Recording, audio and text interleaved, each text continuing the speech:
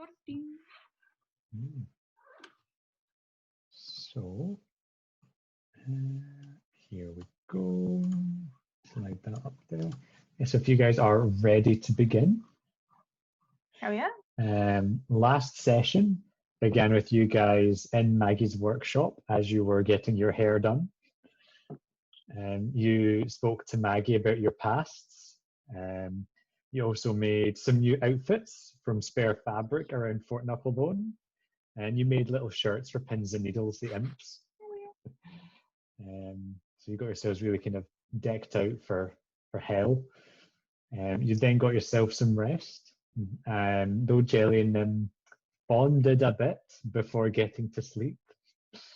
In the morning, Jellie, you received a message from Gazra the Arcanoloth and found out that Mordenkainen was expected to arrive in Avernus in approximately 37 hours. Time to go. In the morning, Maggie also offered you guys the gift of a Tormentor, one of the Dune Buggy-like war machines. And she also offered a partnership of sorts, where she would be happy to allow you to make use of one of the empty garages and kind of turn that into your own space, and even see to repairing and upgrading war machines for you if you would return to her the heads of any warlords you encountered in Avernus. Maggie also gave you a driving lesson, though neither of you seem to pick up driving particularly quickly.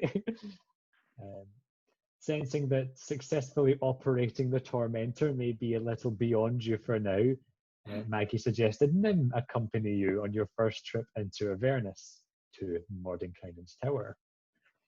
Setting off and leaving the Knucklebones behind, Nim at the wheel, you travelled southwest to Fort Knucklebone, finding yourselves caught in a meteor shower, but managed to largely avoid any serious injury. You then traded a soul coin to a bone devil for passage over the river Styx. Once on the other side, Jellie noticed a hell wasp nest was appearing on the horizon and advised Nim avoid it as best as possible. You guys then hunkered down for a long rest. Jellie sending a message to her mother to check in and let her know she's okay. And also used the Helm of Torm sight to ask for the location of the tower seen in the vision granted to her of Amity's parents, and found herself turned to face northwards. In this time, Amity also practiced a new spell and made some small progress towards that. But having rested up, you guys set off once again through sandy terrain and large mesas and rocky protrusions from the ground. And it was then that Amity spotted 3 infernal war machines hidden in a kind of a cave-like kind of rocky crevice in one of those mesas. And as you passed by, they roared to life and gave chase. So that is where we are beginning. So if you bear with me just a second here to make sure I have this stuff set up right. Rev up those fryers. Rev up your infernal engines. This one, yeah, this is what I need. So, The cow. as you are so you are making your way through this area. These, 3 war machines have just emerged from this rocky kind of cavern and have given chase to you. There are 2 Devil's Rides, the motorbike-like war machines, and they are slightly ahead of a Demon Grinder, one of the great big kind of 6-wheeled. I believe that, the wheels of the Demon Grinder are substantially larger than you, Amity, in diameter. It's a big old thing, and it's got this kind of like metal maw, this kind of crunching metal mouth at the front of it. There is a wrecking ball swing from behind, and you can see there are 2 kind of bolt launchers as well. And it looks like your Tormentor seems to be faster than the Demon Grinder, but slower than the Devil's Rides. But then suddenly, great black smoke billows from the exhaust of the Demon Grinder as its engine wails out angrily, and the Demon Grinder picks up enough speed to also be gaining on you.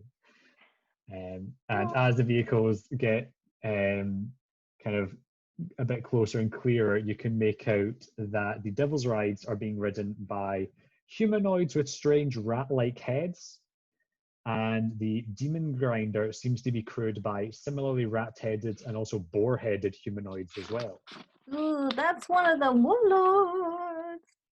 The Gorgoths. I did not write that. Gorguts. Did not write that down. The one boar-headed humanoid in particular is standing atop the vehicle with a golden circlet of some sort on his head, seemingly yelling and giving commands to the others that are crewing the Demon Grinder, as it is now picking up speed and gaining on you. And so they are currently about 250 feet behind you, and Nim turns back and yells at you guys, "What are we doing then? We can try outrun them, but I've only got one flask of demon ichor. We can try outmaneuver them, but with these rocks and mesas, those devil riders will be more nimble than us." How far away are they? 250 feet behind you, but they are faster than you, so they are gaining on you. Were you fighting, gal? I want to fight. Yeah. Am I right? Right, I'll well, not circlet. right, well, you guys can handle that. I'll do my best here. And I will flip you over to the vehicle combat map. Oh, Um, fuck it. so- This is such a large map. So you will see that if you use the measuring tool, I've set the distances to function differently on this. So that this map I'll just always flip to for vehicle combat, and I'll switch things out on it. And you can imagine there are other rocky protrusions and whatnot around that you could make use of if you wanted to, but just because you guys are traveling at, like, what's the speed of the speed of your tormentor is like 120 foot, so I can't really like keep updating the map every time you. That is. Yeah. So we're theatre of the minding it a wee bit. If you guys want to move your tokens on, Sarah's already done that, and I'll need to put a Nim token in. Nim. Sadly, Nim is just using the like generic gnome token. Wait, Jellie was the Nim. Jellie Yeah, I was Jelly's in in the the front seat. riding a shotgun. So, if you can roll initiative for me. God, I don't know what the fuck I'm gonna. I'm looking at the range of all my spells, like, Yeah. oh. What I'm gonna do, man.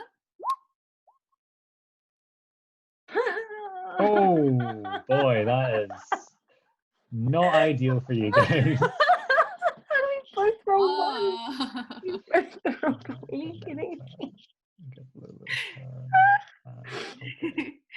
These guys are tough. And, oh God. Right, so there's 1 and 8 for Jelly. There's 4 and 13 for Ante. Get my dice roller here. We're talking about. Oh boy, that is. Oh, fuck. I do have something I could do, but oh my God. Ew. Oh, right. Oh, no, it's 60 foot though. That's a shame. See, a lot of my shit's 60 foot as well. Sorry, I do not meant to send polymorph to chat. My mistake. Oh, you know what I could do, Sarah? What? I could grab onto your big gnome hand and cast Thunderstep right on.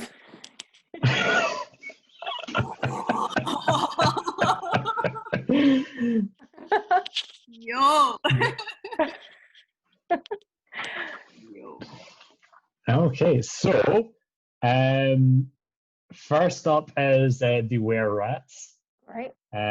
So these guys on the devil rides, they are able to move up a little bit.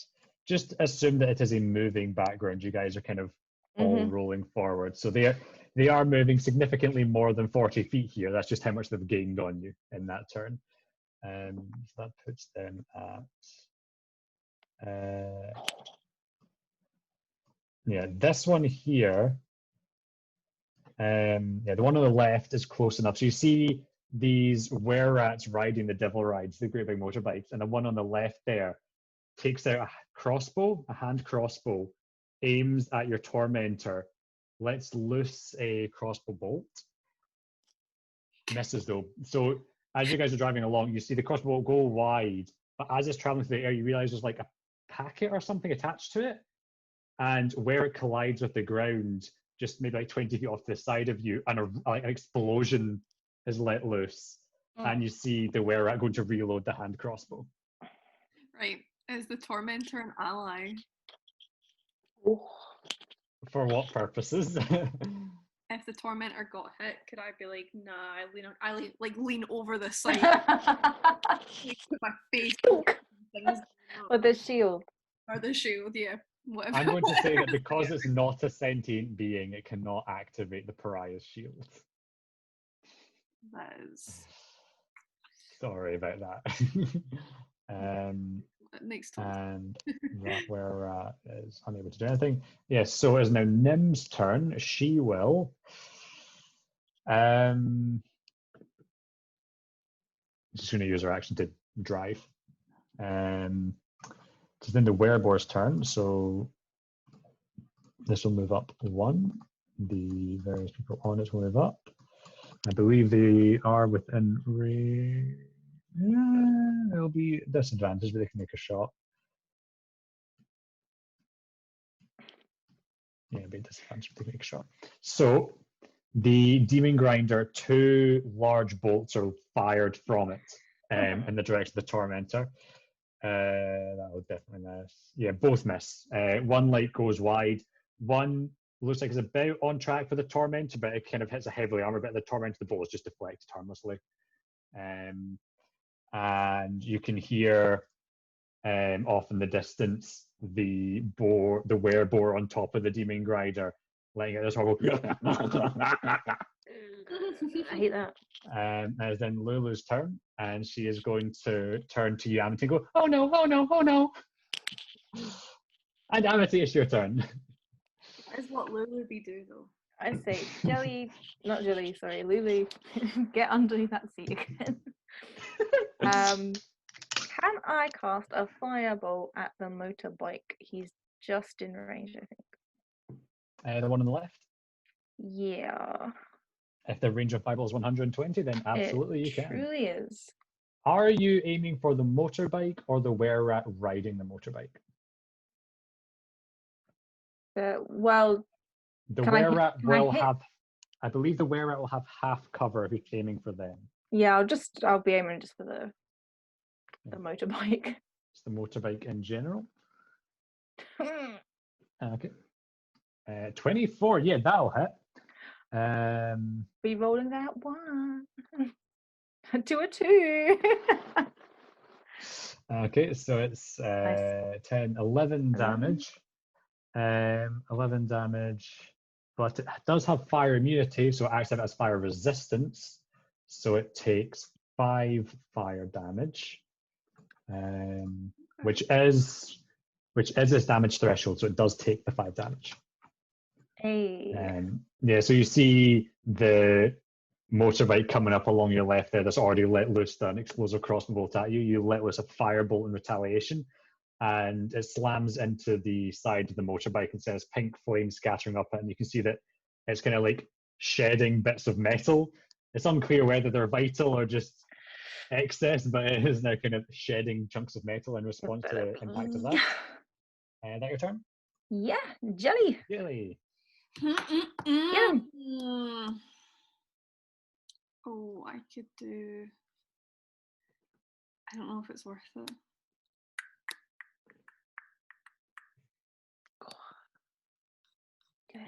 I could do wall of fire. That's a 4th level spell. And also they would drive right through it, and then we're going faster than that as well, aren't we? Yeah. That's what I'm trying to. My head's trying to wrap around.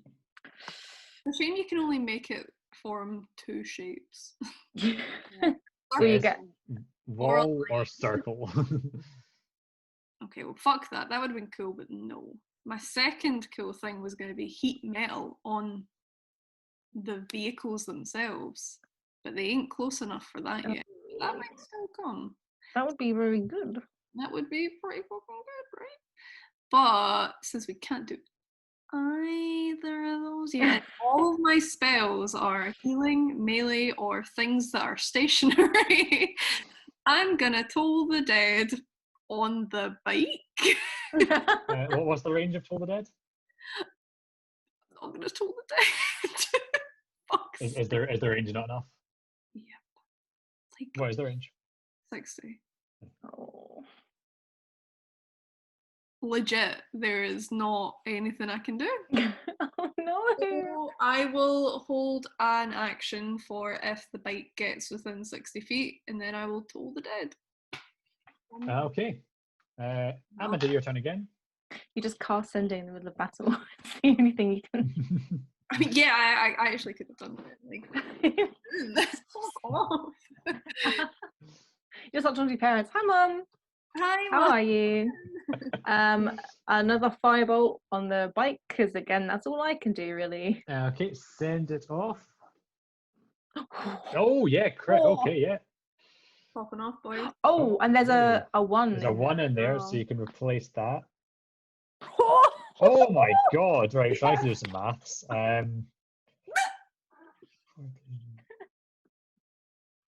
Oh shit. Um, Oh shit, what up? Get out of here. Get out. this one. Is that how? Okay, so they are taking 13 fire damage, I think. The bike is taking. So that puts that. Right. That is enough to put them into their mishap threshold. Get mishap, boy. Mishappen. Fools.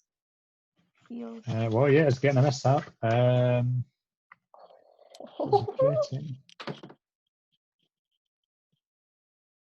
Okay, right. So, you do bloody the war machine. Oh, shit. Get out as here. you let loose a firebolt here, that's like it perfectly makes its way into one of the kind of openings in the front, a kind of gap in the armor. You see it disappear inside. Then from within, there's an explosion of pink as this pink smoke radiates out, and the war machine kind of sputters for a second, large chunks of it falling off. Its damage threshold is reduced to 0. It cannot shrug off any hits just now. All its vital parts are exposed. It's like all the kind of armor plating and everything has just been like knocked loose of it. And it's just like it's going along with like the internal workings showing. Jellie, do you want to get on the broom? I could get on. The broom is speed How fast? 30. Oh, if there's only one of you on it, it's speed 60, but that is still about half the speed of the Oh god, we just Tormentor. leave the dust. Oh, it was a good idea. Oh, it lasted. That's a shame. Because that's Turbo boost the broom. yeah, just put a soul coin into the broom. Pop it in. Okay. Is it my turn? Yeah, it's your turn, unless somebody wants to do anything else. Nope. We good? These fuckos. Should we tell? Should we slow down? 'Cause we can't do it. Yeah, you want to tell him to slow down a little bit Yeah. to get in range. Yeah, can I tell her to just slow down? We're trying to fight these fools. We're not trying to. I mean, how slow do you want me to go here? Oh fuck, I don't know, man. So we can get within 60 feet. Yeah, I can't do the maths there. Specifically. Okay, you say that. She immediately like slams on the brakes and like brings you guys like a crawl, and then immediately starts to back up again, allowing them enough time to like gain right up on you. Oh, probably shouldn't have asked her to do that just before they all have their turn.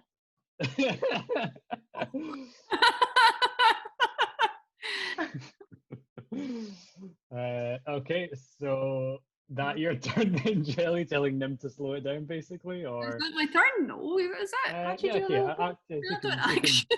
you can do it. You can do an action. Yeah. Oh, Actually, would technically I have a no? It's still in my turn. Never mind. Yeah. Right, I'm gonna heat metal on Okay. this clown's bike. Actually, Do I want to do it on the bloodied guy? Because that The guy. were-rat is unharmed. It's the bike that's fucked up. Right? No, I know, but the bloodied bike. Do I really want to heat metal on the bike that's on its last freaking legs? No. Yeah, like you could. Heat metal wouldn't actually hurt the infernal war machine because they are immune to fire damage. The only reason that the other one's taking damage is because of Amity's staff of empowered flame.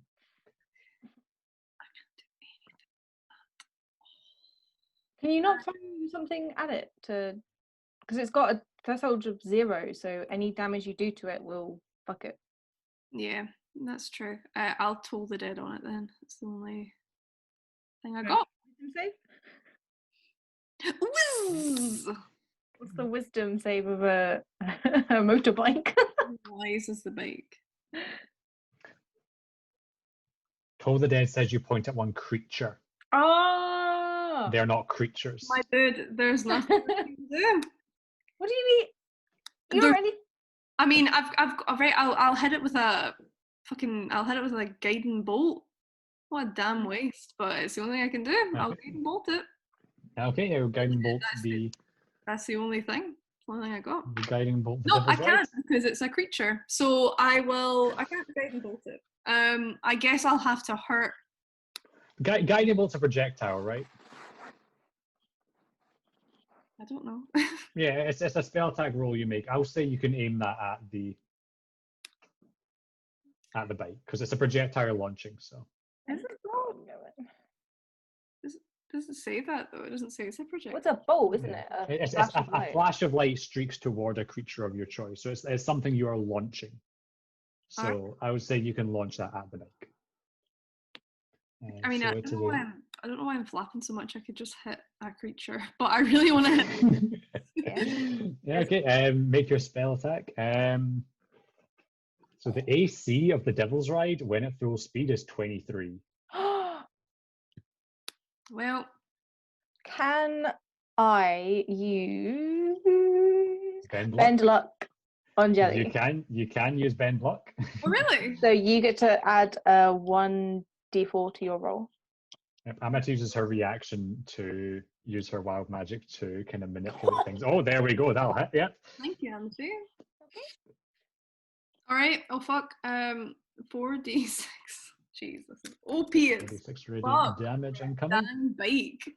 Oh, 20 damage. That bike is Get to fuck. Yeah, that bike is absolutely fucked here. So you see it looking pretty fucked up already from Amity's firebolt barrage, and you let loose the guiding bolt to the side, and the streak of radiant golden light streaks from your hand out across, slamming into the motorbike, and there is an eruption of golden light, which is then accompanied by a normal fiery explosion as the war machine is taken out and the were-rat sent flying like head over heels from the explosion. That's very cool. So that is fucked. That was already fucked. Were-rat kind of they'll take some damage from the explosion and everything. Looking through these spells, like clerics don't have an awful lot to try and like attack machines. Sorry, they're forte. No, it's not. I found finally a weakness. Yes, they are tumbling over. It is then their turn. Unless there's anything else you wanted to do, Jellie? No, just I say thank you. So thank you. as the battle kind of progresses on, and that were-rat is like kind of essentially left behind, they will attempt to swing the wrecking ball around so the were-rat can attempt to grab onto it.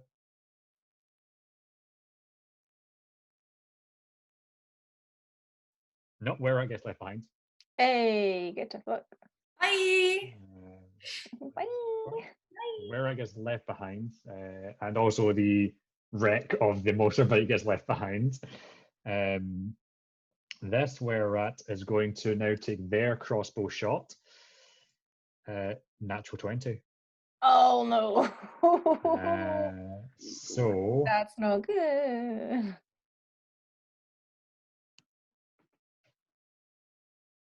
So it doesn't do it. So they let loose a crossbow bolt, which embeds itself in the side of the tormentor, but it doesn't do enough damage to, doesn't pass the damage threshold. So the tormentor doesn't take damage, but the bolt does then explode. The tormentor immune to fire damage, so it doesn't take any damage from this, but the four of you in the torment have to make a dex saving throw as this explosion kind of washes over the tormentor. Ah! Oh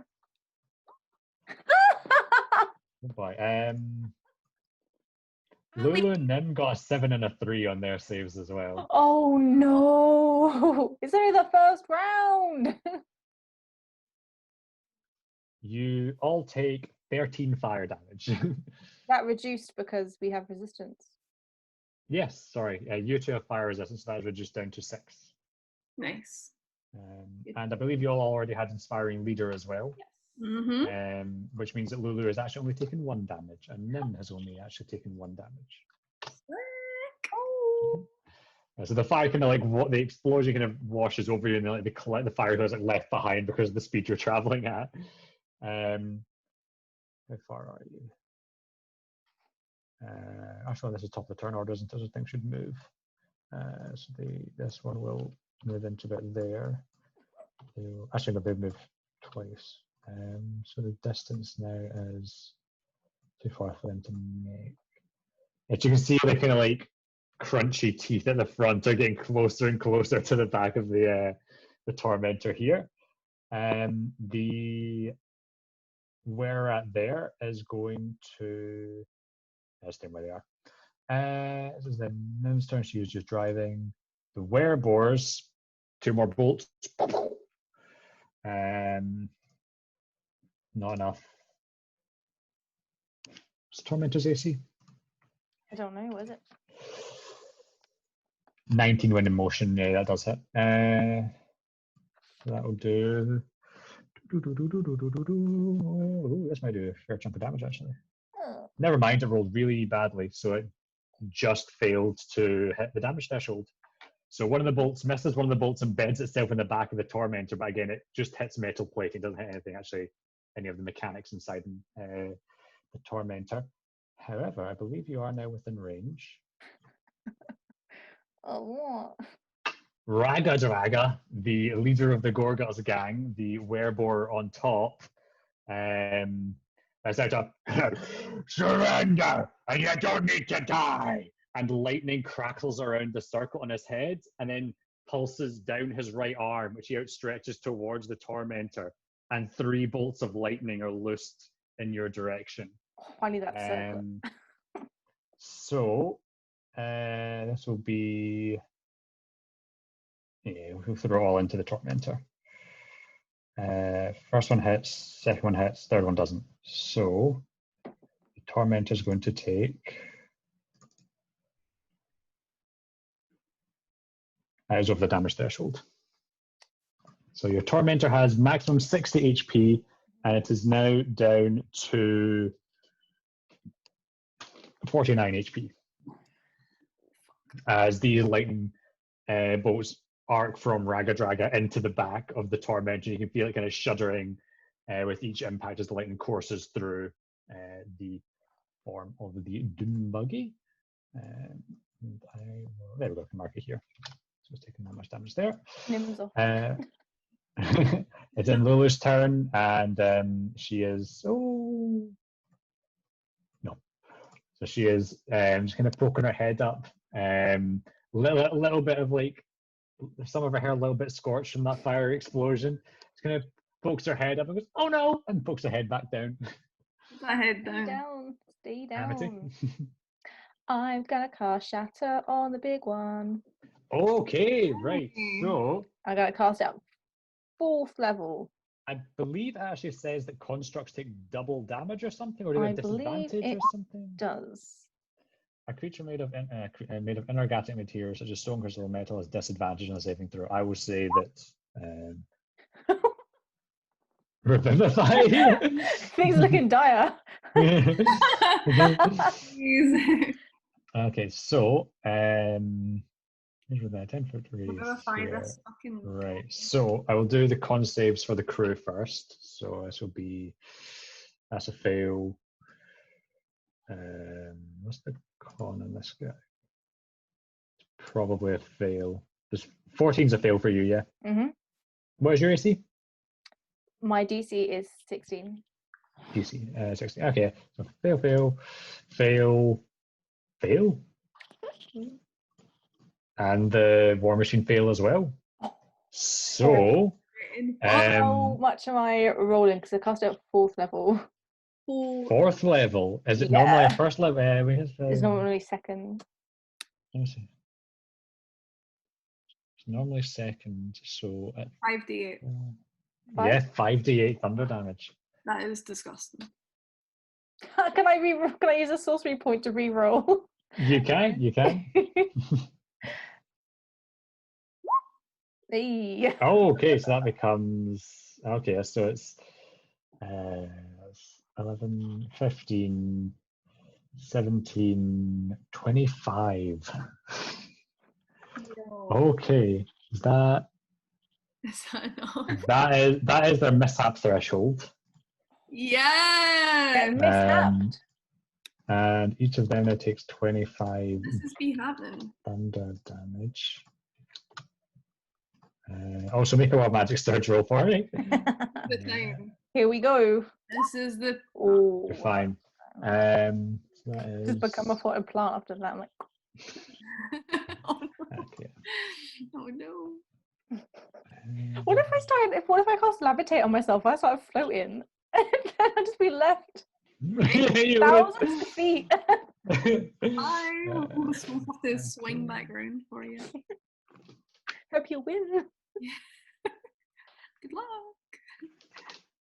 Okay, so you see them kind of approaching from behind you, let loose this shatter, channeling that magic energy into this ringing of thunderous magic behind you. All of the crew take 25 thunder damage.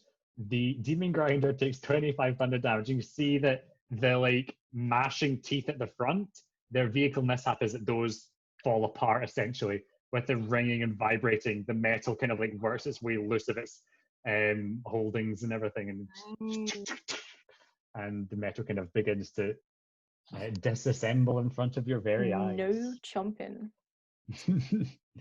No chomping today. Yeah, is that your turn then? Yes, that is my turn. Jellie, what did you do with your turn? I'm gonna shout back. Y'all better stay away, because we'll fuck you up. Do you want to make an intimidation check? Hey. Yeah. Oh, that's tiny little gnome. Do it. I'm just like, Oh, she's terrifying. Okay, given that you Amity just let off a really nasty shatter, that might have come across as pretty terrifying, yeah. Also, you're rolling as Sarah, not Jellie. that one does count though. Anything else on your turn, Jellie, or just the intimidation check? I mean, is that my action? Are you putting a lot of effort into trying to like intimidate into backing down here?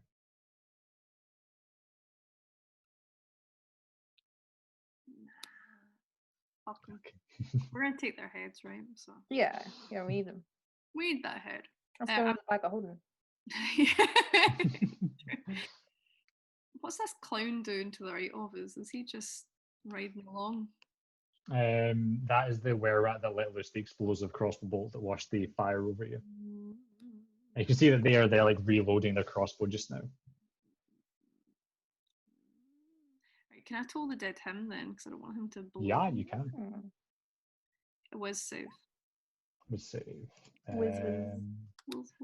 The whiz on that would be a 13, which I think fails for you. He's not taking damage, right? So it's just 2d. Nope. 2d8. 2d8 necrotic damage. 11. Yep, so you kind of lock eyes with the wearer as they're reloading their crossbow, and you let loose a toe of the dead. The gonging goes off, and they shudder as their veins kind of like blacken as the necrotic energy pulses through them. Yeah, they take the 11 necrotic damage there. And if nothing else, Amity, it's your turn again. Okay. What's she gonna do? What is she gonna do? Already done so much. So Raggo, what's it? Is he 80 feet or 60 feet away from me?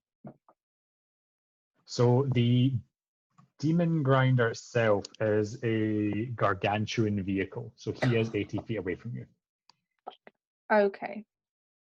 Oh well.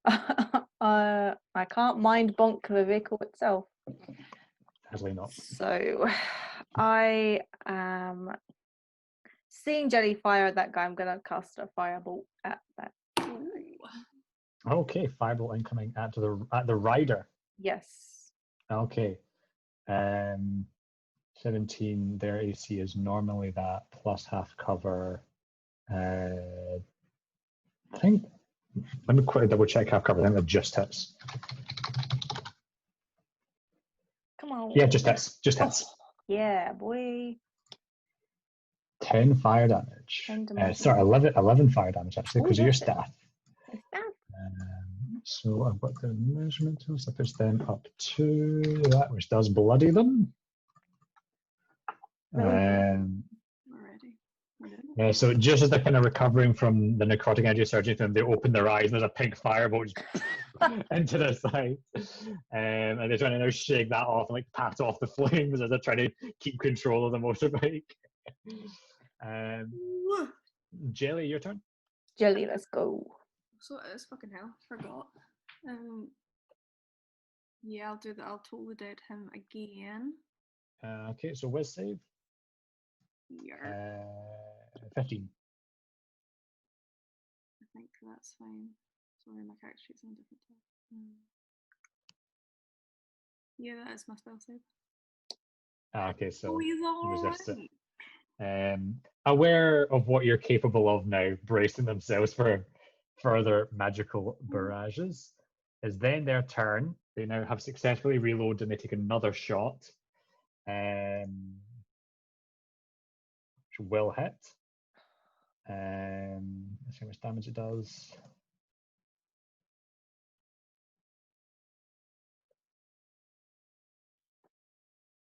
Yeah, that does. Yeah.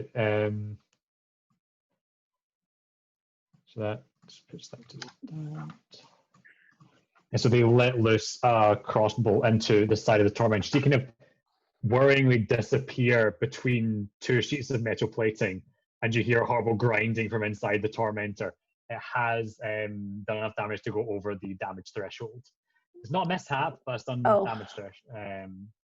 We can't repair it, can we? Like not on the go. Nim is able to do repairs, and she is able to do repairs on the go, but actually, hold on. She can repair mishaps on the go. I don't think she can do HP repairs on the go. No, it take her an hour to repair HP, but mishaps she can repair on the go. She has to use she basically uses a turn to attempt to fix the mishap, but she is driving, so. Lulu, take the wheel. Oh God, she was there for the lessons. Yeah, we should teach her how to drive. Actually, we're missing a trick. That's true. And as it disappears inside and hits something within the tormentor for 10 damage, it then does explode with the fire. So everyone in the vehicle has to make another dex save. Again. 4 and 8 for Nim and Lulu's dex saves. It's hard to miss it. It's right below us. Yeah, that's true. Yeah, everyone in the vehicle takes 10 fire damage. You two take 5 fire damage because you have fire resistance. So I've got 1 temporary hit point still.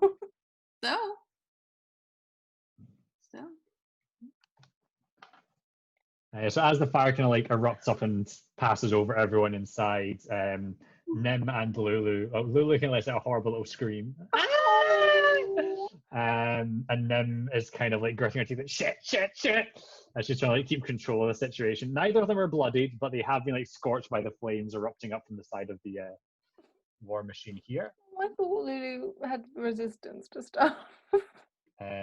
She has certain spell resistances, but this is not a spell.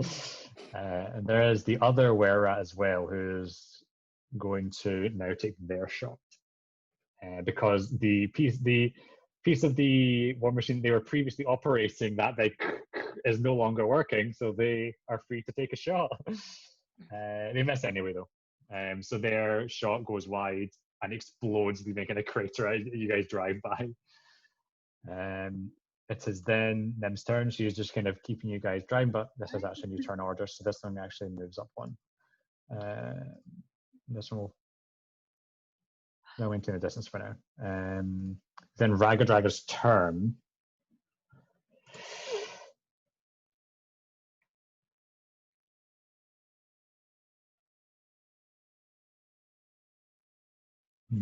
Yeah, he's going to stand up at the top and continue to laugh. You've got some bite in you. As in Lulu's turn, and she now very kind of scorched is cowering in the seat. Your baby. Anna, take your turn. Firebolt the guy on the right. Get away. Firebolt incoming. You fucking son of a bitch. Oh. No, the Devil's Eye, he's got a lot of maneuverability. I can see you preparing the firebolt. He like slams on the brakes just like half a second so that you end up shooting ahead of where he is. Jelly. Oh, Toll the Dead. Toll the Dead, wisdom saves. You let loose another gonging. Once again. Natural 17. Well. Why is this guy so This Wera is on the ball now. He's seen what the spells you guys are throwing out. He's preparing himself. We're one-trick ponies. We don't have anything else. We got firebolt and gongs. That's it. Anna, takes back to you. Just gonna cast another fucking shatter, 3rd level. that worked. Okay. On the big boy. On the big boy. That should be 3rd level. Sorry. 3rd level. Okay, so that would be 4d8 on a hit. So all of the crew make con saves. Fail you. It's a 14. That's a fail. That's a fail. 17 passes. Yeah. Yeah. One of the werewolves passes. Ragadraga also 17. Ragadraga, one of the boars, passed. The machine itself fails. So roll your 4d8, and I'll distribute the damage as necessary. Kill this Not great. Are you using a sorcery point, or are you leaving that as? No, I'm gonna leave that. It's only one. Okay, so they take 12, which I think is just enough to kill him. Yeah, the were-rat that like let loose that thing. As you let loose the shaft, and that kind of ringing, thunderous shockwave emits again. It's enough to like horribly. It passes over the were, and they shudder horribly, and the boys can like thrown from the demon ground. They kind of tumble off to the side. They are dead. One of the wereboars takes the 12 damage, which puts them up to that. Is that a wereboar bloody territory? Maths. Not bloodied yet. This one takes the 6 damage, which puts them up to that. And Ragadraga takes the 6 damage, which is up to that. And the machine itself. Important not to forget that bit. So 12 damage. Not a mishap, but it does take the damage. Okay. Yeah.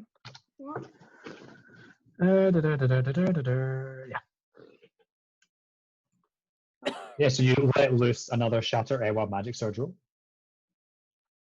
Tapping into your wild magic once more here, Amity. You're fine. You keep control of it as you let loose a second shatter, which again rings throughout that demon grinder. One were-rat goes tumbling over, the rest of the crew holding on tight. Then their turn, they are now able to get up right behind you. And this will actually also move in right alongside you. So the were-rat is up first.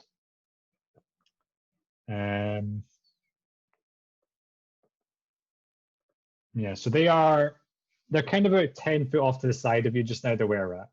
And now that they are this close, they're going to take a shot at Nim herself in the helm. She has half cover. Does she? She does get half cover from being in there. I think the half cover has saved her on that. Yeah, this is not an explosive shot. This is just a straight crossbow shot to and then embeds itself like just at the top of the side of the metal plate off the side, just embeds itself just there, and now kind of like looks over nervously. And that's only where rat there is. Then Nim's turn. She is. Can I drive? Ram him. Ram off the road. She. No, she actually could attempt something here. She will attempt to swerve over and get him with the raking scythes of the Tormentor at the front. Oh. Nice. So we'll open the Gas Tormentor stat block here, raking scythes. So it moves over. The driver has to make a dex save. Fails. Yo. So the vehicle takes 2d10 slashing damage from the raking scythes. So that is 15 slashing damage done to the vehicle, which is definitely the mishap threshold for a bike. Get away. What's he gonna do? Oh shit, yeah, so you see Nim having like just narrowly escaped that bolt going right for her, kind of like adjusts the trajectory of the Tormentor and swings wide to the raking sight at the front of these big kind of horrible blades, able to get a claw, like she kind of rakes it up the side of the motorbike, and various canisters of things burst along the side of the motorbike, and this horrible black smoke billows up into the face of the driver. The driver is now blinded as smoke is erupting out the side of the Tormentor. Out the side of the motorbike. Is that like the condition blinded? Like he? Yeah, the driver has the condition blinded because of the smoke emitting from there. That's the mishap that it got. Yes, man. It's also actually bloodied. The war machine is bloodied from that. It's then the wereboar's turn, however. So one of the wereboars is driving. One of the wereboars is operating a bolt launcher. So the bolt launcher will take its shot, misses. This heavy bolt goes over your heads, embeds itself in the ground in front of you as you guys then just drive over it. Ragadraga, however, grabs his warhammer, runs forward, leaps off the front, and leaps onto the back of the Tormentor. Get off. Yeah, he makes it. He lands down with a great thud, like at the back of the Tormentor, where like this place like a weapon fixture. He like slams down. You feel the Tormentor like quake with him landing, and he's going to take a Warhammer attack on you, Amity, as he comes down. 25 to hit. I'm going to use shield as my reaction. Okay. Is that enough? That's a +5 to... But it says, oh shit. Oh, fuck, you're right. I thought it... yeah. Oh well. So are you not using shield then? No. Okay, so Ragnar leaps forward, lands on the back of your Torment, takes a swing with the Warhammer. Pariah shield. What's that? Pariah shield. Oh, Pariah shield. Okay.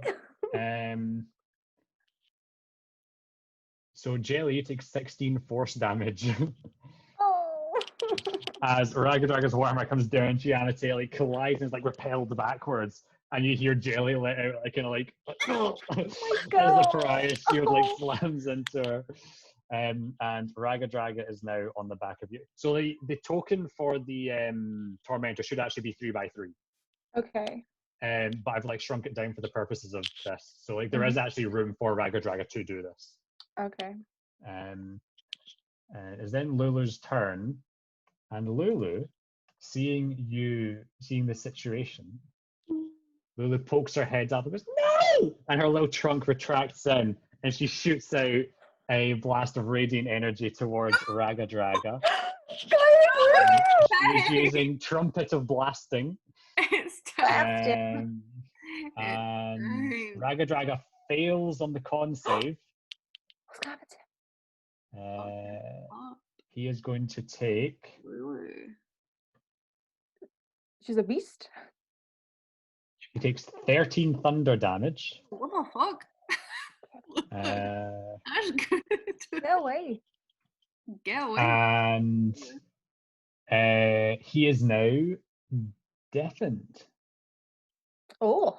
For 1 minute, he is deafened as Lulu lets out that, like, she lets out this like little Lulu's trunk retracts and ejects this raging energy with a very loud, like, it's almost like a mammoth-like roar, like a kind of elephantine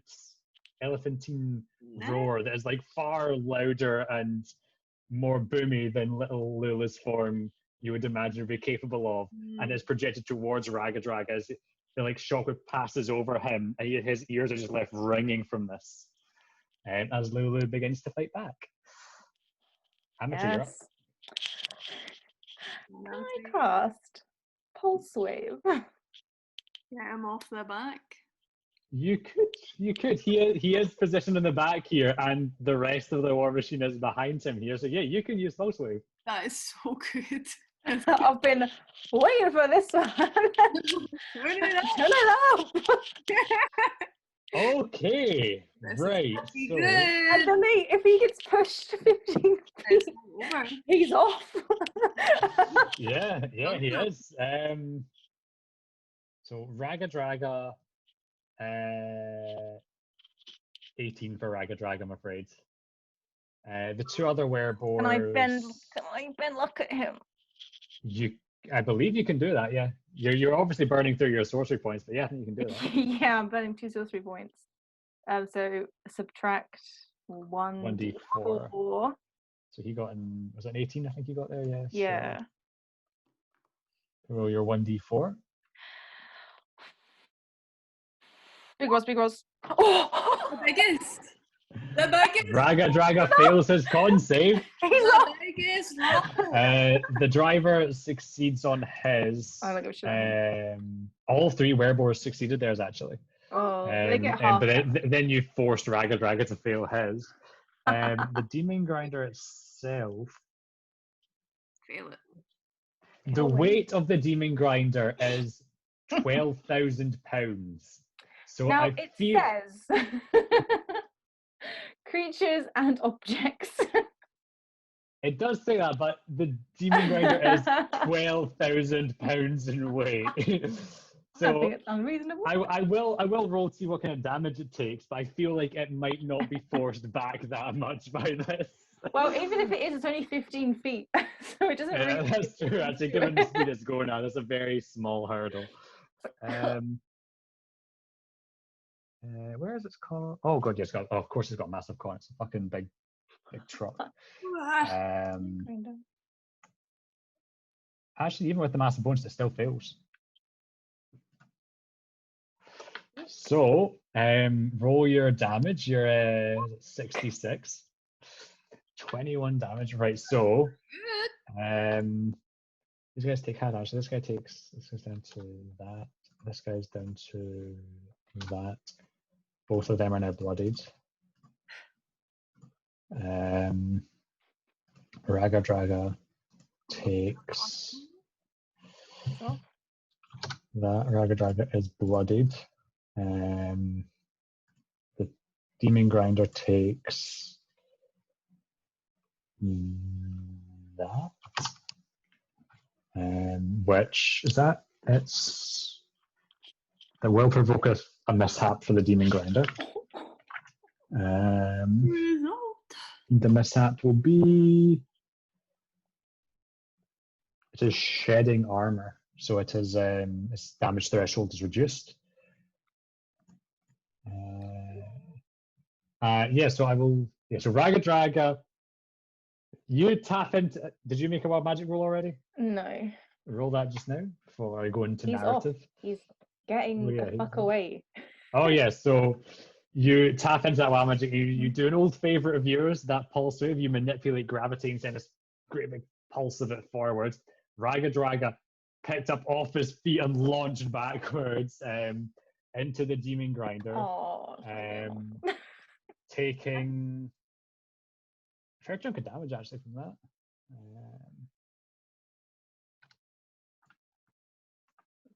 Actually, no. Yeah. So like it's like launch back was like onto the front of the demon grinder essentially, taking a fracturing damage just from that on top of the force of the gravity shocking through him. The two werebores that are operating the demon grinder are also hit by the concussive force of it. They're looking pretty fucked up from what you can see. And the demon grinder itself, as the pulsar passes over it, it takes off big chunks of armor plating here and there. And it's just leaving, you guys are just leaving like all this scrap as this raging battle is traveling along Avernus here. Jellie's gonna be picking it up. Yeah, I'm gonna drive back. Like, Gavin, tell me about this metal. Good metal. Well, it is now your turn, Jelly. Fuck, tell me about that metal. I will. Oh, I wish I was in the back. Can I stand like, like, can I move to where Amity is, or I can't share a space with an ally? Because you said it was like 3x3. It is actually 3x3, so you've got enough room to kind of make your way to the back of the vehicle, like clamber over seats and things. Yeah. Like where Raga Draga was, where he like landed in the back, essentially. Yeah. Okay. And then, can I, if I do Word of Radiance, I should be able to hit all three of the boys. Technically, no.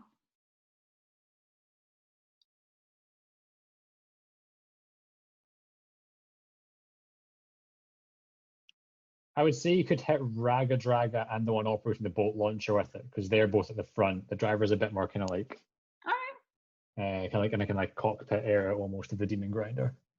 Okay, I want to do that. That is a con save for both of them. Natural 8 and a natural 2. They both fail. Hey. So, 8 radiant damage to Raga Draga and the bolt launcher guy. Anyone down from that? Nobody goes down, but Raga Draga in particular, they're like grasping desperately to the front of the demon grinder. His wounds are looking really bad actually just now. Can I say, like, not forcefully, but can I like say to him, like, call this off or we'll kill you? You can indeed say that. Amity? Amity is going to try and mind bonk him. Mind bonk Raga Draga.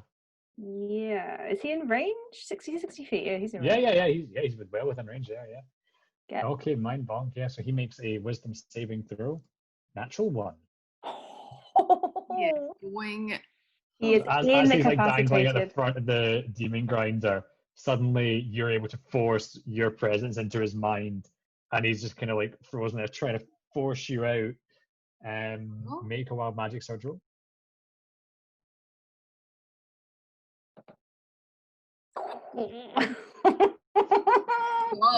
with the chaos of the situation, there's a lot of things to pay attention to just now. You've got that motorbike up alongside you. You've got Raga Draga who just fucking laid into you with the Warhammer. You're trying really hard to keep control of your wild magic here, but it's getting a bit chaotic. Jelly.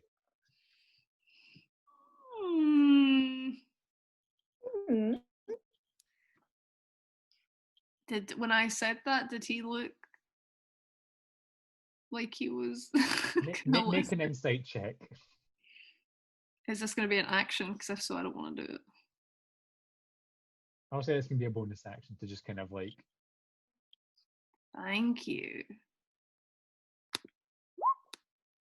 Ooh. Remember, I've got the helm. Yeah. So Raga Draga was looking very beaten up and was looking a bit unsure about continuing this fight, but he is now kind of stuck there trying to force Amity out of his mind. All right, that's no problemo. I'm gonna.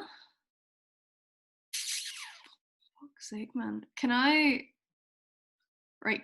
try hit the guy driving the big boy? Yeah, he will have 3/4 cover. which I believe is a +5 to AC. Fuck that. All right.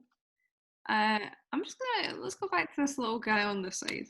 I'll toll the dead at him. He's probably Okay. forgotten about Our that. old friend.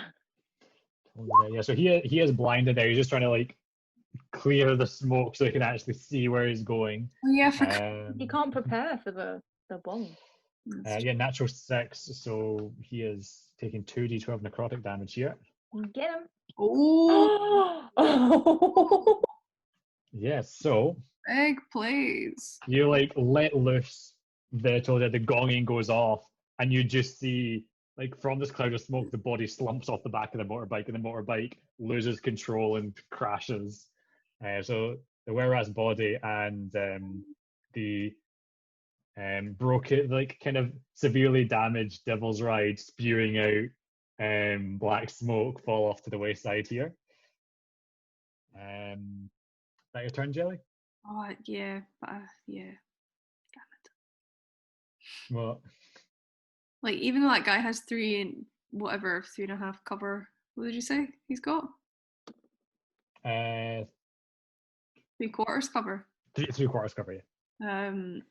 So That- +5 to AC, and he also gets bonuses to saving throws, I believe. Oh, that's the bit. Sorry, I didn't realize he got bonuses. to saving throws. Actually, it's only dex saving throws he has advantage on. Oh, okay, that's right. Something to keep in mind going forward. Okay. Cover only gives advantage to dex saves. It is then the were-rat's turns. The only were-rat still standing is way back. Then Nim's turn. Drive. Yeah, she's just continuing to drive here as the demon grinder is up behind you. Ragadraga's turn. Can he force you out of his mind? Probably not. No. So he is going to take one. So roll your necrotic damage for mind bonk. It's 1d. 1d12. Oh. 9 bonk. Necrotic damage. 9. So as Ragadraga still clings in front of the demon grinder, trying to force you out, you can see that like from his ears, blood is just trickling out. He is from there. He is incapacitated. He's not really able to give commands to the rest of his crew. So the one operating the boat launcher is going to attack the tormentor. The boat launcher does hit. Doesn't do enough to go over your damage threshold though. So another bolt gets lodged in the armor of your tormentor, but it's not doing any damage to the innards of the machine. The driver, however, they are right behind you and they do have a higher speed. So he's going to do a slow speed ram essentially to the back of the tormentor here. Which I believe. Yeah, so it's only going to do. Actually, yeah, with the speed difference, he actually just could. He doesn't know. Yeah, so he like rams the back of the tormentor. You feel the whole tormentor kind of like shudder forwards, and the back end of like briefly lifted up, but the it itself doesn't take any damage, and you guys are fine. He's just kind of harassing you from behind essentially here, because essentially their melee weapon was destroyed by a mishap earlier. So they have no way of, even though you're right in front of them, they don't have a melee attack on the vehicle. As in Lulu's turn. Can she do that again, or does she have to recharge it? Can she trump it? You can do it a certain number of times a day.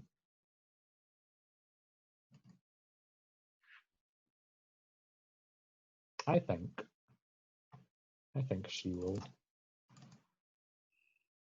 Yeah. Lulu kind of like hops half up onto the back and she goes, "Leave us alone!" And once again lets out a trumpet of blasting. Yeah. Oh, yes, my girl. We He's love doing him so it. much.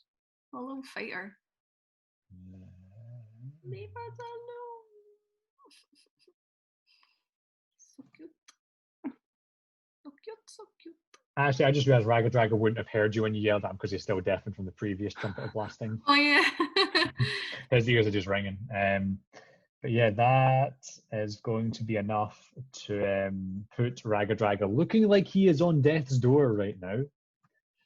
as he's clinging there, still trying to force it out of his mind, but he looks fucked up at the front of the demon grinder there. Amity, you're up. I'm gonna cast Shatter just a second level this time.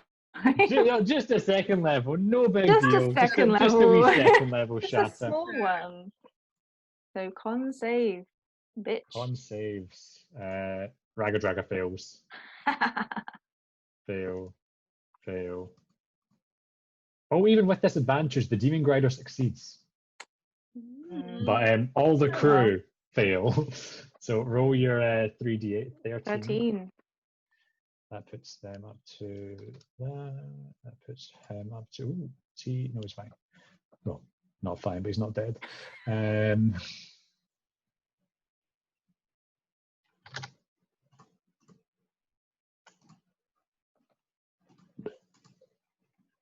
So, I also make a lot of magic surge roll. Mhm. Oh, no, that's Fine. It's Got been a it. while. you're fine, you're fine, yeah. You got it? Yeah, so you let loose another shatter, controlling your wild magic as necessary. And yet another ringing of thunder echoes out through this high-speed chase. And you watch as Ragnar is there, desperate to force out his mind. As he's rocked by it, his body falls limp at the front of the Goodbye. demon grinder there. And the rest of the crew, from what you can make out of them, are pretty fucked up themselves. Jelly. Do it. Can So, I? Jelly, you've just seen Ragadraga seemingly go down. You've seen that the other two are pretty fucked up from this last shatter that's gone out. What do you want to do? Can I toll the dead the driver? You can. Please. So he has to do wisdom saving throw. 19. Nice, fine. I just shout, "Stop, you fucks! He's dead!" He's dead. Yeah, so the gong goes off, but the driver is unaffected by it. Just focusing on the task at hand here. Amity, you're up. I guess I will firebolt. They all got cover, right? The driver's 3/4 cover. The bolt launcher only has half cover. So the bolt launcher likes the I'll plus go 2 for to AC. The bolt boy then. The bolt boy. Basically, he's Bolt on turret. boy. Yeah, that'll do it. Will that hit Gavin? Yeah, I feel like he's in trouble with that. So 14 there. Is that enough? that brings him to exactly what you needed to take him out. Hey! Nice. Hey, get him again! Round 2, baby. Jelly, you're up. So you've just seen Amity is like, you can see like these are kind of pockets where like the bolt launcher like operator sits, and Amity just arcs a firebolt inside. There's an eruption of pink fire and like a horrible hog-like scream which is cut off midway through. I can only imagine. It reminds me of Amnesia. Oh god, yeah. A machine for pigs, whatever it is. But yeah, Jelly, it is your turn. What would you like to do? We're doing it again, obviously. We're going again. Toll the dead. You're tolling the dead again. on the driver here. That was bullshit. Natural 4 this time. He takes the 2d12. Get him. 2d12 might Get kill him, him. my girl. Come on, big rolls. 8 will not kill him. Oh, Fuck. Fuck. Yeah. Ugh. That sucks. Yeah, you feel it connect, and you can like just make out from what like the little kind of head poking up of the driver. You can see kind of like flinches as like the kind of black veins pulse in his neck. I just Necrotic. stop. Then the were rats turn. The 2 were rats are way back. I'm not dead. I'm dead. Yeah. One of the were rats is dead. 2 of them are. Oh no! Wait. Oh no! Sorry. Yeah, 2 are dead. There's only 1 left. Yeah, I just forgot to mark that. There was one. There's only 1 were rat. He's way back. Yeah, and then just keep on driving. The driver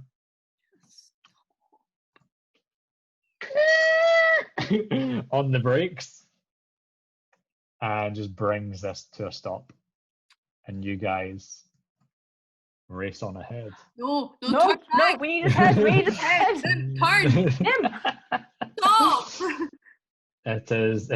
Okay, we can say they have essentially surrendered here. He's like, so you're like, Nim, turn around. Like, all right, and like Nim begins turning around, and you're like racing towards them, and see that Diego is like reversing. I start shouting, we just want his head. We won't hurt you. I cast a message. Okay. What are you saying as the driver's like they're really fucked up there in the helm and they're like frantically reversing the demon grinder? I say the just speeding back towards them. He runs over the other remaining guy.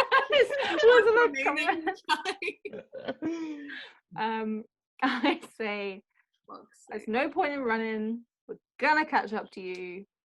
We won't hurt you. We just want him. Okay, make a persuasion check. Oh, come on. Is he persuaded? The demon grinder does come to a stop. Hey. And right. the werebore puts his hands up in the air. Let's get going. So as you guys like pull up in front, like further back, there are the two kind of one of the devils riding on the motorbikes is totally fucked. One of them is like damaged and spewing out black smoke. Both of them are like way behind. And there is a were rat like running, trying to catch up. As there's just this werebore with his hands up, and as you guys approach, don't hurt me. Just take what you want. Just be on your way. Be on your way. Can I take this?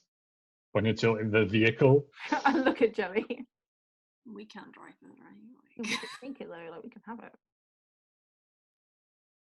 I look at Nim. We could try and drive it. Right? Nim's like got her like arms on the steering wheel, and she's like, I can drive it.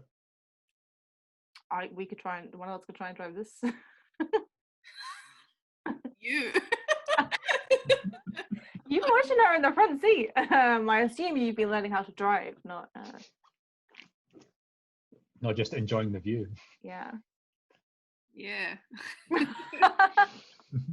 You have been paying attention to the driver and herself. I'll no, leave up to you. I say, out you come. All right. And he kind of hops down. You can see like he's like clutching his side and everything. He's like pretty fucked up. He's heavily blooded. And he's kind of staggering out. And the were-rat like catches up, just running along, and sees the werebore standing there like arms up, and she just kind of jogs up and is like, No, I don't. Great. In no much, I'm going to say to Nim, is there any information we want from these guys?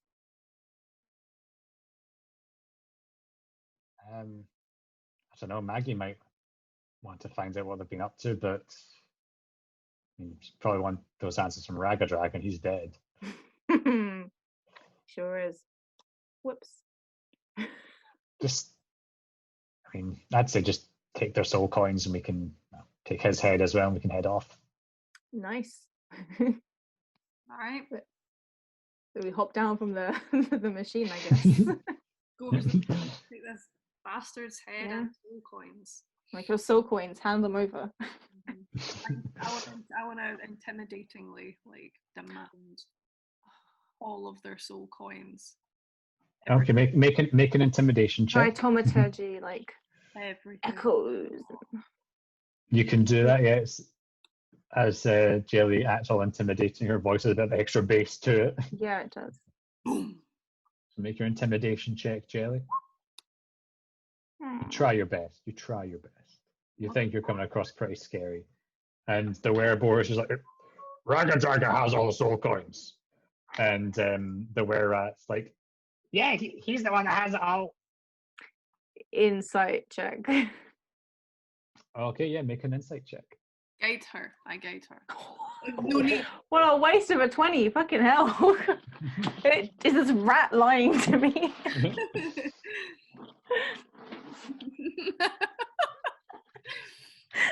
That's what this. Great.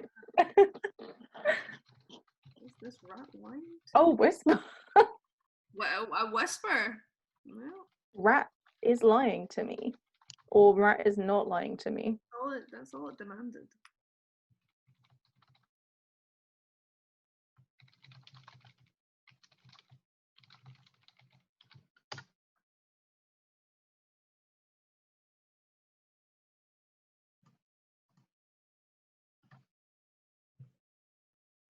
Hey, what did the were-rat say? The whereas said that Raga Draga has everything. Hey, Or right. The werebore said that, and then the werebore said that Raga Draga's got everything, and then the werebore was like, yeah, Raga Draga has everything. Alright, I'm gonna get all up in this rat's grill. I'm gonna make my eyes go red. And I'm gonna cast Gust. And be like, you better fucking start changing your tune, telling the truth. Is there a save on Gust? Yeah. Oh, there is, yeah. It's a strength save. Oh, yeah, strength save. We got 14 on that, so I'm assuming Right, that's a he's on the ground. Where that goes out, and she's like, and so you're being all intimidating then. Yes. Make an intimidation check with advantage because you gusted them to the ground. Alright. There we go. So as you stand imposingly over them, yeah, okay, and like she like takes out a soul coin from her satchel, like throws it to your feet. Boom. That's in my bag. 3 soul coins, baby. And she's like, but like, I mean, you can't leave us here without fuel. We're taking this with us, I hate to say. Taking the demon grinder? I feel really bad. They're trying to kill us. They did try to kill us, yeah. But like, where's their bikes? Are their bikes fucked? One of the bikes is totally fucked. The other one is badly damaged and spewing out black smoke. Oh, well, go fix up that bike. It'll Yeah. be fine. The bike. And the wearer on the ground is like looking over like the black smoke billowing out of the. No time to fix it. She turns to face the werebore. 1 second, sorry. Yeah, she turns to face the werebore like, Finnick, can you fix that? He's like, maybe. I can give her a look over. But just play along, we might get out of this alive. Maybe. The wearer on the ground. Fine, take it. We're gonna try and get into it and immediately like stall it. Right. Should we search old Raga Draga? I want to dump the other, like, werebore's body out, just so it's like us and Raga Draga and the demon grinder. Okay, you toss that body. So Ragarag's not like in the demon grinder, he's like basically affixed to the front of it. He was like clinging on when he died. Mad Max style. Yep. Let's just keep on. So are you're looting Ragadraga's body then? Yes. Yeah. Can we both do that? Make an investigation check. Both of you can like rummaging through what he's got. Hold on. Ooh, that's right. Okay, so Jellie, you find that he has he has a kind of satchel on. He has 2 soul coins in that. And he also has that golden circle on his head. He's got a kind of diamond embedded in the front of it. That was kind of like crackling with lightning that he was able to launch lightning bolts with. So you take that. Take that off one, please. You yoink that. Amity, you find something Jellie didn't find. You actually find a flask of demon ichor on him. Yo, get in the engine. Can I do Well, actually, I had to do a quick roll actually. So when you use Demon Ichor, when you apply it and when it runs out, you roll a mishap. You roll for a mishap. And the time on that Demon Ichor's probably run out about now. So.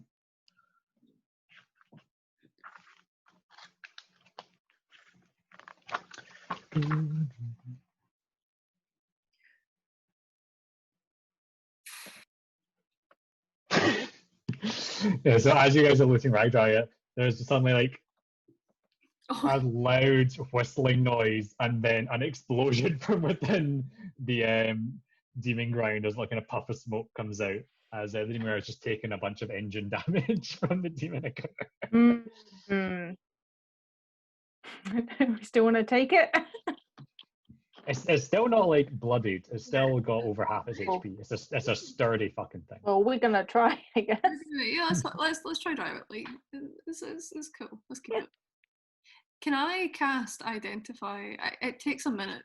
If it's like appropriate to take a minute to do so, can I cast Identify on the like? It takes 10 minutes if you're doing it as a ritual. No, I'll cast it as a. Oh, you're using a spell slot to do it? Yeah, fuck it. Yeah, it is a Circlet of Shocking.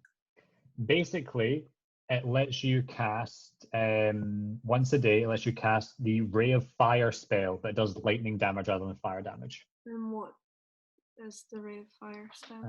The Ray of Fire spell is. Is that once a day? Yeah. Once a day, yeah. You create 3 rays of fire and hurl them at targets within range. The range is 120 feet. You can hurl them at one target or several. Make a ranged spell attack for each ray. On a hit, the target takes 2d6 fire damage, just lightning damage for this. I will give this to Amity. Does it look like a little crown? Is it like a little kind of halo? It's like a kind of. I can actually show you a picture of it. I think it would look really cute in it. Oh, but you could stack them. You could have it around your helm of Torm. Like stupid. Oh, actually, Jellie couldn't use it because it's like a head slot basically. So Jellie couldn't use it because she's got Torm's thing there. Well, Amity's got horns, so that's her head slot. All right, I have sent it to the Glasgow to Hell chat. So you can have a wee look at it. Give me a little look-see do. Oh, that's beautiful. Give that to Amit. Oh, look at that big ass jewel. Right, that's going on my noggin. I leaned down and I'm like, eh? I take my warhammer and I gently touch her shoulders with it. And curtsying. Crown the queen that is Avernus.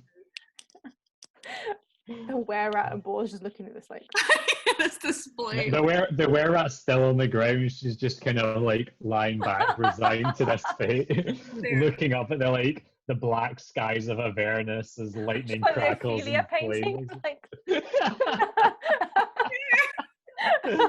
Oh. All right, let's hop in. The werebore looks over and is like, did Jibs and Uzi make it? And the were's just like, nope. Just us. Okay, I shout. Oh, actually. Oh, sorry, no, you. No, you go. I was gonna ask something else. Okay, I was gonna say, just before we like go off, I want to shout down. Hey, I'll heal either of you if you tell us something interesting and useful. Nice. Impressive. And I'll heal you. They kind of exchange a look, and the werebore. Shall I make a persuasion check? Oh, you son of a bee! Go on. This better be a crit. Let's go. Let's go. Let's go. Let's go. Let's go. Oh, it's good. It's a good roll. Okay. It is a good roll, yeah. Juicy. And he looks down at where I was like, look, don't judge me, Ego. Look at the state of me. I need healing. I need healing. What do you want to know? Fuck, Fuck Avernus.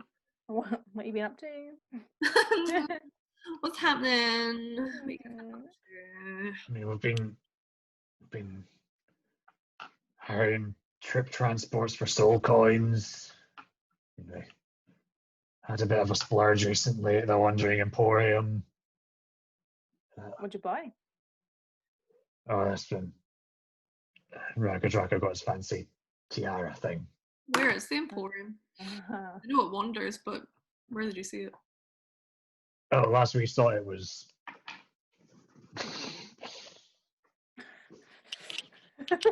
Where is it? It was way south of here when we last saw it, but it'll be long gone now.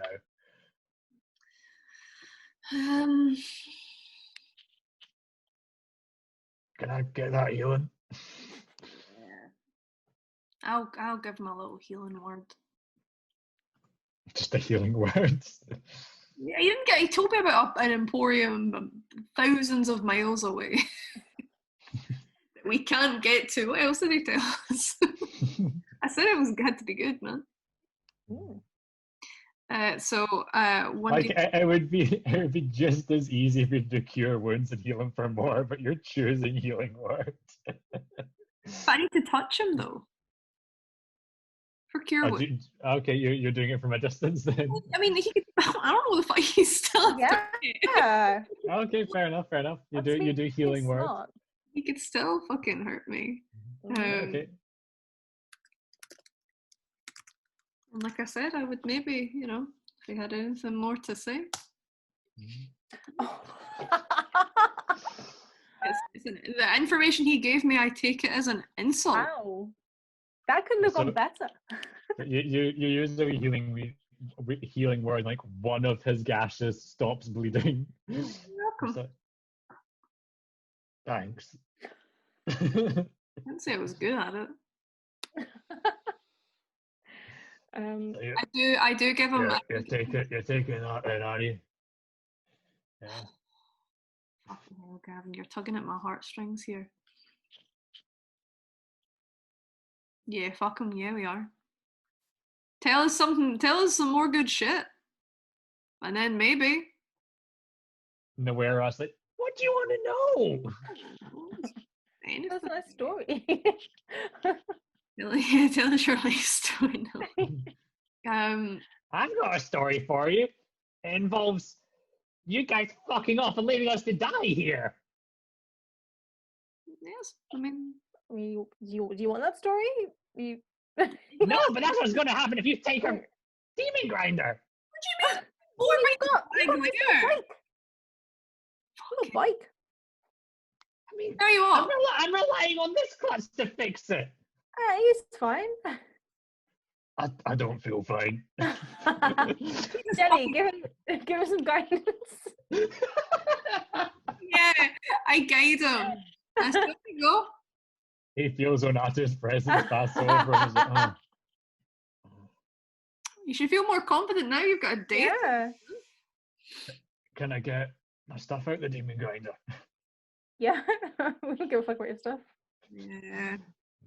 He just takes like a tool belt and like a bedroll and stuff out of the demon grinder. Just kind of like over his shoulder. And walks away sadly from the demon grinder.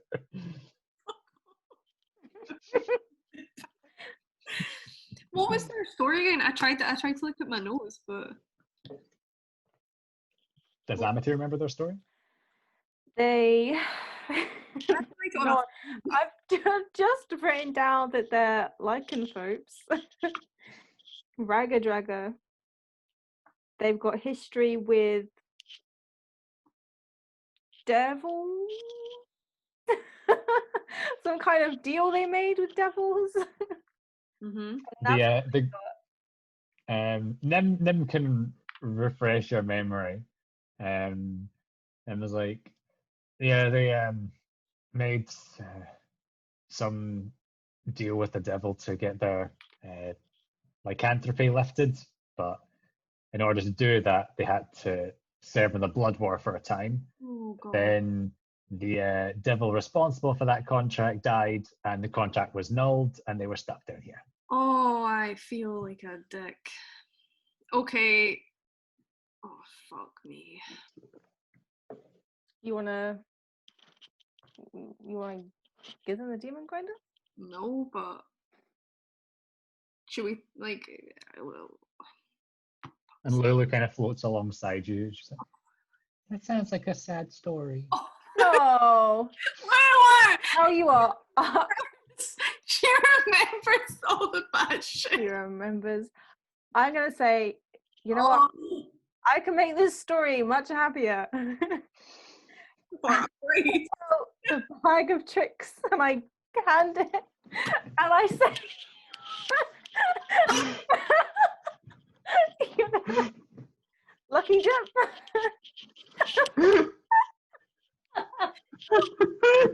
Small comfort. Little crab. So you're offering that to the werebore? Yeah, coming for you a crab in a string. What is it? Me. I say, well, it's a bag of tricks, and you never know what's gonna come out of there, but it's always something good. So. Make a persuasion check. Oh, come on! He'll take anything. All right. Puts his hand in, brings out a pink fuzzy ball, and he kind of looks it over. What do I do with it now? Oh, just throw it. Tosses it. So he rolled a 1 on the d4. Oh no! This is just really. He's having the worst time. What? Well, it could be like a bear. What could he do? What could it be? So he rolled a 19. So I had to get up a stat block. We haven't had 19 before. No. Oh my fucking god. Oh, crap, my stomach hurts.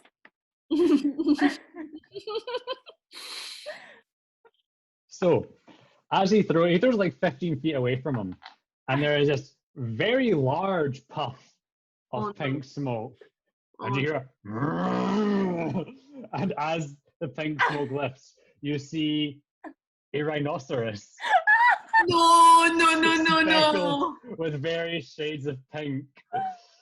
And its eyes look angry as it narrows them and looks at all of the people standing around it and starts to drag a foot along the ground. I say, dismiss it. Tell it to go away. If it's a frenzied one, you can't dismiss it. Oh, fuck. And I'm trying to dismiss it. I said, try hard. Obviously, the magic, it doesn't work with you. I don't know what to do. And you can see the were-rat is like scurrying away in the ground as the rhinoceros goes into a charge. Can I firebolt it? Yeah, go ahead and make a firebolt attack. That'll hit, yeah. Roll your damage. Reroll that one. Yeah. So that is 15 fire damage in total to the rhino. As the pink flame slams into it and erupts up its side, leaving these kind of horrible burn marks, but it's still charging forward here. And can it hit? It's a target. It'll attack you actually, Amity, because you firebolted it. As it was just charging towards the group, and then you firebolted it. So it will. This isn't how I envisioned this going. Well, it got a nat 20. Amity's getting stumped. Put that bag away. It's the first time it's happened. I know it is, you're right. Who would have... So Amity, as you let loose the firebolt and the rhino continues to plow towards you, you take 21 bludgeoning damage as it slams into you and it like tosses you like into the air. Fuck, Like it like catches you in the gut with the horn and like thrusts you up into the air, and you go up in the air, and then you land, and you're like prone on the ground Bad. as the rhino like charges on, then like rounds back again. I cast penance. Yeah. Okay, Fuck, yeah. I would have cast shield if I knew it was going to be that bad.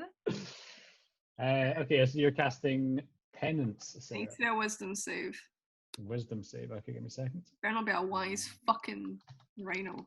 I don't imagine the rhino will be particularly wise. Oh, just roll that 20. Don't worry about it. Yeah. Oh, actually, it has a +1 to wisdom. 7 in total. So takes was it 3d10? Oh, fuck off. So the rhino is now taking 25 damage. It is bloodied. The combination of the firebolt and the penance, as you see, having to get thrust up into the air, you just instinctively let out this blast of radiant energy, which slams into the rhino, dealing that 10 radiant damage there. But the rhino's rounding back around again. Can I move towards the bloodied guy and can I cast Toll the Dead on it? Yeah, sure, you can do that. So that is a con save, is that? No, whiz, boy. That's a 12, so fail. Mm-hmm. Amity, you can get a turn in before it comes back for you. Firebolt. Firebolt. Does hit. My roll, wait, I did 17 damage. Oh, 17 damage.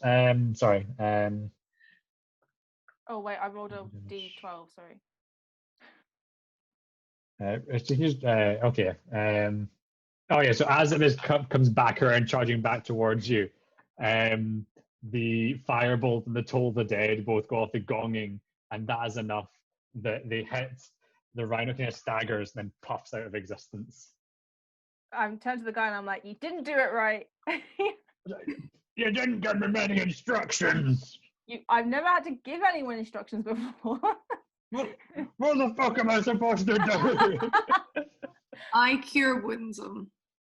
Okay. Do you want to roll for your cure wounds? Can I do it at 2nd level? Oh, damn. Oh, wow. Okay, you can do that. Very generous. Mm-hmm.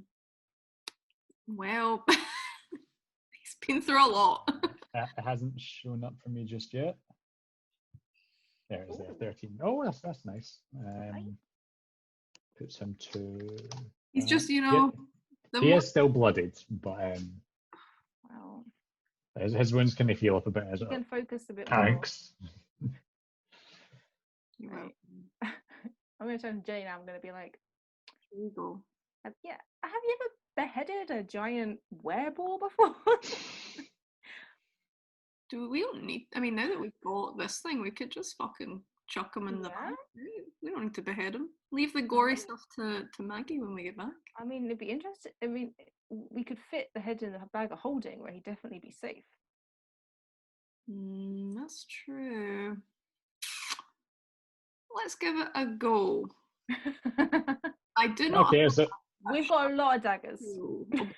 you have sharp implements. You can. Oh, we've got the fucking halberd that you got off that devil. Yeah, you can just fucking. Yep. You take off Ragadraga's head. You kind of. All right, in the bag of holding it goes. Add Ragadraga's head to your bag of holding. Also, make sure you keep track of the soul coins you picked up there. Yeah, they're in my inventory. I'll put them in the. Okay. Put them in the bag of holding now. 5 soul coins. Oh no, did Ragadraga? How many did he have? Ragadraga had 2, and the Were-Rat had 1. Right. Okay. So Ragadraga also had the Circle of Shocking and a Flask of Demon Ichor. Right. Got it. We could ask these guys more about Avernus. The map. If we want. Yeah. Oh, do you want to ask if they've seen the Citadel actually? Yeah.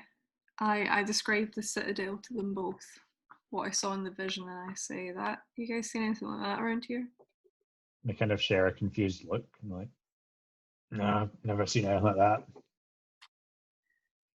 Can I bring out the map and just kind of like show it to them and be like, No, I feel like you guys are with the map actually. Oop. And just say, like, I know we're kind of about here, right? We actually unfortunately have an appointment. But we could where's your, like, where'd you guys stay? Where's your place? Base operations. Maybe where's your base exactly? Is it close Well, by? we have there's a few caves and the mesas. We kind of it's not much there, but anything we can't fit in the vehicles, we usually keep there. Where's the rest of your people? Are they at the caves? This is all of us. Damn. Wait, are you serious? Do you laugh in his face? This is all of us.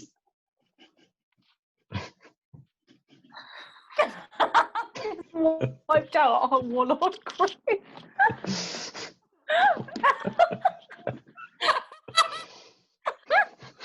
Jellie fucking crying, man. Oh, are you serious? Yeah, it's just us. Amity. What? Holy fuck.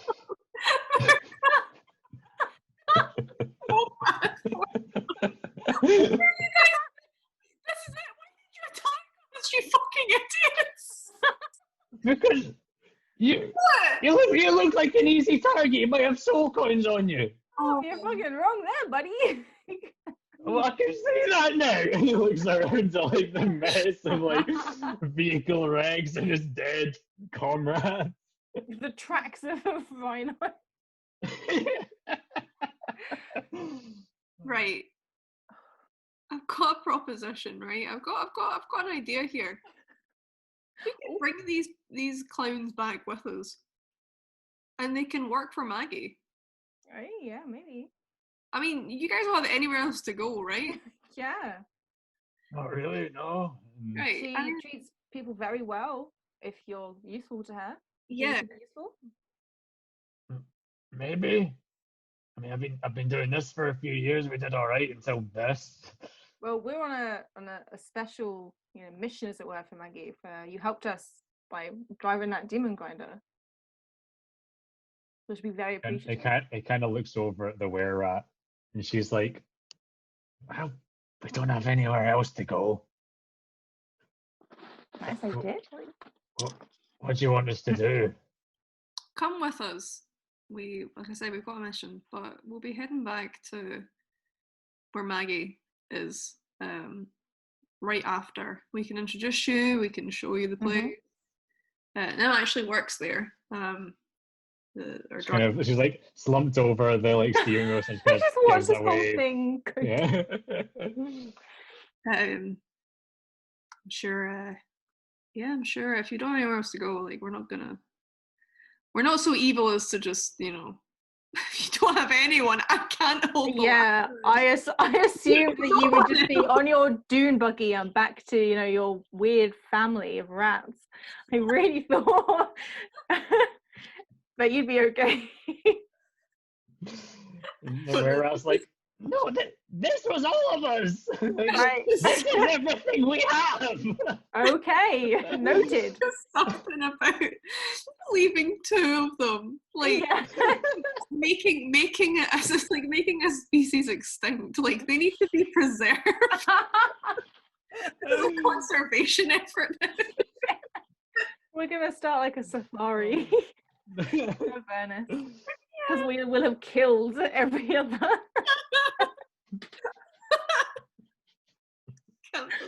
What a twist. Okay, right. So sorry for interrupting. Do we want to, some people in the demon grinder, some people in the tormentor? Do we trust these fools fully yet? I'll ride the grinder with them. Oh, wait. Sure. There was like, I can drive the demon grinder. That's usually my job. Yeah. Hell yeah. Okay. And the were-rat kind of like looks back at the devil's ride. Like, I can get in the demon grinder. The rat. Oh no, the rat's coming with us. Yeah, that's coming with us. We're splitting up these fools. Oh. I'm okay. thinking the rat comes in the tormentor and the boar rides with you.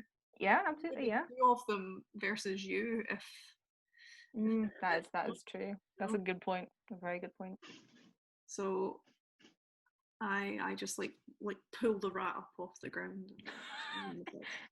She does stand at like 6 foot tall. she's like very strong. like She's thin very and strong. wiry. She's very But strong. What's I Jellie's can freak strength? you out, something that tall, so like lanky. you hoik the were-rat to her feet. It's like, yeah, okay, I'll come. Okay, in front of Right. And she kind of like sadly walks over, keeps looking behind her at the state of like the banged up demon grinder, the destroyed devil's ride. It's like, You guys made this choice. The wrong It might be for the best. You never know. This could be the best thing that's happened to you in Avernus so far. The start of a beautiful relationship. Yeah. nothing good ever happens in Avernus. Oh. I mean, we can attest for Fort Knucklebone. It's the best place we've been. I mean, I've ran into the Knucklebones before, but yeah, nowhere else to go. I think you guys are going to be all right. As long as you be smart and don't fuck over the wrong people. And don't fuck this up. We're giving you a second chance. Yeah. Yeah, I get that. All right. And she gets herself into your tormentor as the werebore gets into the. I don't know if you picked up their names. The werebore is Finnick. The were-rat is Yiga. Yiga. Okay. I'll sit in the back with the Yiga, and Lulu. Lulu could go with Amity, actually, so it's 3 and 3.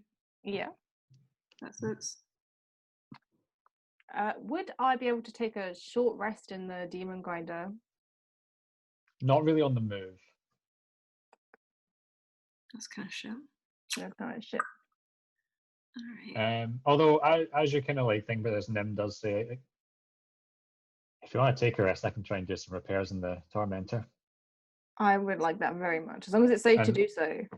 And the werebore is like, yeah, if we're taking some time, I can see how bad the damage to the demon grinder is. Yeah. Good. Good. Yep. Okay, Right. so you guys can take a short rest. So hit dice, all that jazz. I'm going to give everyone an inspirational speech. Nice. Inspiring leader for everyone. Everyone gets 12 HP, including that rat and that ball. And then I'm going to roll 5 hit dice because I took some ouchies.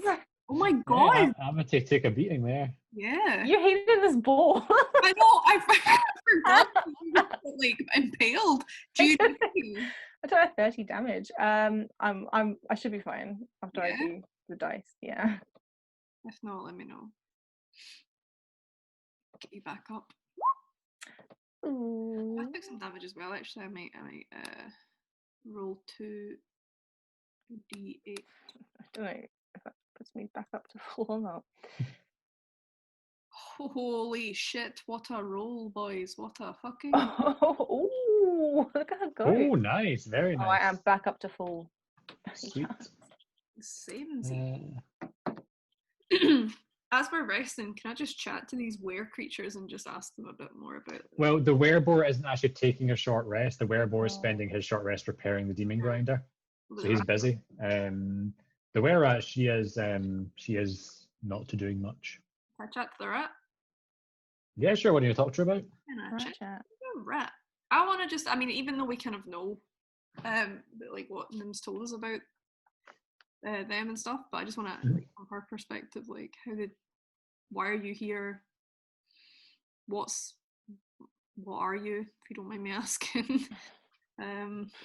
Why is there so few of you? What's going on? Just a nice backstory, you know? Yeah, so she fills you in on the Gorguts gang. collectively knew each other before they came to Avernus. They were the were-rats came from the city of Lux in Mizir, and the were-boars were also from Mizir, but more kind of countryside. They kind of found each other and survived together in the countryside of Mizir, and then basically So we're they were getting a bit. cursed? How did they get cursed? They were cursed, yes, and they essentially they each had run-ins with lycanthropes. Oh, I see. I understand. Sorry. And they were what, rats and boars before? No. No, they were humans before. Right. Okay. They were humans who I understand. contracted the curse, met each other kind of gradually over time and kind of came to work together. And then Raga Draga was the one who thought he had a way to lift their curses, and it was a deal with the devil in which they would spend some time fighting in the blood war in Avernus, and then earn themselves freedom from their curse. But when they arrived in Avernus, they were here for a bit, and then the devil died in the blood war, and the contract was nullified, and they were stuck. And so they basically just took to raiding and harassing whoever they could to get soul coins to trade for various kind of things to keep themselves alive, and also to like luxuries here and there whenever they could. I could probably find out for them how to break this curse. Will it not be broken by remove curse? Because it's like, I don't know. Yeah, so with the rules as written, lycanthrope is actually really easy to lift. It's just remove curse. But I tend to run it that if you catch it early, remove curse does it. But once it's kind of set in, you're talking about a much higher level spell to remove. Jellie will get there. Yeah, I'll just keep checking in. She's got two gods helping her, you know. She's fine. It's true. Okay, cool. I just chat to her about. I can't say, you know, like I'm sorry for what happened, but like, you know, we just had to try and survive. Yeah, well, we've got nothing else going for us. And the various, so Nim succeeds on her check to repair, the werebore does not. So the Demon Grinder is still just as damaged, but the Tormentor heals for 7. So we'll just go back to this. I'll mark the Tormentor's healed for 7. Puts it down to that. Yeah. So you guys rest. Let me take your short rest. Lulu is able to heal up during the short rest. And then you guys heading off then? Yep. I have to give my cool speech. Yeah, you give your cool speech. Do you want to give us a run through of what that cool speech is like? I say, look, we've got new friends, new beginnings. Casually dropping that we're going to go see Mordenkainen and see how they react to it. They don't really know Mordenkainen other than that wizard that sometimes shows up. Okay, that's fine. That's cool. Let's go get him, boys. Or mostly gals. Yeah, the Wereboar's the only guy. He's a gal. Yeah, he's one of the gals. Yeah, so Amity, you and Lulu go in the Demon Grinder, and you kind of get yourselves comfortable as the Wereboar gets himself sorted to drive off the Demon Grinder. The Demon Grinder has 21 hours of fuel left in it. Okay. Since we're driving along, can I what's the were-rat wearing? The were-rat? Kind of leather armor, but it looks like it's maybe made of creatures that could be fiendish. like some sort of leather armor that's perhaps made in Avernus? Can I mend it just as like a show of kindness? Can I just like scoop? Yeah, sure. It's frayed here and there, and there's damage. I like look up and make sure that she's like cool with it, and I just start like, all right, thanks. "You're welcome."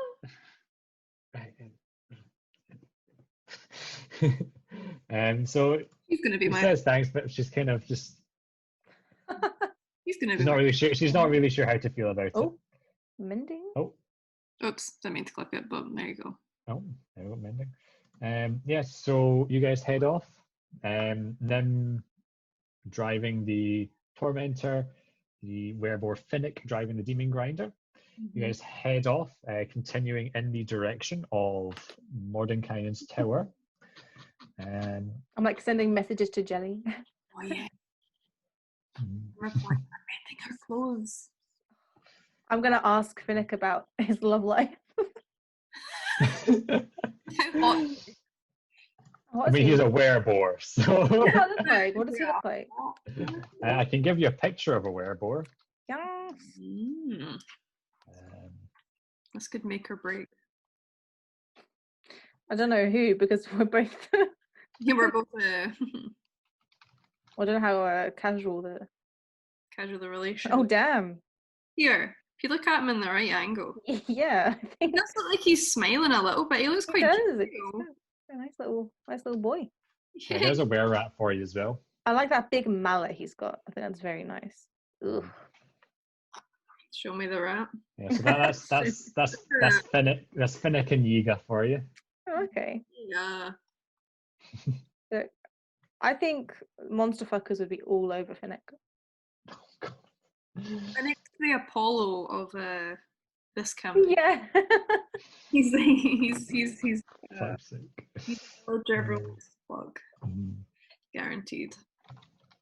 My guarantee. There we go. I think the circle of shocking will now be attuned to you for taking that short rest with it, Amity. Oh! I will write up the stats for that for next session. But shit, yeah. essentially now once a day you can use Ray of Fire, but it's lightning damage. Okay. And you wouldn't get any like wild magic surge roll or anything because it is the magic item casting it essentially. Okay, that's fine. So yeah, you guys continue on, and you're traveling for quite a while. A few hours pass, 3-4 hours, and slowly the kind of rocky mesas begin to disappear behind you, and kind of thins out a bit. Landscape gets a bit more flat, with still occasional rocky protrusion. Continue on for another 2 hours, and then another hour, and then you start to make out something on the horizon. And this kind of flat, barren landscape, you can see up ahead, off in the distance, the Styx splits in two and then rejoins slightly downstream, creating this little island river. As a river island? Island river? River island. and on that island, there seems to be some sort of large metal platform, circular in shape. And there are two bridges leading to either side of the banks of the Styx from that island. And as you get closer still, you can make out some tiny little, off in the distance, you can make out tiny little figures on that island as well. We crowd of people there. Gangs over. And you can see as well that there aren't any Styx watchtowers in the immediate vicinity. There are some further along at either side, but in this kind of like general area here, there isn't really like a Styx watchtower for quite a distance. And around this area, there are countless pools and small lakes of bubbling black demonic ichor. And from the banks of those pools, there is the occasional strange black tree-like growth covered in like, bulging membraney sacs. Can I ask them what the fuck those are? Or neither. She's like, some sort of demon thing. We just kind of steer clear of them usually. Can I make an arcana check? Yeah, go ahead. Amity know anything about this? Oh, she. Okay, so you don't know these specific things, Oh. but you are able to determine that this is probably a place where at some point in the past a great many demons have been slain. Their remains liquefying down into these kind of pools and lakes of demon ichor. Great numbers of demons slain here. Some sort of large battle took place. And these kind of strange black trees are probably the result of the demonic ichor, perhaps shit. demonic in nature themselves, and perhaps even spawning trees of some sort. Spawning trees. Oh no. Because it can this shit can make you grow extra limbs and stuff, right? Like it can massively fuck you up. And demon ichor fucks with your physical form if you come in contact with it. Yeah. There's a table you roll on. Great. Yep. And amongst these pools and occasional odd trees, as you come closer, there are scores of little creatures running around, no taller than 1.5 feet tall at their tallest. I've got a picture here that I can send you. Here's what they look like. Babies. I don't think they're very cute, but I will. Yeah, there are scores and scores of these things running around. Oh! Okay, and not cute. You see the kind of bit at the top there. Yeah. You can see that actually it opens up, and they flap them like wings sometimes. Oh. Some of them take a running start and leap, and there's that kind of horrible. It sounds like tearing of flesh, and then they begin to flap, and they manage to fly 5-10 feet in the air, and then kind of slowly come back down. Imagine a chicken trying to take flight, but it's leaving splattering of gore as it goes. It's tearing its own form asunder to do so.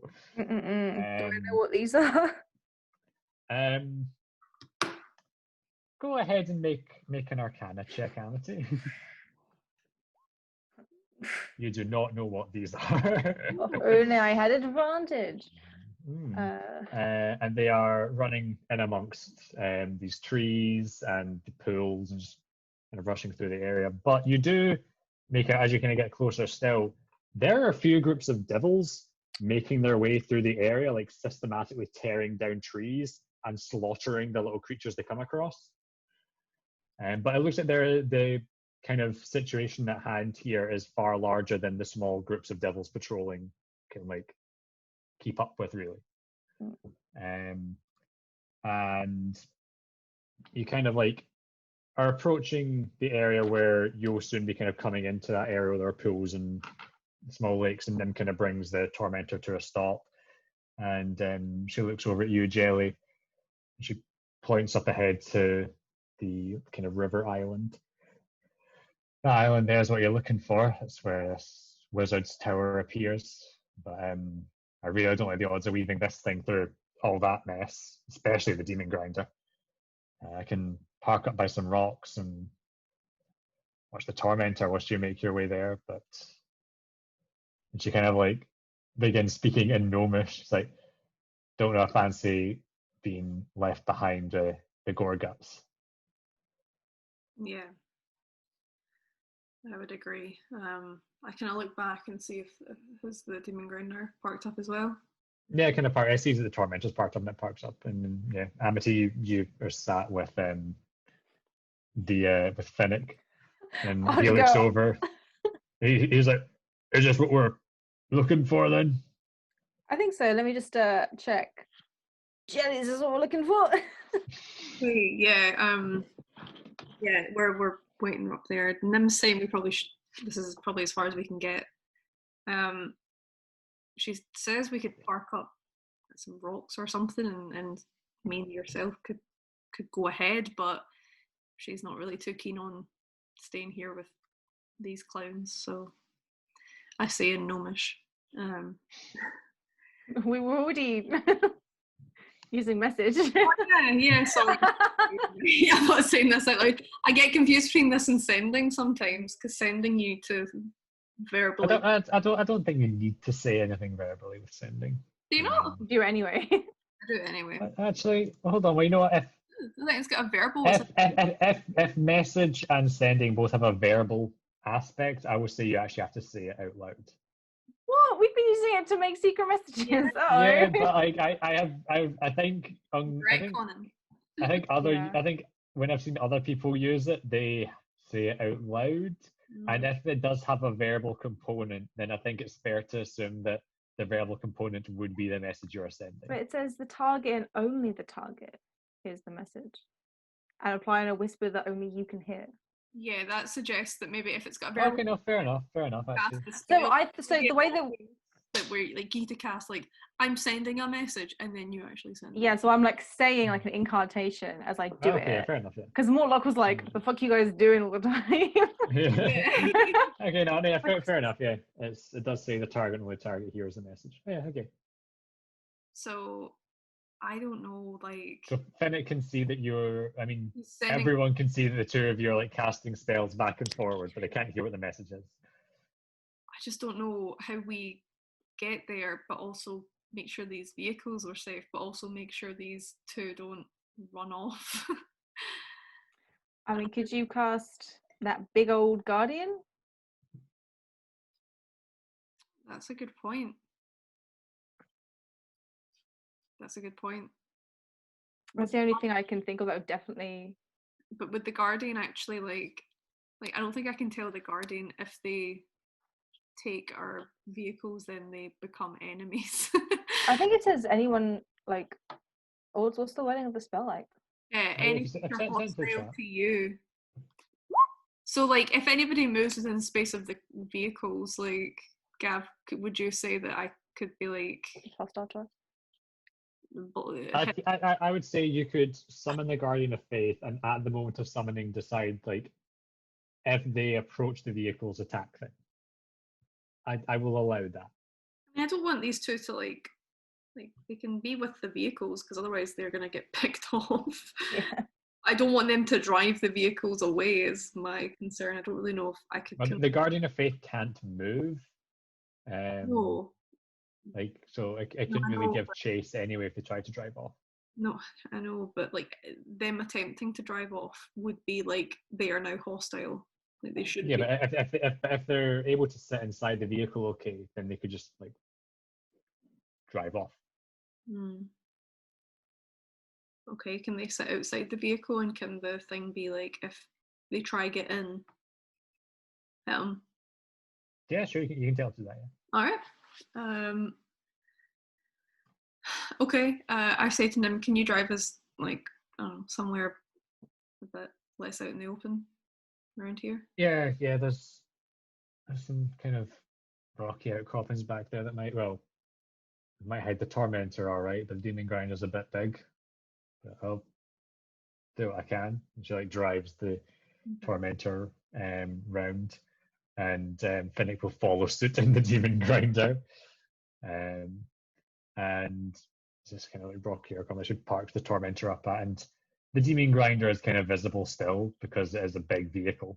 That's one of the downsides to the Demon Grinder. It's large size. But the Tormentor is hidden. Okay. I guess we all get out. And if we do, I'm gonna say to the two were creatures like we're gonna head on foot from here. You both should stay here with the vehicles and keep them safe. If either of you try and drive off with these two, if you try to do anything, and then I cast Guardian of Faith in between the vehicles. Yeah, so a great big spectral warrior appears, clutching a like huge, like very ornate spectral warhammer. And just stands there ominously, and the two were just kind of like there, wise, like eyes wide, like, yeah, all right. Don't touch the vehicles. That thing should protect you both as well if anything tries to attack you or the cars. But okay, that feel a bit safer with that. Yeah, but don't get on the wrong side of it. I say intimidatingly. I like lower Make an intimidation check. advantage because I've cast a big 10-foot guard. With advantage because you beat the shit out of them back in the fight. You've got they're bruised and battered, the werebore especially. You have advantage on this. There is a big guardian behind them that will kill them. It sure is. 18. Yeah. So they're both just kind of like, yeah, okay. Yeah, we won't try anything. Insight check. Yeah, go ahead. And like Nim sat there with like a crossbow as well. She's got like her feet up on the tormentor just with this crossbow in hands. I will send you a whisper. Oh. So, I'll say that the Helm of Tormsight gives you a 26 in that as well, actually, because it's kind of like a true intentions type thing. So. Damn. Nicer. That's nice, yeah. Yeah, that's nice. This helmet. Can you guys hear the chair when it creaks, by the way? I heard A it. little bit. It's like, so... Now you see, the thing is, now you've pointed it out, I will say. It's because we got the new chair. Oh, is it a new chair? Yeah, the one I've been using I've had for over 10 years, so it kind of made sense that we got a new. Oh. Is that what you're in town for today? No, Max was mostly in town to fix my fucking phone. Oh, your screen. So I smashed it on the ground 2 days after taking my big ass case off. Yeah, when Max said to me that it was your phone that he was taking into repair, I was like, but she has that great big like clunky case on it. I was like, I'm sick of this big case. I haven't dropped my phone in ages. I'll be fine. And 2 days later. Oops. Oh well. But yeah, I've sent you an insight thing. Okay. I turn to them both and I say, I promise if you stick with us, not only will you probably lead a much better life with the knuckle bones, but I promise I will help you lift your curse. Make a persuasion check. Go on, Jellie. You say that, and the werewolf's like, yeah, okay, sure. And the werewolf is like, heard that one a few times already. I mean, I'll persuade him, but not to. I probably can do it. Okay. Right. We ready? Yeah. Jellie, do you and Nim want to get on the broom? Is Nim coming? Is Nim coming? I don't know. No, I was going to stay with the vehicles, keep an eye on things. Oh, right. Maybe try and get some more repairs done. I don't know. I assume she just come with us. So I kind of was half and half. Lulu flies up like, I'll come though.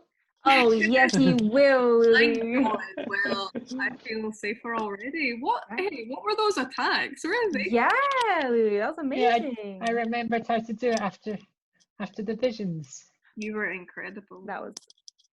Oh, now I can help you. You already did, but You're already the best help, but that was stellar. They were all tough. Yeah. There are, and I clank on her little armor. Clunk, clunk. Before we head off, I go over to Nim and I grab her arm and I say, keep an eye on those two, especially the rat. I'm assuming this is happening in Gnomish. Yeah. She replies in Gnomish. Yeah, don't worry, I don't trust these two at all. Can I cast guidance? Guidance only lasts for a minute, but yes, you can. I'm kind of using guidance as for RP purposes of just to have people feel like a deity. Okay, they feel a kind of divine presence momentarily. Yeah, I think that's quite a nice, comforting thing.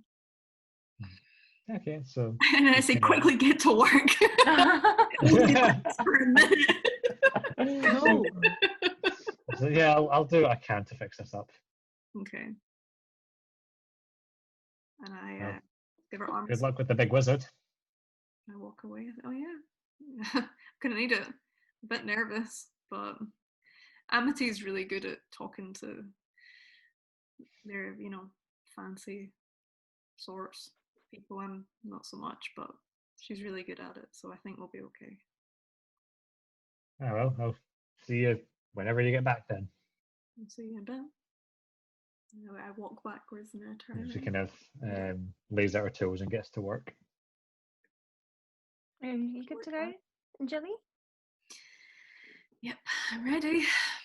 I wave to my guardian. Say, look after our stuff. The Guardian silently raises the warhammer in a Oh. wave. I love it. That's so good. That's nice. That's nice. Okay, let's go. So you guys are heading through the kind of pools of demon ichor and all that. Yeah. We can go room, right? Because it's still faster than me. It's 5 foot faster than you. Yeah. You got in that room. We're all How high are you flying? Amity, what do you think? Have we seen many things in the sky, like out here? When we were in Avernus, like everybody was in the fucking in El Tiro. Everybody was in the sky. You haven't seen too much in the sky. Not really, no. Pretty high then. But then if we fall, then we're fucked. We're in danger. Do you want to go? I don't know. How high are you willing to go, Jelly? You scared of heights? It's not one. Every now and then you do see like something or like a small group of things like fly very high overhead.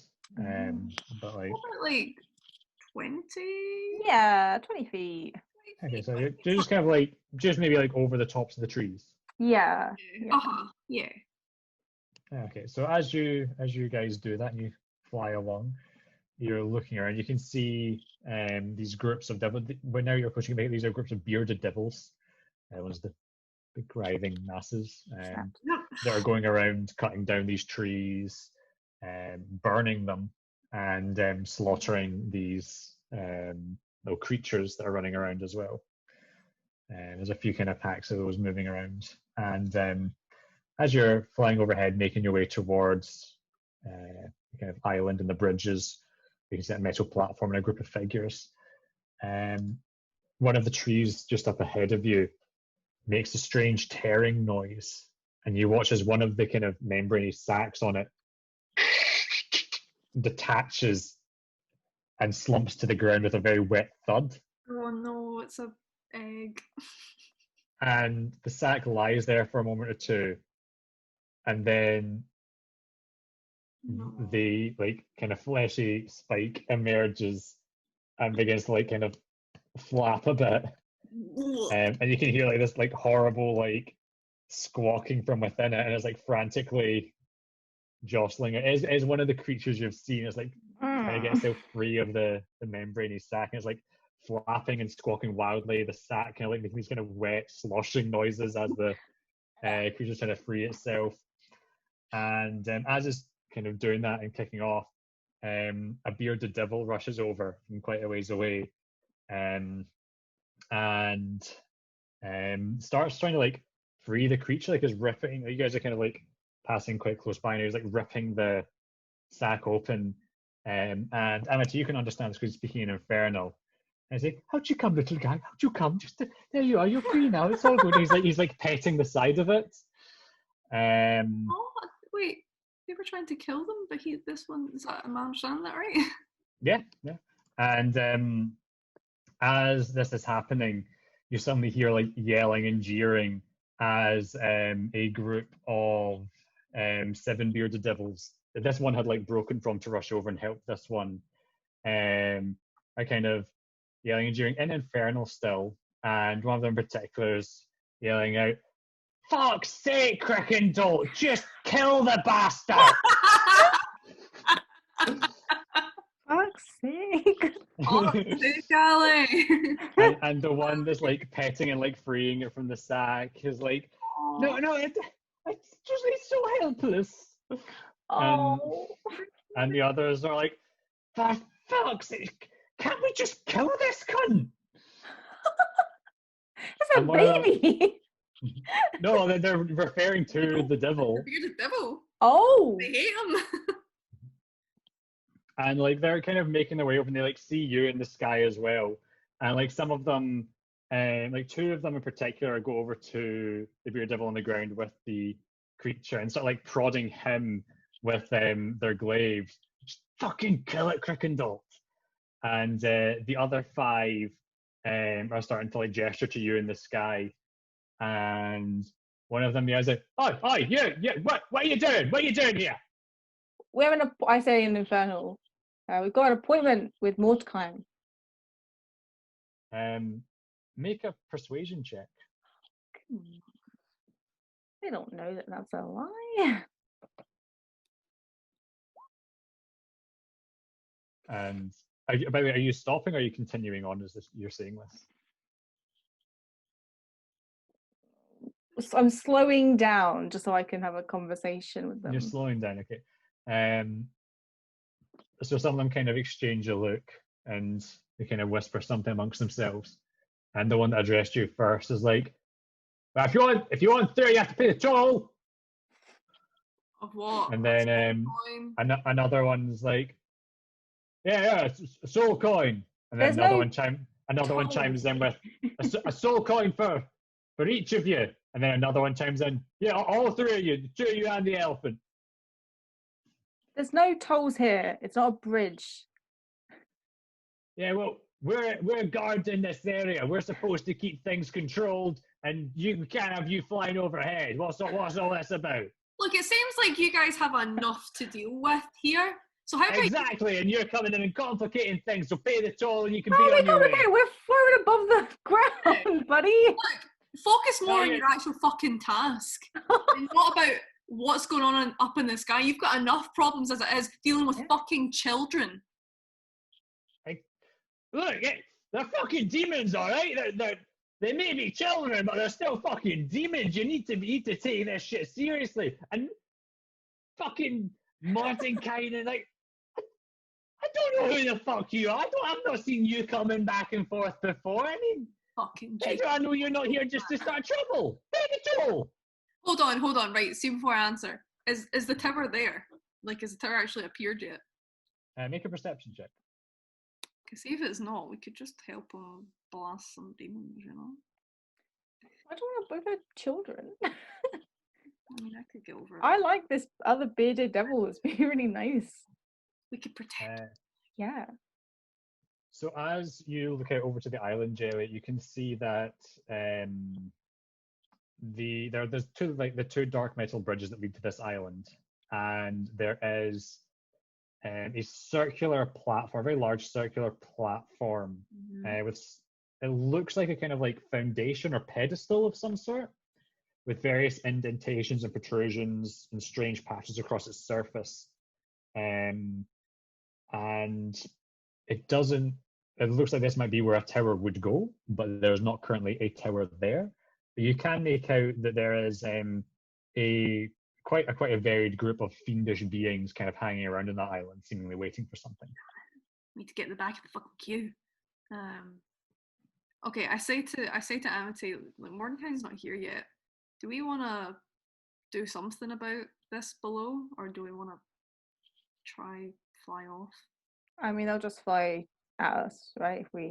So, as you guys are having this conversation, you see the two bearded devils that are with the one that's like with the creature on the ground.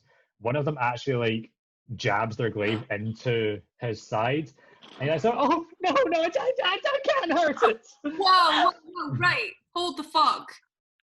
And I wet, fucking wet. Take it all. Oh god, what do we do? How many are there? Sorry. So many. There are 8, including the one that is like with nice. These are called abyssal chickens. Oh. There are 8 bearded devils, but one of them has seemingly not wanted to hurt the abyssal chickens. Wait, There's the fucking blood war going on. You guys are on chicken duty? Pretty Yeah. pathetic. Well, you know, every form of demon extermination is just as important as any other. Like, What are they these doing? fuckers, once they get entrenched in an area, they keep getting bigger and they bring their pals, and it's a whole big hassle. So we have a very important job to clear out this shit. So you're culling them. Your pal's responsible for this shit anyway. My pal? What's he done? The fucking wizard. Yeah, what's he done? How's he done this? And these fuckers came out to have a go at him when his tower appeared. He just fucking vaporized a lot of them, and then all his demon ichor everywhere. So he did too good a job. You're saying he didn't But kill. they only the came demons. here because he keeps teleporting here and stirring up the water. I turned to Jellie and I'm like, no, that's true. I have a point. How about we speak to Mordenkainen when I mean, we have it on good authority that he's just about to arrive. So if you stop. Well, tell him to fucking clean up his mess. Right. Well, yeah, so just let us through. If you stop fucking poking this guy. Yeah. And leave him be. And leave us be, for fuck's sake. And then your job will get, like... Yeah. Actually, do you want to... Why do you give a shit about Crickendall over here? Well, actually, we could take him as, like, insurance, like, that will definitely come back and will definitely deal with the issue. We'll take him off your hands if you want. I'm not giving you Crickendall. Go on. Why the fuck would I give you Crickendall? What? What did he say? I missed what you said. Why the fuck would I give you Crickendall? Why wouldn't you? You seem fucking fed up with him. Yeah. Yeah, but he's still my responsibility. He's still part of my squad here. What's he doing? Even if he is a big fucking pansy who can't kill a fucking chicken. No, well, none of you are killing chickens right now. And Crickendall's like, it's just so helpless. Oh, I love him. And then one of the other ones like jabs Crickendall again. He's like, oh no. I'm gonna fly down to. Yeah. If you jab him one more fucking time, and I like start to like, I'm not going to, but I start as if I'm going to cast like Toll the Dead, so that like my like eyes change and like my hand like permeates with like necrotic energy. I'm like, you fucking do that one more time. Oh, I'm gonna taumaturgy, so we're intimidating. Our voices are booming, our eyes are glowing. I want to go right up into like whoever fucking jabbed him. Make an intimidation check as you do so. One, not with advantage. Not with advantage, I'm afraid. I didn't taumaturgy good enough. I'm sorry. It's okay. It wouldn't have made a difference. Yeah, so you go up to him, and the one that's like just like jabbed Crickendall looks at this tiny little gnome wandering up, and he just kind of looks back at the one that seems to be in command here, and he's like, "You're not in any position to be making demands, all right? Like, just fucking give us a soul coin and fuck off." No, there's no toll here. We're still we're to control this area. You are uncontrolled. What does that mean? It means give me a soul coin. That's what it means. Right, I start casting spells. You're gonna see uncontrolled. Let me tell you. Look, again, you're not in any position to be making demands or threats. We're in control here. Give us a soul coin. No. And then another one's like, 3 soul coins. Fuck's sake. Fuck off. She's gonna look at Jellie and smile. She's gonna say, I can give you something better than a soul coin. Do it. I guide her. I say, I take out the back and drink. I know. I say, inside this bag,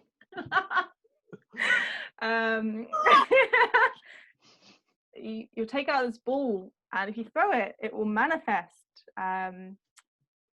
Like your your spirit, almost like the strength of your spirit in an animal form. How cool would that be? That would be very cool. And they'll stick with you. Yeah, I'm really fucking powerful. You want to take us little bananas back? I don't trust this shit. Crickendall, stick your hand in the bag. Oh no! And he lifts up the abyssal chicken as he comes over and is like squawking away and like leaning into him. And he like wanders over. I take something out the bag. Yeah, you could have a friend like that could come out. Let's see. And just sticks Just his think hand in. very positively. I grab his Can I hand. guide him? The thing is, there's no like. I know. You can't like add a thing to the rolls with the bag of tricks. Don't roll at one. Fucking hell. And so Grindel takes out a fuzzy ball and says, what do I do now? Throw it really Throw far. it. Not in the ichor. Okay, and he like tosses it off to the side. I will make a roll for him. Gets a 3. It's okay. So it's friendly. And I need to bring up the actual table for the animals. What is it? Get some use out of it today. You are getting some use out of it today, yeah? So he rolls a 2 on the actual animal summoning table. Don't know that one. And Ooh. there's a puff of pink smoke. And you hear a Oh. and there is a mule, a grey mule with pink splotches on its fur here and there, just standing there, just kind of. Oh, nice. That's lovely. And Kirkendall's like, oh, how precious. And he goes over and starts like stroking its mane. And they're like, Bearded Devil, we were talking, just like, for fuck's sake, Kirkendall, of course you get a fucking mule. You want to go? No, I'm quite all right. Just Crickendall, come on! And you can see Crickendall's like really lovingly like caressing it. Oh. How long it's life. And the beard was, he's never been the same since he fell on the sticks. I'll do it. Oh, you know that cunt used to be the leader of us. Fucking look at the state of him. How did he fall in? Did you guys not, Catch him? protect him well enough?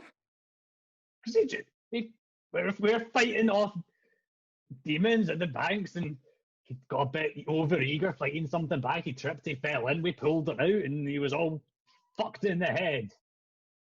Fucking.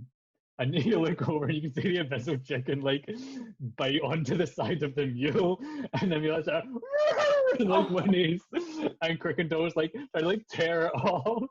What a It's like, no, don't touch each other, don't touch each other. It's too I love this guy. this guy. I just fucking you lot, kill both of them. Just the chicken and the fucking mule, kill them both. And, like some of the bearded devils being making their way over, graves at the ready. Oh right, don't. No, that's my mule. That's my magic. I mean, it's just a fucking mule. Just a mule.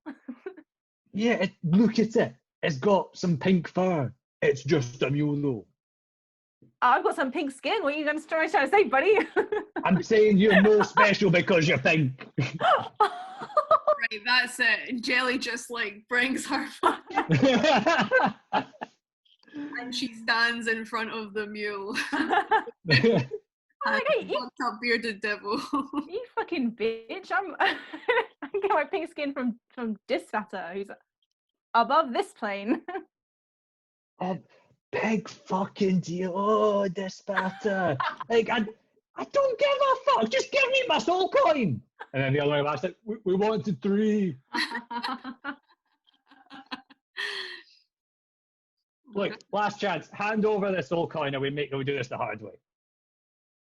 And you want to fuck with us? You want to do it the hard way? We're friends with our pal there. You want to fuck with us? Are you sure this is what you want? This is not going to end well for you in any way unless you leave us and them the fuck alone. We have very powerful. He looks. Make an intimidation check. Oh, please, come on, just one intimidation. I'm so proficient in it, you wouldn't believe. I've got a No, plus I'm not. 5. I'm not. I'm shit at intimidation. Yeah. Why do I keep doing it? Where do I get the balls? I'm really So like, he looks over at the other bearded devils and just kind of nods, and they get like flanking you guys. it's gonna be. Here we go. I would like you guys to roll for initiative. Not good, boys. Hold on, I had to get a mule token here. I don't really have one just loaded up. Oh god. No, funnily enough, I did not have a What mule a prepared. spread. What a spread. I'm gonna quickly go grab another drink. No worries, that gives me time to Yeah, we get the make the mule token. Up. Bearded devils are immune to fire damage. Fire and poison.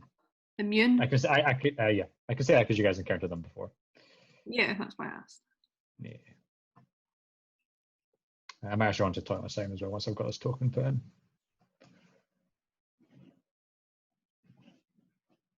Yeah, I'll do the same. Da, da, da. Don't know whether to be excited or scared for this encounter. I'm fucking ready. Thank God, dark not concentration. Like that would have been crippling. Okay, so if you guys want to drag your tokens onto the map I've just opened up for you. Sweet Ooh, little dragon. First to cast, Matt. Where's our boy with the mule? Yeah, so the one with the pink marker on him, he is Crickendolt. He is the one that is quite sorry. Sorry? He's the one with the abyssal chicken and the mule there. The one with the golden dot is the one that seems to be in charge.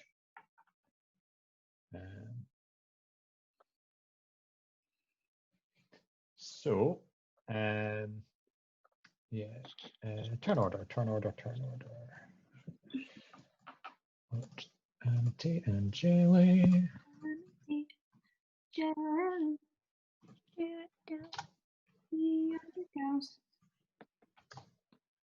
You are the gals.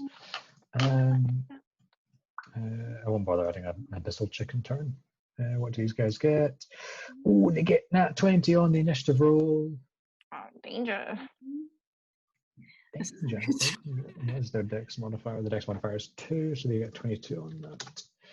He's added a turn for Lulu as well. Lulu gets an 11 for Lulu. Oh, 11. Okay, so as you guys go, as you're like kind of being flanked as they're moving in around you, and there's the two that have been jabbing at Crickendolt here. You guys, 1, 2.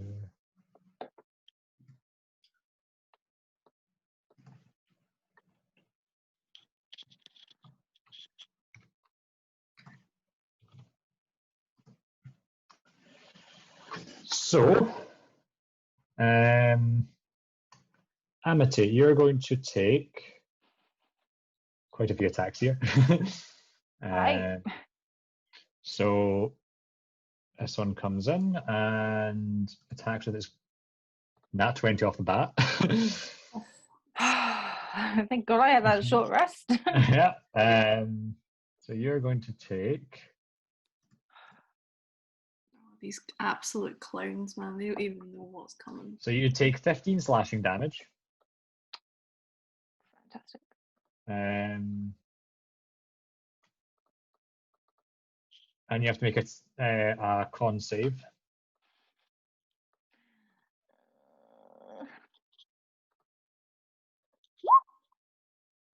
You are fine. Yes. So that one rushes over. It takes a swing at you with the glaive. The glaive catches you pretty grievously, but you're able to resist the kind of like singeing infernal fire element to it. The beard then leans in, and the beard has a go at you, which is a 16 to hit. Doesn't hit. Doesn't hit. Nice. Another one will also, this one down here will do the same. Glaive, and he is very close to the edge of that pool of demonic kicker, I've just realised, but he's there now. That will be a 15 on the glaive and a 7 on the beard, so that one misses you. The one next to Crickendolt will also attack you, Amity. That's an 11 on the glaive and a 10 on the beard. Yes, so the first glaive came in, and then after that you were on your guard, and you were kind of like quickly looking around you and ducking and diving as the various attacks are coming in. Jelly, there are 2 that are going to attack you. 12 to hit on the glaive won't hit. 22 on the beard on you. No, that is my AC. When you get hit. Oh, what? So the beard hits, so you take 9 piercing damage. That's bullshit. 9 piercing damage, and make a con save. Wait. Okay. I can't do maths. So take a swing at the glaive, but you're okay. You are too short. The glaive goes wide, but they lean in, and the beard catches you in the throat, and there's this kind of pulse of poison into your body. So you take the piercing damage from the bite, and you are now poisoned. What does that do? Poisoned, I believe, will give you disadvantage on attack rolls. Poisoned, disadvantage on attack rolls and ability checks. So you feel the beard bite into you, and this poison pulse through your system that you can feel is like slowing you and making you more sluggish. At the end of each of your turns, you can roll to try and lift that. And then Lulu's going to get attacked by this one up here. That is a 12 to hit and a 23 to hit. I take it. You take it? Yeah. Okay. So it's the beard that's hitting here, which will come out at 9 piercing damage as well. On 9 piercing damage on Lulu's, the beard. Remember your temporary hit points as well from Inspiring Leader, though. Yep. Oh yeah. Yeah, you take that piercing damage as they try to bite into Lulu, and she yells out, "No!" and then realizes that she hasn't been hurt, and your shield has impacted on you for the 9 damage. And meanwhile, Crickendolt is there at the abyssal chicken, and you're like, "No, please don't fight, everyone! Please, no, this is all going out of hand." What a sweet angel. He's coming with us. He's coming with us. Annotate is your turn. Where's my next round? It's a 5. 19 and 5, yeah. Okay. So it'll be you, Lulu, 2 jellies, you. Then the bearded devils. 2 jellies. 2 jellies. I can't share space with an ally. Can you Is hear that Max? Max going mental? It's really hard for me to concentrate. I'm like, so they get into battle mode.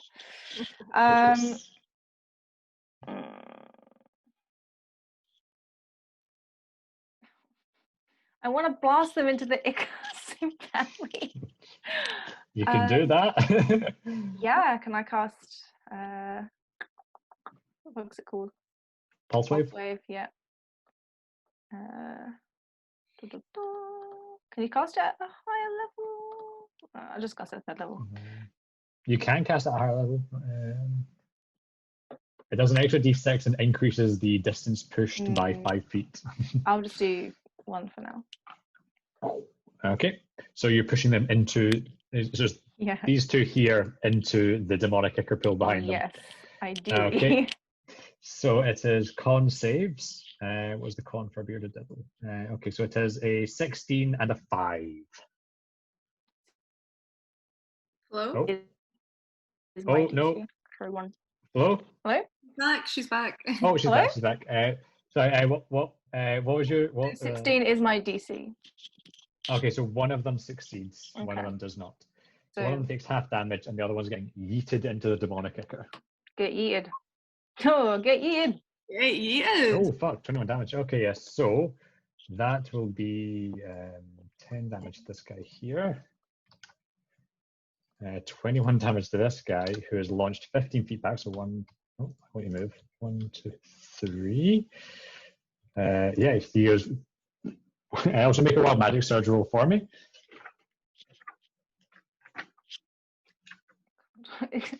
I keep accidentally clicking the report a bug thing.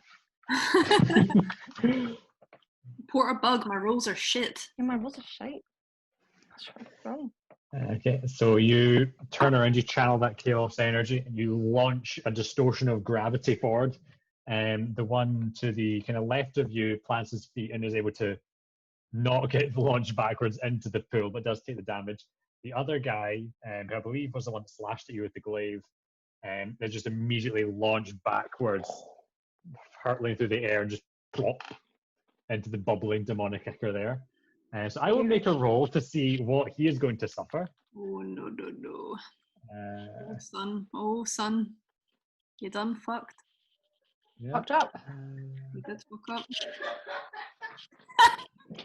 Is Max okay? okay? Are you okay? What's that?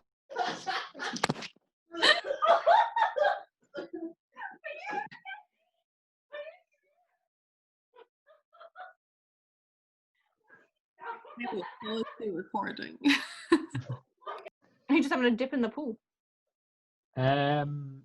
Yeah, it's unpleasant for him, but he's not like taking damage from the demonicker or being flesh warped by it, sadly. Good to know. But he is now gonna have to try and swim his way out of the demonicker. Yeah. Um, yeah, so you've launched him back with your pulse wave. Then Lulu's turn. Lulu. She's going to use trumpet. Oh, she's got one more trumpet blasting. No, she's going to use it on the one that attacked her. Blasting.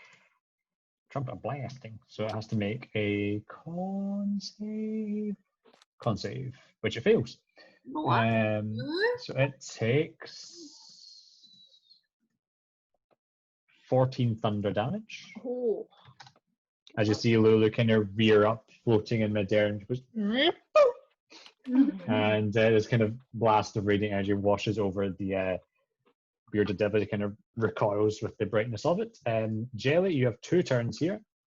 I am going to cast Spirit Guardians at 4th level. Oh. 4th level. Okay, send that to the chat. It's about to happen, boys. Sounds like it is, yeah. Makes what I'm going to do next term much even better. Yeah, 4th level or higher. The damage increases by 1d8 for each. Okay, yes. So this is going to be. Wait, what level is Spirit Guardians usually? 3. 3. Okay, so it's got an extra d8. So it's going to do 4d8. So 15 feet around you. So that's going to catch. So obviously, like the mule, our friendly bearded devil. Okay, so Crickendall is not going to get hit by this. No. And Okay. the chicken's fine as well. Chicken's fine as well. Okay, Abyssal Chicken is fine. Okay, so I believe it's on at the start of their turn. They have to make this. Yeah, and they're. Yeah, so you channel your holy symbol, and the little angelic tieflings appear around you and begin swirling in 15 feet around you. Yay! Our angels.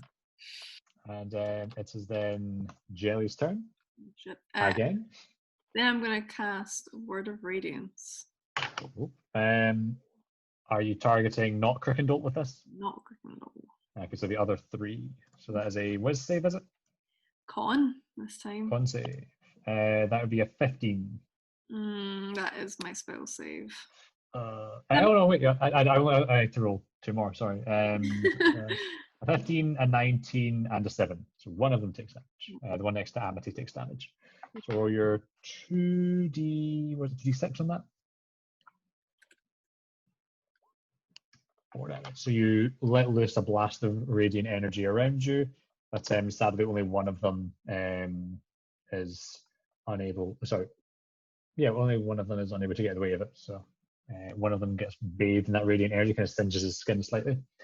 And unless you want to do anything else, it is now Amity's turn. Can I cast Spirit Weapon above the bad guy, the leader? Okay, you can indeed. Whereabouts around him?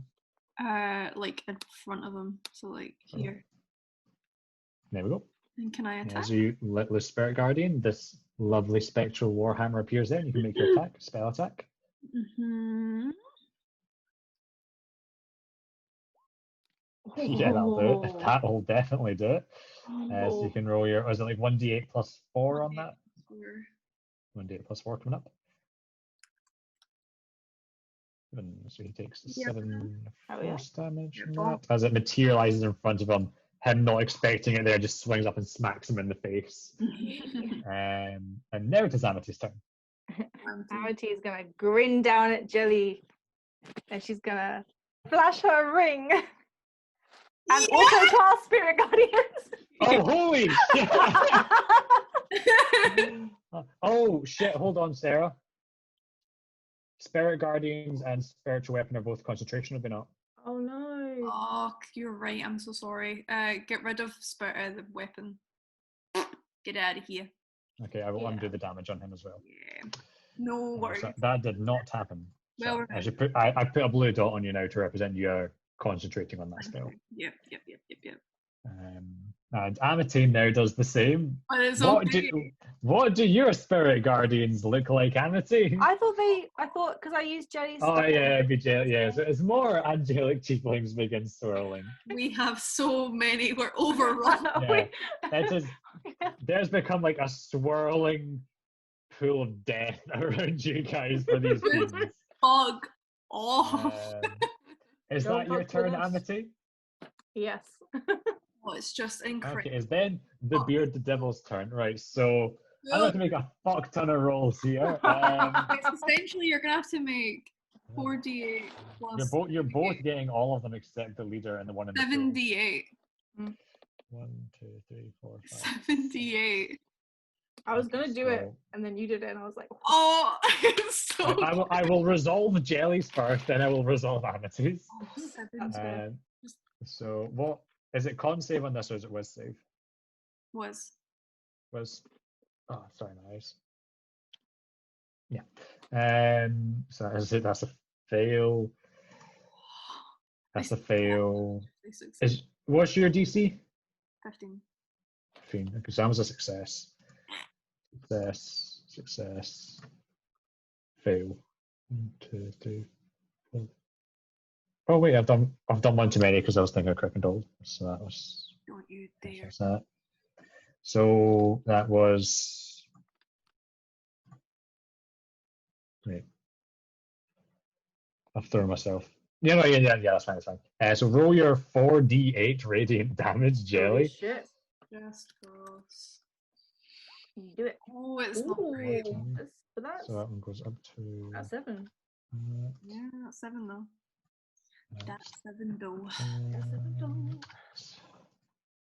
That one takes that. That one goes to that. And that one takes that. Oh, no, that's the wrong button. Now I'll resolve Amity's. And then we'll use Jellie's spell save DC, which was 15. Fail. Success. Fail. Yeah, that's a fail. I don't know why my brain froze in that last one. So now Amity roll 3d8. Hey, baby! Let's go! Big roll! Okay, yeah. Rolls! She's so beautiful.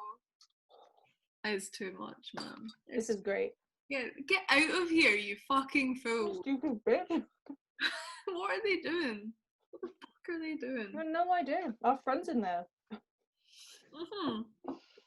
Absolute clowns. Honk honk. Yeah.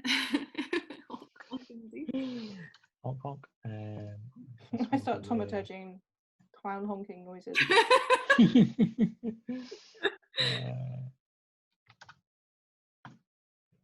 Yeah, so you guys collectively this storm of angelic tieflings swirling around the area just absolutely bombard the fuck out of these bearded devils. The one that you launched into the demonic ichor, like his head pops back up and like sees this shit show and swims off to the side, not wanting to get caught up in that. As you should. Also, actually, to mark some of these as being bloodied. This one's bloodied. That one's bloodied. Get away. That one's bloodied. That one's bloodied. Fucking hell. And we'll move up to here, basically. The other ones, this one is going to attack you, Amity. So right. Beard and Glaive coming in. Beard is a 20 to hit. Oh, sorry, no, Glaive. Glaive first. Glaive is a 20 to hit.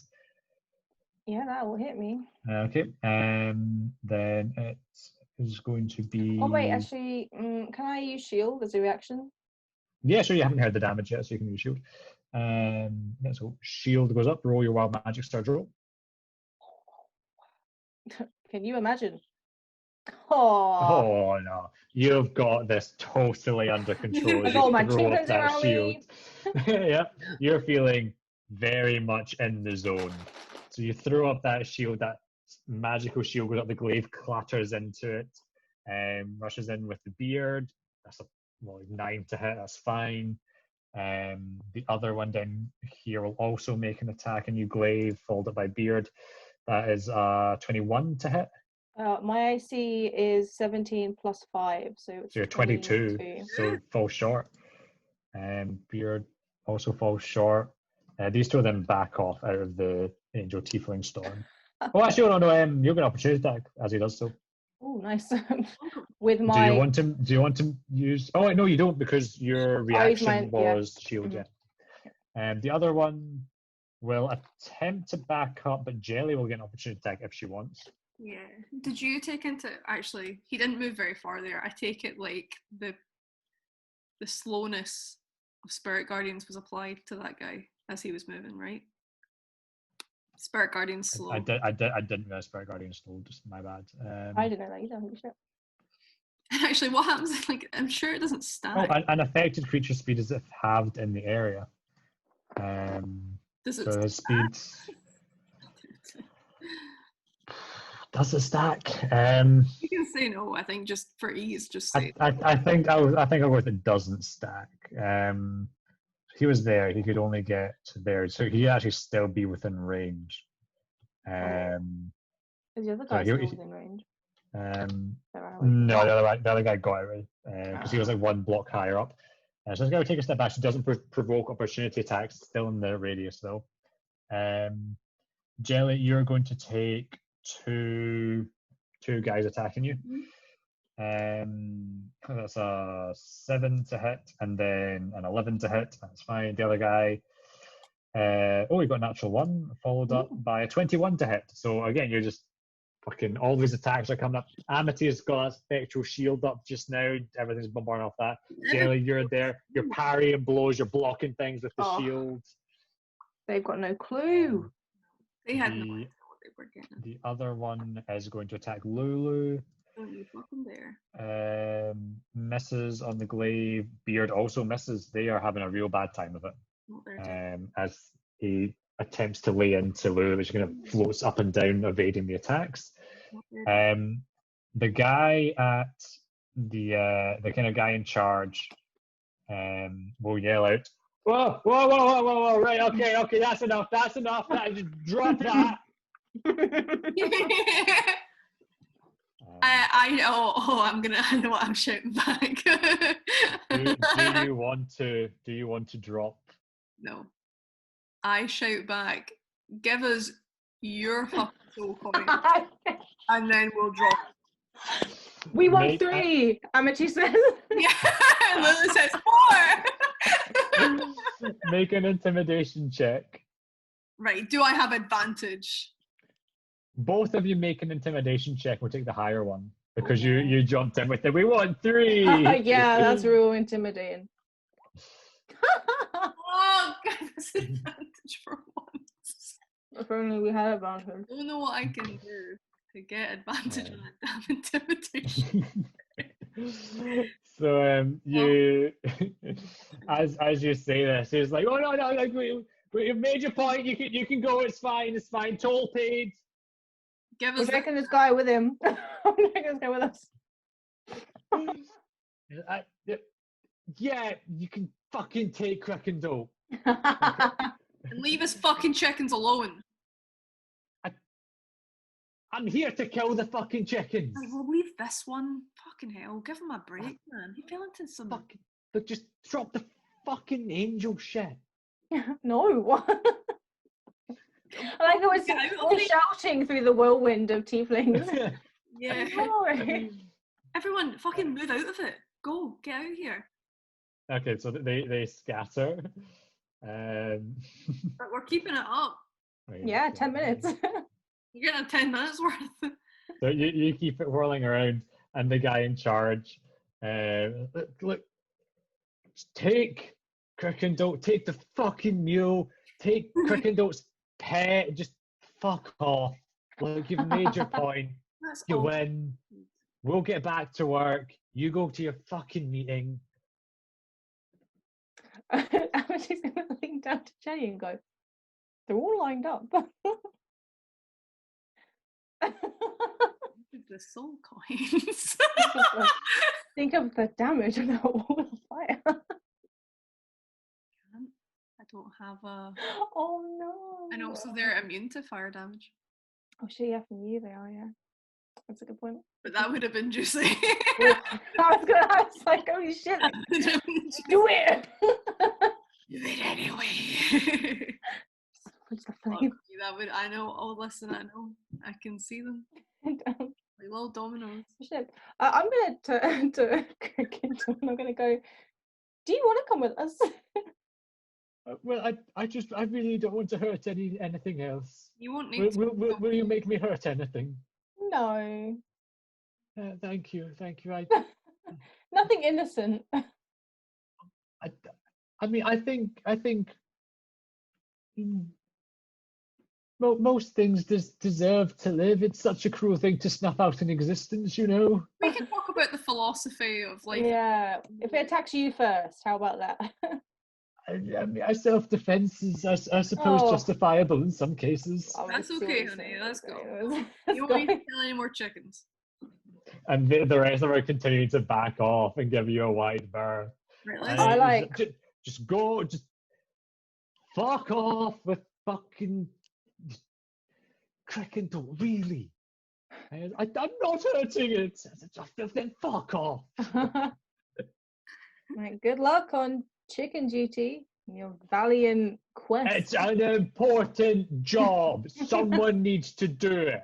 It's not glamorous. It's not on the front lines, but it's just as important. We're still doing our part for the blood war. He's just picking on a bunch of girls. I made myself very clear. We are supposed to be in control of the area. This dude. There was a misunderstanding. Just please carry on so we can continue to control the area. All right. Alright, see you around. Bye. Just please don't make this a common thing. Bye. It's up to you. On you go. Just go. All right, we go. We Okay, bye. And you can see that they're all kind of like looking sheepishly at each other because they all just kind of had their asses handed to them. The other one's just swimming in the lake. He was like trying to get all the fucking like sticky tar off of all I'm the not coming out. tieflings wave, but as we walk away, all the spirit guardian tieflings. Yeah. If Jellie's waves and mine flip. yeah. Like a brand. And they're like, goodbye. Fuck you, goodbye. And Crickendall's following behind you, the mule following him, he's holding the abyssal chicken. And they must say, every now and then tries like gnawing his hand. No, please, no, that's not food. Oh god. What a band, Mary. We're gonna bring this guy back to Nim. Alive. Holy Poor fuck. Knuckle Boy. Maybe he was safer on chicken duty. He was about to get sliced open. I don't know about that. Well, true, yeah, they were. Maybe we can find like a home for We need to find a home for this. sticks to devils. Sticks to devil. This fucking chicken, Jesus Christ. I love him. So, You- as you guys continue on through this area of these black pools and lakes, Crickendot's falling behind you. So you have a meeting with the wizard, you said? Of sorts, yeah. Well, what's your story, Gryffindor? What's your deal? Oh well, I spent so long fighting in the Blood War, and you know, I was a lowly lemure once, but Wow. I distinguished myself. But the more I look back on it, the more it leaves a terrible taste in my mouth. So much killing, so much warfare, and I've had an epiphany in the recent days, and I've come to look at things very differently. Everything around us deserves a chance to grow and to live its life. You know, to snuff something out. It's terribly awful, and the Blood War. I can't keep up with it. I like your style. You used to be a lemure, so you used to be a mortal. Do you remember anything? Not really. It's after enough time you begin to lose a sense of your previous life, and it's been quite a long time for me. But I do wonder what I must have been like back in those days. I hope I didn't do too much harm to other creatures. Oh, you're in Avernus, so It's a terrible thought. It's a terrible thought. So much bloodshed. Oh. I think Don't he's gonna worry. get on I won't hurt. guns. And he's just like stroking the abyssal chicken that's like still gnawing at his fingers. But I would never hurt anyone else. I will assure you. I couldn't bring myself to harm anything. I turn to Amity and say, what if this devil found a deity that like also feels very strongly in like the sacred like life and like preventing death? He seems like a good fit for Lavender. Yeah, I was about to say, you want to give him a symbol that you got clanking around? Well, I was gonna ask, like, can devils worship deities? Like, Make a religion check. that's what I. It'd be bragging rights for the deity, right? To be like, I've got a Yeah, I devil. bagged a fucking devil. Religion. Mhm. Can this poor boy see the light, please? Give him. You are aware that essentially Give him something. when a mortal perishes, Mm-hmm. their soul goes to whatever kind of plane Yeah. is most associated with the life they lived, and if there were any sort of deities involved there, they kind of claim that soul. For a devil, they are not immortal. So when they die on anywhere that isn't their home plane, they are just they are taken back to their home plane. If they die on their home plane, that's it. They cease to exist. So there isn't really a case of Crickendalt can't really be like embraced as a celestial so much. Like if he dies, like his soul isn't going to like ascend to Lathander if he embraces Lathander. But you don't see any reason why he couldn't worship Lathander and try to like form a bond there if his heart was truly in it. Yeah. Mm. I turn to him and I say, I know someone else who thinks kind of the same way you do about life and preserving it through any means possible. Above all, Oh, really? and I bring out my Lathander little symbol that I nicked from the crypts. And I say, this is Lathander the deity. Lathander. I It's his see. last name. That's the name rings a bell. I must say I've not paid particular attention to the goings on of the Celestials. I've spent many a year now just focused on the Blood War. But, I mean, now you're hanging with us. There's no reason why you can't, right? Form some sort of bond with Lathander.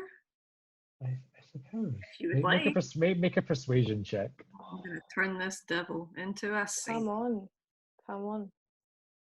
Oh, he's persuaded. He is now the cleric of Lathander.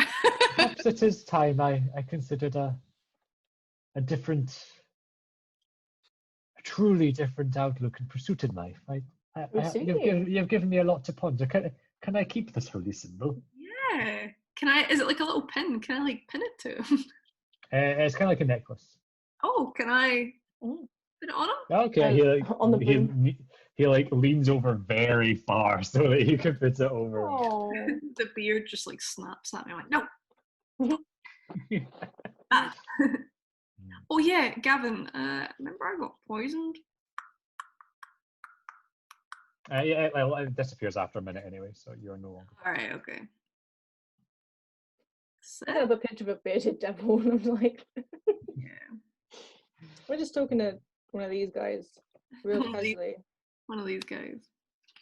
Can I, as we walk, like, unless like Amity wants to chat about stuff, can I just like tell him all that I know of Lathander? And like, yeah, sure, you can do that. And he is, with that high persuasion roll, he is very interested in hearing this and is listening very intently. I tell him about my two deities and how I try to commune with them, and I give him some pointers on setting up incense circles and He's good at it. He is listening. You're unsure how much success he might have if he tries to do it, but he is listening. Somewhere. Hey, if we still have time when we get there, we can do a little prayer circle. Oh, it's lovely. You can talk to the wolf mother. You're oh yeah, my badge. I'm just like, isn't this pretty? I love the aesthetics of it. Exactly. That's how I pray. This is fun. I love this. Yeah. So, as you continue through this area, you eventually do make your way. What's this you've said? A reminder of who we're chilling with. Yep, that is the guy you're chilling with. Holding that thing above it. Good old Crookendole. There he is. So you guys do eventually reach one of these large dark metal bridges that lead to the kind of river island. And as you approach, Amity, you're able to make out that the figures waiting are all Yugoloths. Hey! So they are all fiends, but neither devil nor demon. They are essentially kind of mercenary fiends, for lack of a better term. There are a couple of two Arcanoloths, these kind of anthropomorphic winged fox-like creatures, like Gazra, the ones kind of wanting to collect all this knowledge and information. There are 7 Mesoloths. They are insectoid-looking Yugoloths. Actually, I can send you pictures of all of these. I don't know if we had a picture of Arcanoloth before. Oh, maybe you did not. I can't remember what one looks like. Oh, this is a cute picture. There's an Arcanoloth. What's the insect one? An Arcanoloth, a Mesoloth. Mesoloths are the kind of insectoid-looking ones. They are very cute. And here is a Mesoloth. The Mesoloths are about like 5 to 6 foot tall. Yeah. They are like big bug people. Bug people. There are 3 Nikoloths. Nikoloths being these kind of horned, winged, green, scaly creatures. They look a little like this. If it comes up, there we are. So 3 of those guys. We're hanging out. And on either side of that kind of circular platform, looks like the kind of pedestal or foundation that a tower might appear on, there are two strange armored, almost dog-like Yugoloths. There are Canoloths. Doggo. Oh, doggo. Give me Um, the doggy. you might be picturing the wrong kind of thing. He's gonna look scary. No. Oh.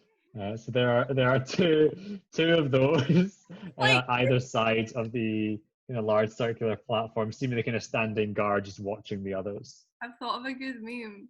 You know the bit in Lilo and Stitch when they go to the pound and they're looking for a dog? Yeah. One of these fucking fools. I love it. Oh god. I mean, I could draw some nice big eyes on him. Yeah, give him I some mean, googly eyes. Your skills are good enough that you could do something with that for sure. I can make him into an Animal Crossing villager. I was literally about to say that. One brain cell. We got it. Yeah, so there are all these kind of Yugoloths scattered across this small island here. And some of them kind of look you over as you arrive crossing the bridge. Some kind of scoffing at your presence. But they're like the Arcanoloths in particular, kind of raising an eyebrow, kind of keeping an eye on you, curious and sizing you up. But none are actively moving to question you or anything. Okay. As you make your way onto the island here. How much longer do you think we have, Jellie? I don't know. I mean, I could cast sending to the guy. You are not familiar with Mordenkainen. Never mind. But once we do meet him, he's never going to hear the fucking end of Jellie, let me tell you. Jelly's, I'm You pretty probably sure. have a small handful of hours left, you reckon? You want to teach him how to pray? What else we can do? Yeah, fuck it. Let's. I mean, we are surrounded by like creatures that might have a lot of knowledge. Yeah, I'll I'll go ask. You guys can do the god stuff. Yeah. All right. I mean, you can come with me as well. We can just leave him to sit or whatever you do and you pray. I don't really know. Oh, he might need some guided meditation. I'm thinking. Don't know how much. Yeah, yes, I'm not quite sure how to do this. He's still like stroking the abyssal chicken. His like hand like nearly entirely inside his mouth at this point. Can I take out some rations and just like throw it to the chicken so that he lets go of my friend? The abyssal chicken begins very hungrily like snapping up the rations as it like big tongue slaps back and forward, consuming them. And the bearded devil Kirkendall kind of takes his hand and just kind of like rubbing it off, like getting rid of the blood that has like come to the surface from like the big sharp teeth of the abyssal chicken. Before we go into the prayer, I'm gonna take out like another little bit of ration, and I'm gonna say to him, "Let's teach this chicken how to behave, and we're gonna try tame the chicken with the food." Like an ocelot in Minecraft. Yeah. Okay. So are you wanting to try and train the abyssal chicken just now? Yeah. What are you trying to train it to do? Not fucking bite. And to follow. Oh. Okay, make an animal handling check. Hey. Yes. Let's go. 4. That's alright, man. Yeah, that's fine. Oh, what the fuck have I got on?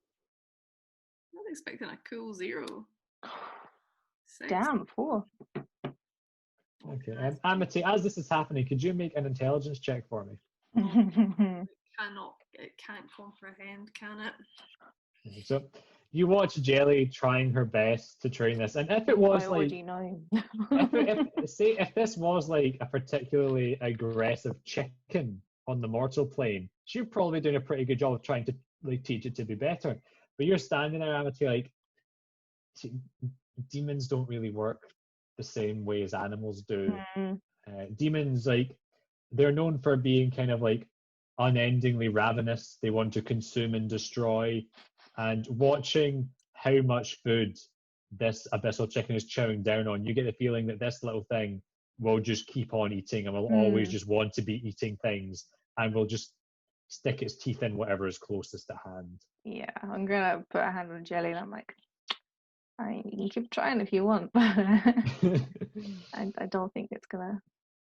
Are you sure? I mean, he's sometimes like he'll do it, and I like try and like make him like jump, but he's obviously just jumping for the. Yeah. It's doing that. It's that horrible like tearing flesh sound as it like the wings try to like fly up, and then like as you go look, and it like flies up and like clamps onto your wrist. Bad boy! Like, smack him, bad boy!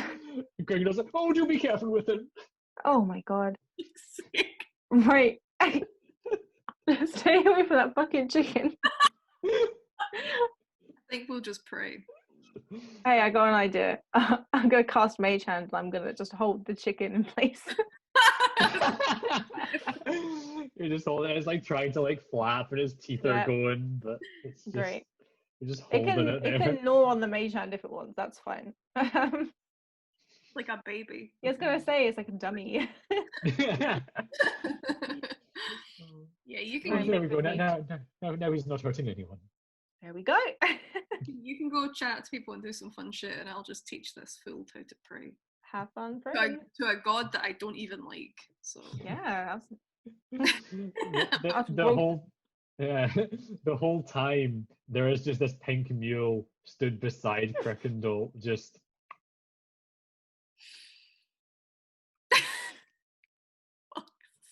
He's just chilling. He's just hanging out. So, Jelly, if you're guiding Crickendall here, would you like to make a religion check? Oh, yes. It is Lathander.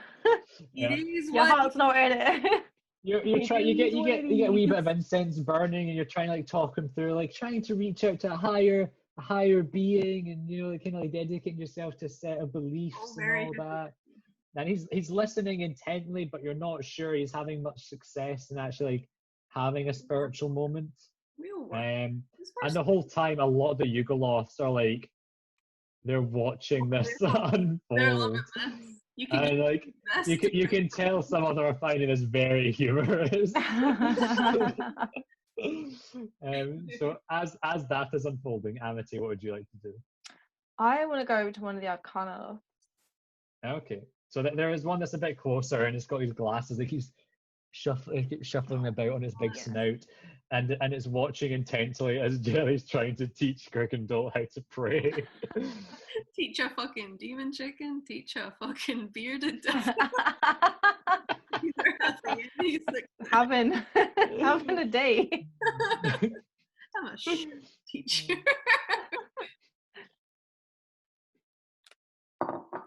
So what do you want to say to the Arcana? I'm gonna just go, hi, what are you all doing here? I can kind of guess, but right, yes, we're here to see the grandeurs of Mordenkainen, and he comes with rather lucrative contracts. He's very, very, very pleasant to work with, I have found in my experience. Oh, so you're all here for like a job interview, essentially. Some of us have ongoing contracts. We are reporting in, receiving payments, and there are some faces I do not recognize here, presumably, such as yourselves. I presume that you may be associates of Mordenkainen's, but I would seem you are perhaps not. You know, we're aware of him, as many people are. Yes, he is quite a prominent figure in the cosmos, it must be said. Yeah. Yes. So you're on a mission for him then? You're on a little job for him? Of sorts, yes. I am not at liberty to discuss the nature of that job as part of the contract. Of course. So you're just passing through then? Yeah, happy to, check him out. We travelled to Avernus from the mortal plane, and it's a crazy. Oh, you travelled all the way from the mortal plane. I see. That's quite impressive. Were you capable of that yourself? Not yet. You had some assistance in the matter, but that's a big leap for a mortal such as yourself. And do not see many mortals down here, it must be said. So congratulations on making it this far. Thank you. Long may it continue. Try not to get yourself killed out there in the wastes. I know mortals struggle with that. That's fine. We're doing all right. We just scared the shit out of like 8 bearded devils. So Oh yes, the all right. cleanup crews. Yes. Yeah. They like to act all pompous and arrogant, but Yeah. typically I have discovered that cleanup duty is a bit of a punishment for devils that have failed in duties elsewhere. So it's as pompous as they may be, you can take solace in the fact that they are probably not very, very good at their jobs. Yeah, that guy. Incompetent. Sticks, that guy. Oh, that would explain why he's going along with this endeavor. That is a new one. I've been around many a century now, and I've yet to see that. You learn something. It's, you guys are all about new knowledge. I certainly have. The waters of the Styx, they are strange and mysterious, and they take an interesting toll on one's mind. Gee, what kind of other things have you seen them do? Well, I have seen. Like she gets out her journal, her Avernus journal, starts writing down. Yeah, I can. If you give me one, I can actually tell you, because this guy would know a bunch of the things the River Styx can do to a mind. What do you want to ask this guy? You could ask him a bit more about Mordenkainen, like what's the because we might have to bargain with him, right? Like what does the dude want? What's he interested in? What kind of contracts are we talking here? You could ask a bit about. I think that's the kind of only thing I was thinking of. Yeah. Was just like more info on this big wizard. Okay, you've ever seen anyone like me? Pink? Yay high? Yeah. Oh, sorry, Amity doesn't know. Me there? No. Oh. I'm joking. Joking about. Never know.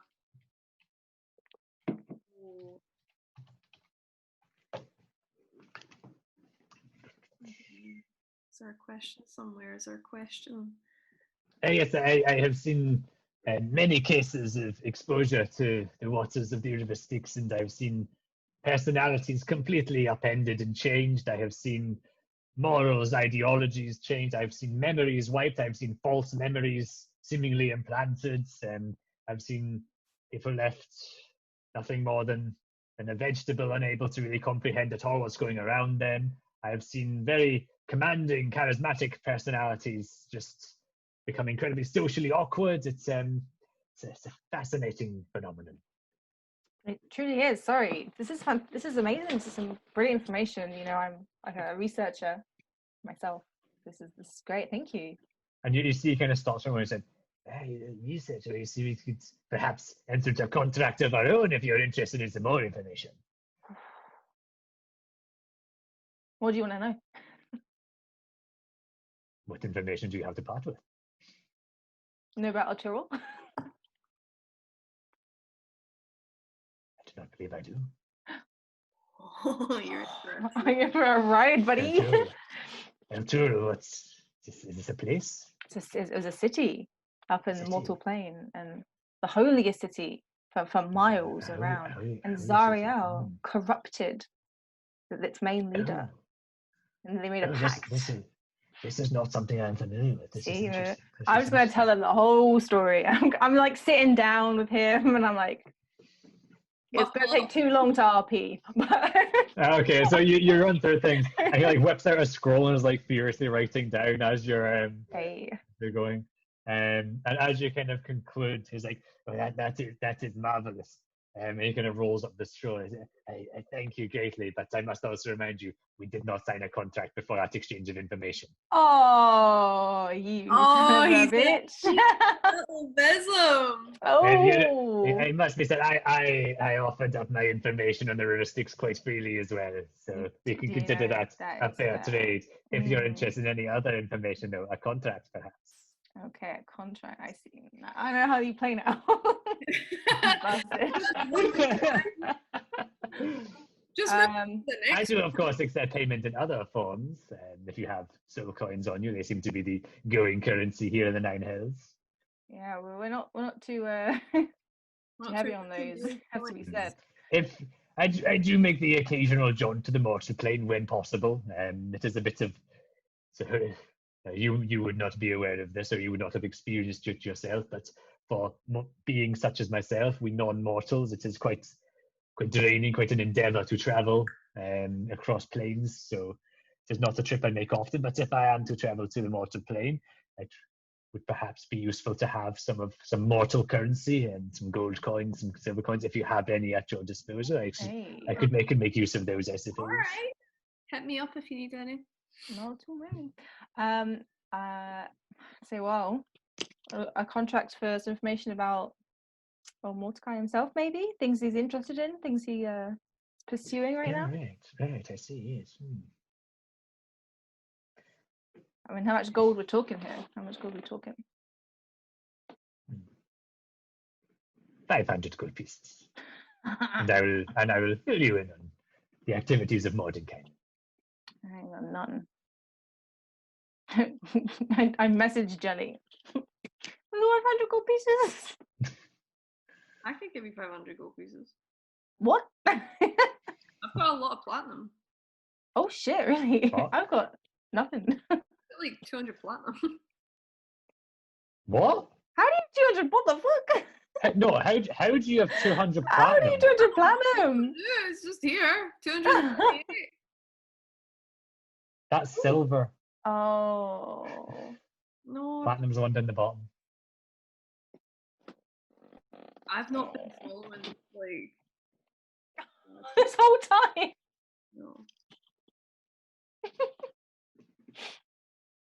no. No, I mean like no, sorry, I mean like I would have put my platinum in the triangle box is what I mean. Like you haven't input money for me, so like I've put my stuff in the wrong. That would be 2,380 gold. There's no way you have that much gold on you. Alright, well. I don't know what's happened here, but I feel very confident saying there's no way you have that much money on you. Nope.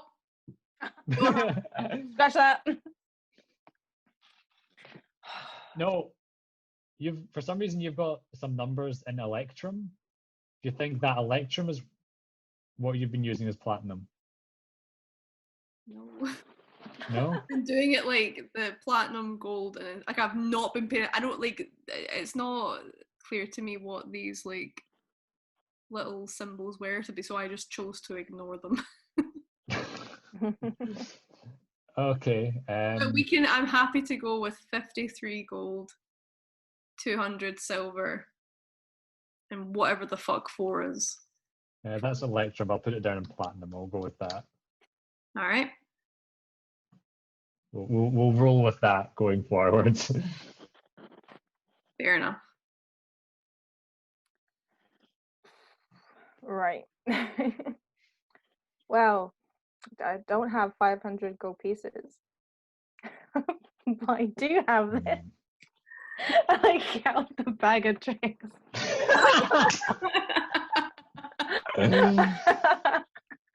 Let's go again.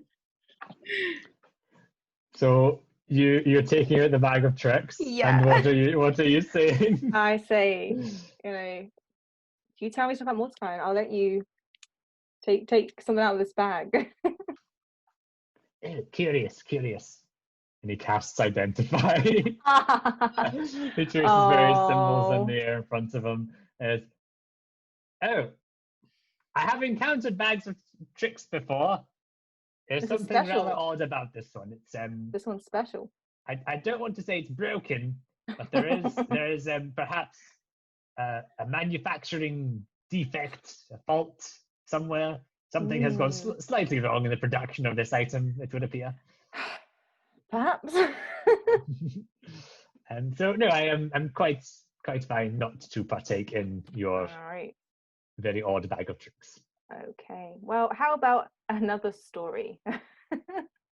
What kind of story are we talking about? You heard about Gargara?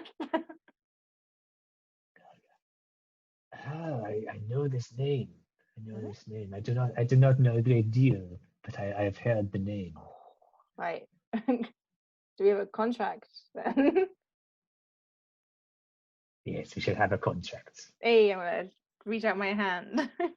You know. So how do they quickly check to see if how Arcana Lofts go about sealing contracts? Am I entering into anything dodgy? I do not believe our.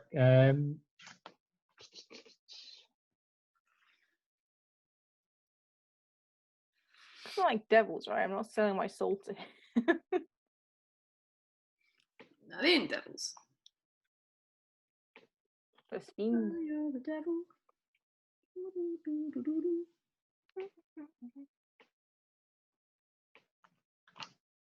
Yeah, okay, yeah, so the Arcana Loft whips out another scroll, unfurls it, and it kind of wills into presence on that scroll infernal text, and basically outlining the contract in very simple terms. It's a very short contract, basically just stipulating that you will be imparting information on Gargrath, and in exchange you will be imparting information on Mordenkainen's activities as best as he can say without breaching his current existing contracts with Mordenkainen. Alright, that's cool. I'll accept that. Okay, so you can sign the contract. Wonderful. Well then, you first. Fantastic. I mean, what the fuck do we know? We know he was a pit fiend that grew really powerful, so much that he challenged Bel's power. And then like Celestials got together with fiends, like it was a collab. You found quite a lot of information from Sylvia about Gargrath. Yeah, I did. Many millennia sent to material plane by Asmodeus to corrupt mortals and gain following. Yes. His power increased too greatly quickly. His power came to rival that of Bel's. This disputer came to learn about Gargrath. Disputer? Oh shit, that's me! That's me! I recognize that name! Oh, that's why he was like, the tiefling of this.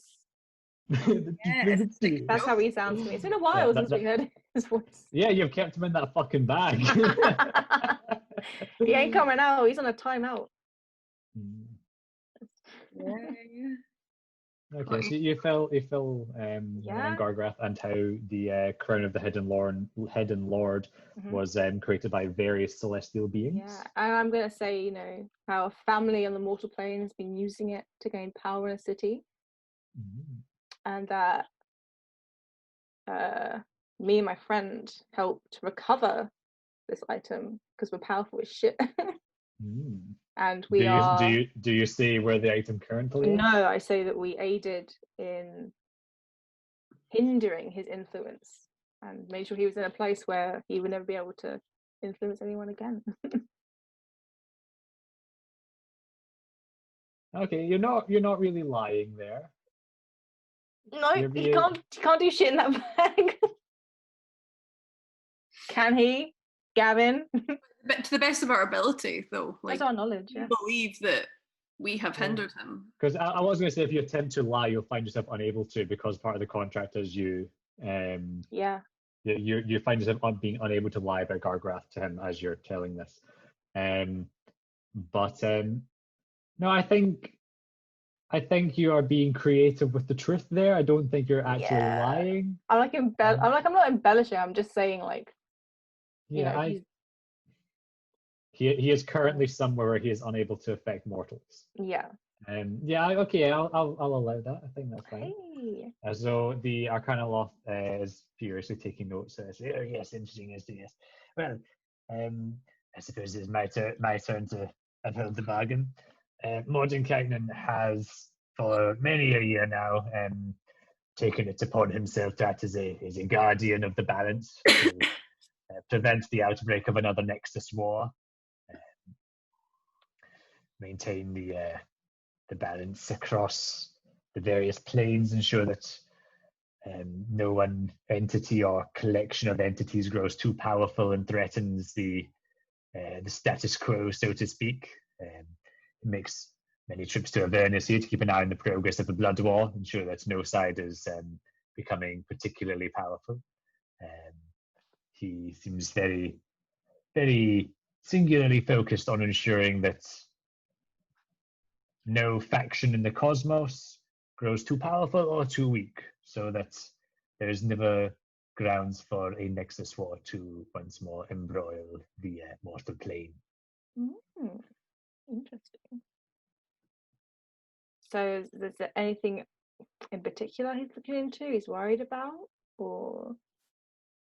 Well, my dealings, no, can't say that.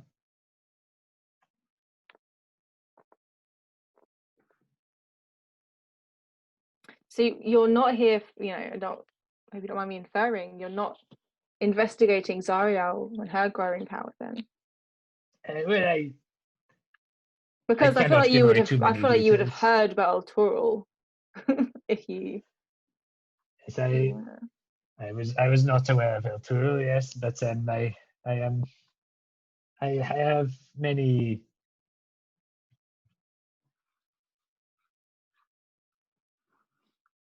I think there is not much I can say here that will not threaten my current contracts. I will Of course, fine. be watching my tongue here.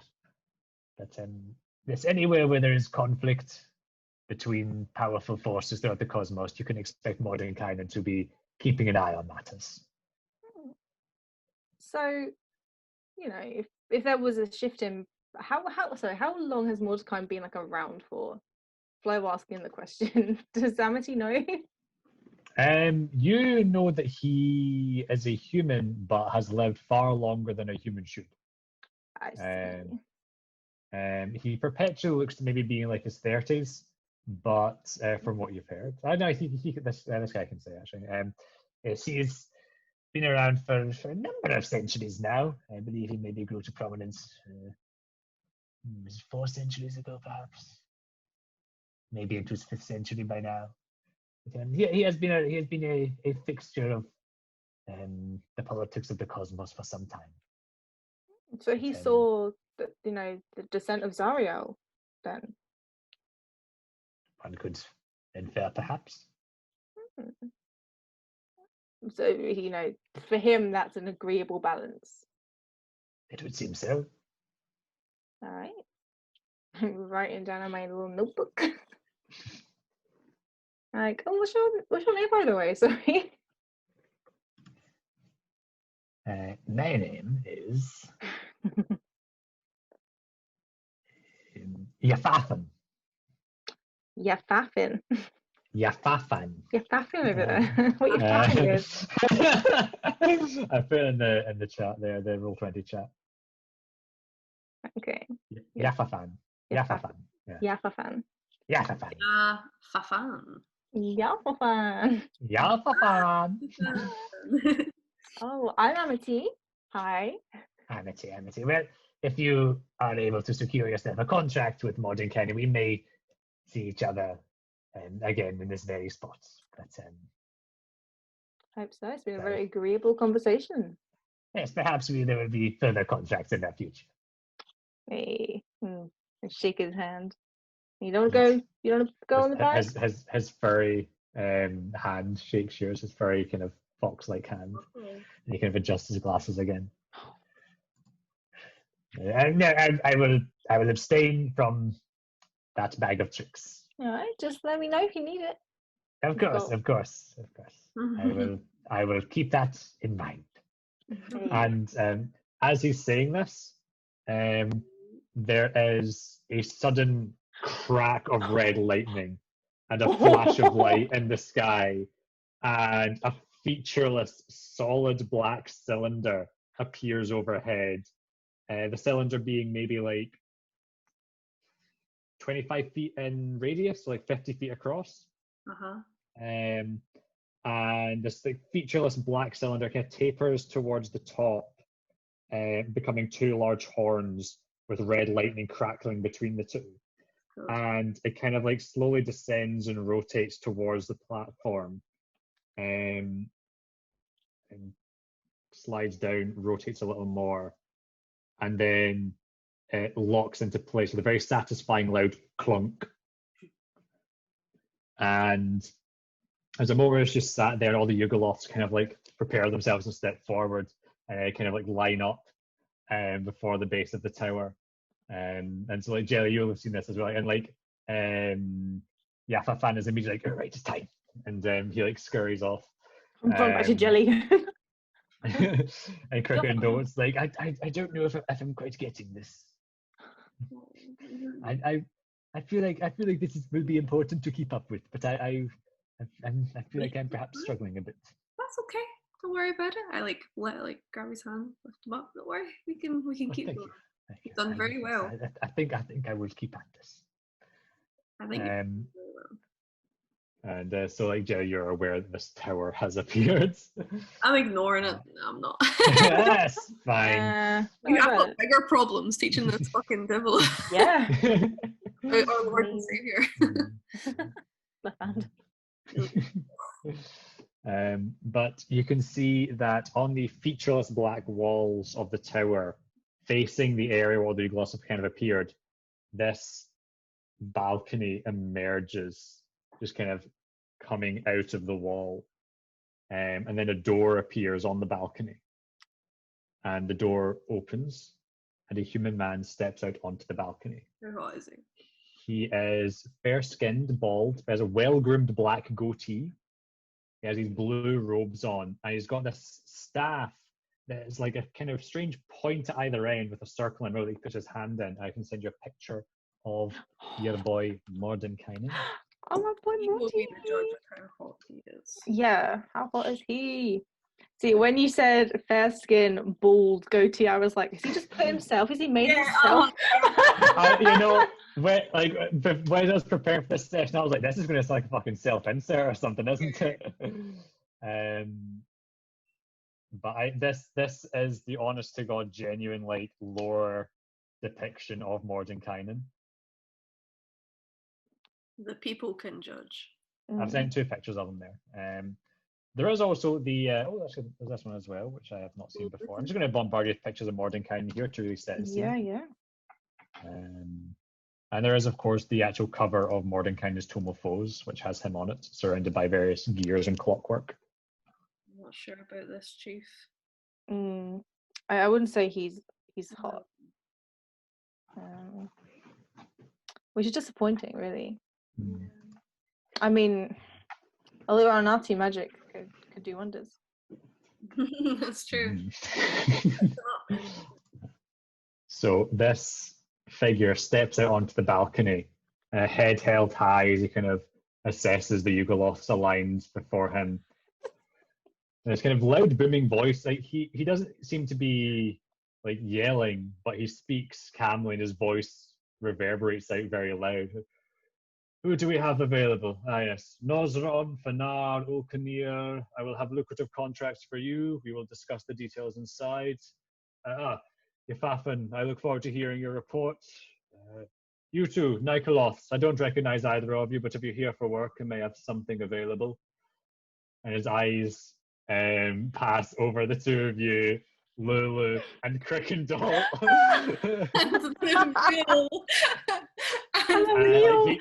He raises an eyebrow. You there, the tiefling gnome Hollyphant, devil mule. I don't recognize any of you either, but you seem particularly out of place. Come here. And he gestures with his fingers, and all of you immediately feel yourself levitated up. Do you attempt to fight it? Oh. So there's a moment where you like feel a strange weightless sensation pass over you as you're lifted and levitated into the air and then brought gently towards him. So you're like 10 feet out from the balcony. The balcony's about like 20 feet off the ground. He stood on the balcony and he's levitated you up in front of like, there's Lulu, Amitate, Jellie, and Crickendall. With her skirt, like. I'm trying to be like really graceful, but like.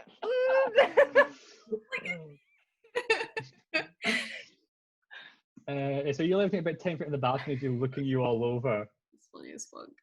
Oh, you've certainly piqued my curiosity. What are you doing here?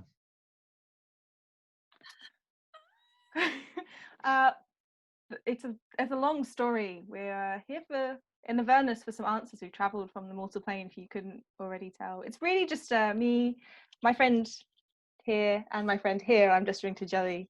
And I can't see in the air. You can attempt to do it. It's a bit strange fighting the weight that's like kind of levitating. And Lily's just like, hello. And I just the bearded devil, and I'm like, we've just saved him from a nasty situation. He isn't really part of this at all. And Kirkendall's looking like, I don't know what I've gotten myself wrapped up in here. But can somebody please look after the abyssal chicken? I'm down. Mordecai's like, right, well, I have no need of that. And Kirkendall just slowly descends to the ground. Wait for us. And yes, I will. So the three of you have travelled from the mortal plane. Yeah, from Candlekeep specifically. We sent by From Candlekeep. Candlekeep. It's been some years. And the Hollyphants. Lulu. This is Lulu. Yes. Again, an extremely long story that we would prefer to tell in private. Yes. You have my attention. Your meeting will come first. And he like makes another finger gesture, and the three of you slowly descend, and you like land in front of the tower. And there, where it was featureless a second ago, emerging from it, another door comes out, and that door slowly opens. The door kind of gesturing you within. And as that's happening, the Mordenkainen's still up on the balcony, and he's looking around, going, "Yes, and oh yes, that contract there. Yes, I believe that one needs renewal." And he's talking to the other Yugolovs, but the doors have opened for you to step inside. I take Jellie's hand. You okay, Jellie? Is this guy? Is this That was really fucking cool. like what the fuck? I've seen one like this before. Neither have I. Just a bird out there. Tell me with confidence. But I take her hand back and I squeeze it and I say, do we just be truthful with this guy? I have a feeling that he will tell if we're not. Yeah, I mean, that's what we're here for, right? We're here for some help. I can't remember what we're here for anymore. He just into the fucking air. He's talking to people up there. He could just have done that to us. Yeah, that's true. He didn't have to do that. That was unnecessary. Uncalled. I think that was a flex. Maybe he was like, I'm gonna press this no. Oh, maybe. I can't take a minute. He's not really my type. I know that's saying something because like a lot of people are my type. But I think I've just found out what's not my type. An eternally powerful, maybe human wizard. God. Doesn't do it for you. No. Hope he can't hear me though. Oh shit. Let's just shut me up and go inside. Just ask for help about everything and anything that we've got going on, which to be fair is quite a lot. Yeah, I mean, number one is what? Save Eldora. Save Alturo, save the world, you know? Save Alturo, number two. Save Cheerleader, save the world. Exactly. Number two, I mean, maybe if there's a way we could save the souls that were lost. I don't know. I mean, that's... I kind of thought it was impossible, but I mean, this guy seems like something we've not dealt with before. I mean... He might know a way. I don't think he could do it. I think that's more of a cleric thing, but he might know a way. It's worth a shot if we get the opportunity. And save Zari now? Yes. Yeah, definitely. I can look at mean, talking to the Arcanoloth over there, I mean, he seemed to be very aware of like Zariel's descent and stuff, and he seems to be fine with it. So it might be a bit of a hard sell. I think we owe it to Lily to ask though. She's He might very know it. persuasive. He might know where the citadel is, where the sword is. Oh, you genius little elephant! I can't go it. Amazing. Perfect. Beautiful. Stunning. Sure. Okay, so we got 4 questions then, is my count. Well, I think Citadel's at the top, isn't it? Citadel's number 1. 100%. But then that trickles down to save Elturel. Because that kind of is how we save Elturel. Yeah. And souls, and then redeem Zariel. Maybe redeem Zariel. No, Jellie wouldn't say that. Jellie wants the souls redeemed. Okay. All right. Take her hand and we go in. Let's go, my girl. Okay. So as soon as you step in, the doors behind you. You are in. You find yourselves in very elegantly decorated room. There's like a fine mahogany coffee table, beautiful black leather sofas with red trim and velvety pillows. There are tapestries decorating the walls, seemingly depicting different planes of the cosmos. Between the tapestries, there's a lot of like clockwork and gears and ticking and whirring mechanisms. But it's a very faint noise. Like it's not overpowering or anything. The sound of it, it's just kind of like some ambience, some ticking and whirring in the background. Like having multiple like grandfather clocks in a room almost. There's just this constant ticking of machinery. And at the other end of the room, there is a spiral staircase going up and down. And as you're making your way into the room proper, Mordenkainen steps up from below into the room. Shit's whack.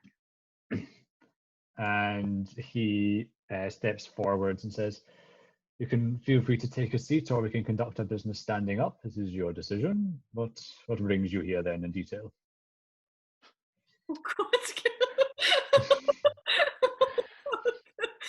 Jellie just like Jellie just crumples, man. Sits down where she is. Sits on the ground. This is She's like, he said take a seat. I'm taking a seat. Oh fuck. Jellie just looks to Amity. Well, I don't know how much you know about the goings on of the mortal plane or any of the realms. Have you heard of Elturel? I'm aware of the situation. Yeah. Oh God. Well, we're here tasked with trying to return it. First of all. I see. So you're looking to recruit me for this rescue mission then? Is that what I'm to gather from this? Honey, you got no idea. Perhaps if that's something that you would be interested in. We also have Lulu with us. Yes. I'm gonna sit down, not on the ground. I'm gonna leave Jellie on the floor.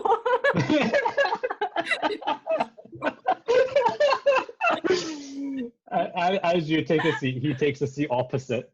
Seeing that this is seemingly how you want to conduct this meeting, so he is taking a seat opposite. And as you take a seat, he says, "Do you require refreshments?" Jellie? Some water, please. Yes, that can be arranged. And he like draws some sigils in the air, and operating on the mahogany table, there's like a platter, with like various like cheeses and meats and some fruits, like some grapes. What's the point? And there are like various glasses of water that appear. There's also like a bottle of wine, some kind of sweet-looking fruit juices. Please do make yourself comfortable. Thank you. Wow. No, one of those big old grapes. This is the first like real food you've had in Avernus. It tastes like a grape. over the grape platter. Something about this tower is preventing the magic of the kind of innate corruption of Avernus from affecting the food he has just summoned into the tower. Why this fucking wizard is it's just with me, man. Jelly just really sat on the funny. ground nibbling on a grape. Yeah, she dragged herself over to the coffee table and was just lying over. Just-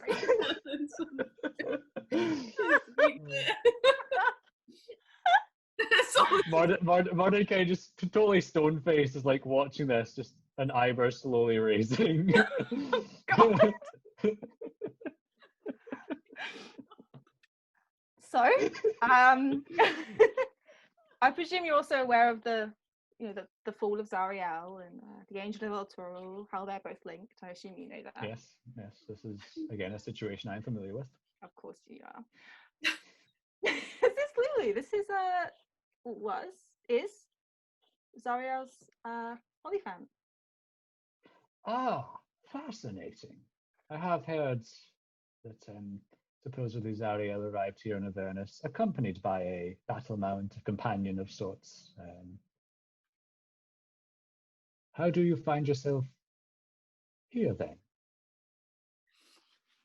Well, we find ourselves here trying to restore Lulu's memory. She doesn't really recall a whole lot of what happened down here. We make some good progress, right, Lulu? Yeah, we're learning, and they're really tough, and they've been looking after me, and I for so long I couldn't remember what happened to Zariel, and I couldn't remember the rest of my friends as well, like Harriman and Olanthius and Yander and Yale and all the Hell Riders, and then they helped me remember. I just cry more into my grave. She'll to come over and have some fucking cheese. Have some cheese and us feeding her. Lily's like floating just like a foot off the ground as you're like putting bits of food in her mouth. The cheese. It's really good. You deserve happiness. Is Jellie saying that? You deserve happiness too, Jelly. Oh, She like rubs her trunk on your forehead. me. And Mordenkainen's gaze, he watches that, then returns his gaze to you, Amity. Are you the one responsible for this group then? It would seem that way, wouldn't it?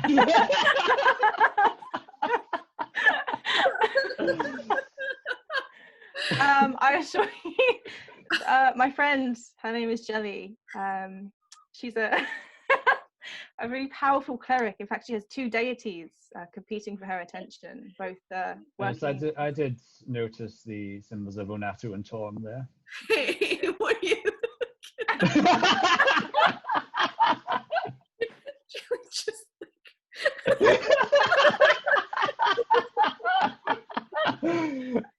As long as they're too big that you just can't not. they're right there. You can't hide from it. I need to get some water, man. I need to calm down. Delighted myself. I've had some cheese and grapes. I'm feeling good. Stand up. And Mordenkainen kind of looks over at you, Jan's like, I suppose the wastes of Avernus can take quite a toll. Oh shit! That's a devastating burn. Oh my god! Need some more cheese. They just one-shotted Jelly. Sarah, you now take vicious mockery damage. Yes. Look, I may as well. Jelly just got roasted. Shit. Right. All right. It is fascinating that you've brought such a being here. Do I have Jelly or Lulu?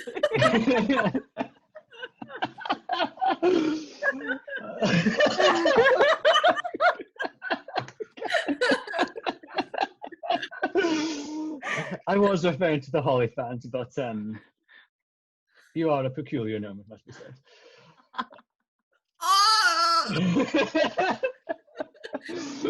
No.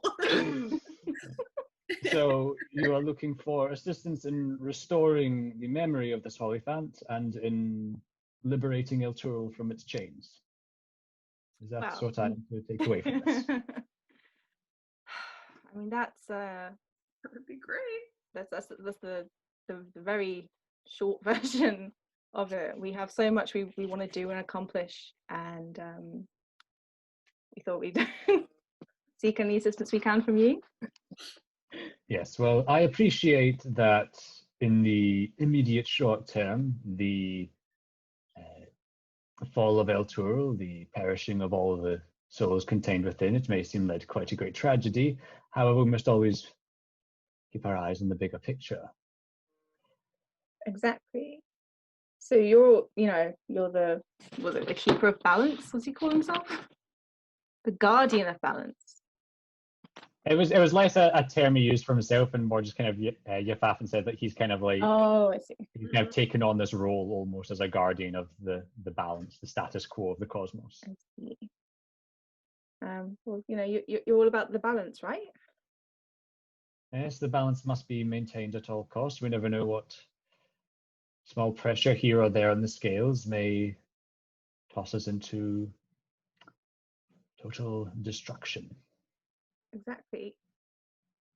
See, Zarya wasn't just focused on El Turul, she was focused on Baldur's Gate, and I'm sure she has her sights set on other cities as well.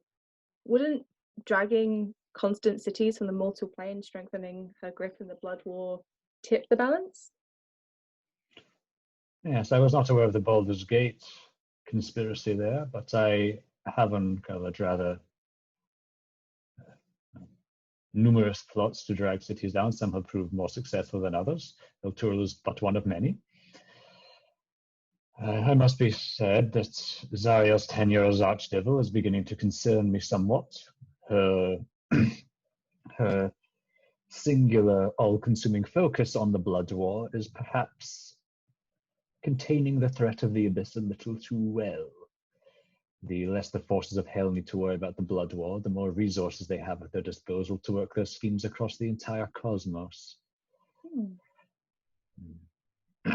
See, another part of our endeavour would be perhaps to, in a word, redeem Zariel. She wasn't always the Archdevil. She used to be a Celestial, and when she came down here, her plan was to save El Turul. We've uncovered from Lulu's memories the possibility in perhaps restoring a part of her. She stored something of herself within her sword that is buried somewhere on this plane of existence. Interesting. And perhaps if we could retrieve this and give this fragment of herself back to her. Yes, this may prove a viable means of, I believe you used the term redeeming. Yeah. I would rather say it would return her to her previous state as a Celestial. However, such a power vacuum could be so unpredictable down here. Well, but it may prove beneficial in the long term. I have much to consider here. But you seek the location of the sword then? yeah, we know what it looks like from the outside, and I describe like the big citadel and the scam. Okay, so you describe that. His face looks kind of puzzled. My agents have scoured Avernus quite significantly, and I'm yet to hear any tales of such a building. I'm going to get out the map of Avernus, and I'm going to say, is there anything on here that... As you take out the map, a smile creeps across his face. And says, "It's been some years." Do you recognize it? I was an acquaintance of the cartographer. Oh, well, if you wanted to ask him a question, he might be able to answer it. Yes, I believe an echo of himself resides within the map, correct? Yeah, this is the the original. It's not a copy. Yes. Well, is there Ah, anything? It's strange to see that map again. I'm gonna. Sorry. Is there a place to sit beside him? Yeah, there's room. No, she's gonna pop herself right beside this all-powerful wizard. Okay, you plonk yourself down next to Mordenkainen. And look on the map and just be like, is there any gaps here? Is there anywhere that hasn't been cartographed? What does he smell like? Yeah, what's he smell like? Smell nice? Make a perception check. Sniff him. Do I get advantage if I get up real close and sniff him? Mine on perception. Nothing. There isn't an immediate scent, but you can kind of as you kind of lean in a wee bit as you like present the map, and you get a kind of faint woodland scent almost, kind of naturey scent.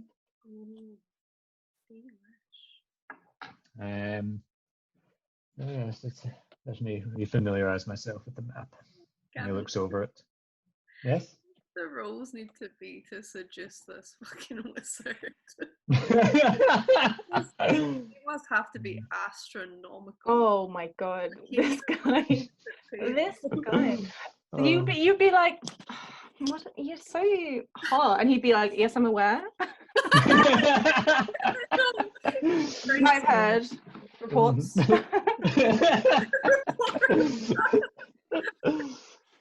He strikes me as an extreme narcissist. You think? So Mordenkainen looks over the map. Says, "Yes, there are a number of features that are missing. However, it is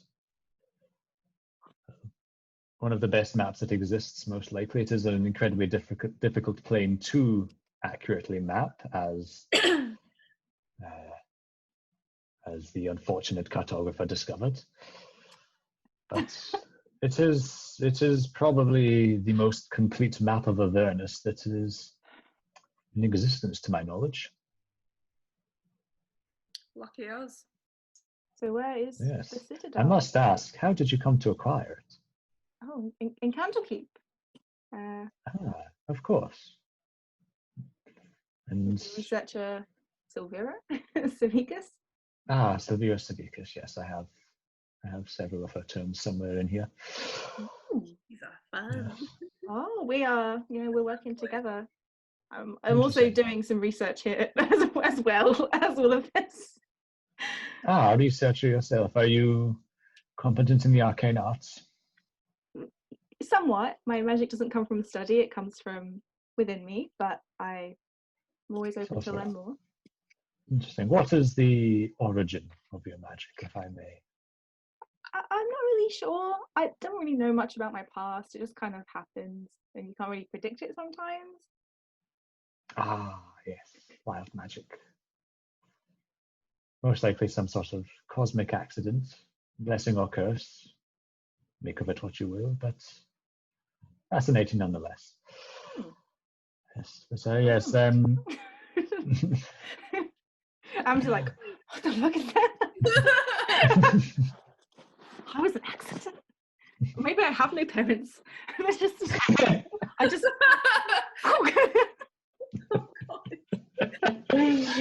You just apparated yourself from yeah. I'm just like, I don't. Popped into existence. Here she is. I pooped. Yes, there is certainly no white citadel on this map.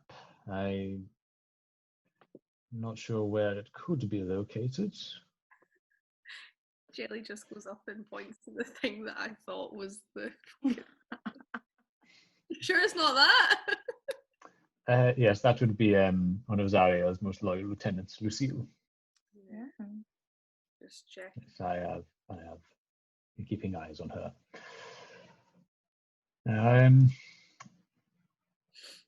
It's weird that he's like the lieutenant now after he's the one that fucking shish kebabbed her.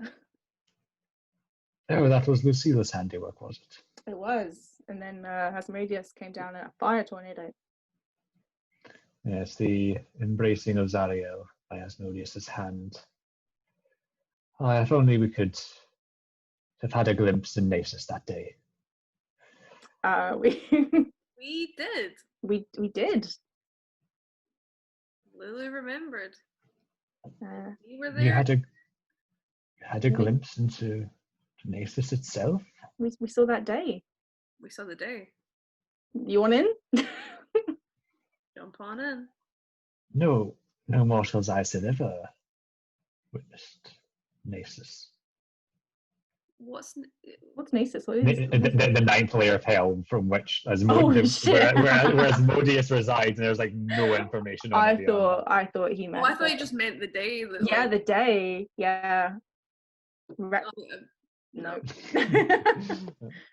No, we saw all powerful wizard. We saw the fools. Ariel's always thought. Well, I'm sure it would be fascinating to have the full details of that exchange. However, if you two have made it here, you're presumably quite competent, able-bodied to an extent. Are you capable of long-range communication? Yes. Absolutely. Wonderful. Well, Jellie is. I'm not. Hi. But we're secure. We're a secure line, and I like gesture to like my earrings and hair braces. Very reassuring. You've taken the proper precautions. You're smart. Look at that. So sorry. Did you say you also don't know why Asmodeus did this to Zariel? I can hazard a guess as to why. Bell was a rather lackluster general in the Blood War. Vain and arrogant, more concerned with his own station and pride than the actual conducting of warfare. I believe Asmodeus wanted to set an example to other archdevils who may be lacking somewhat in their commitments to Asmodeus's grand schemes. And Zariel was a particularly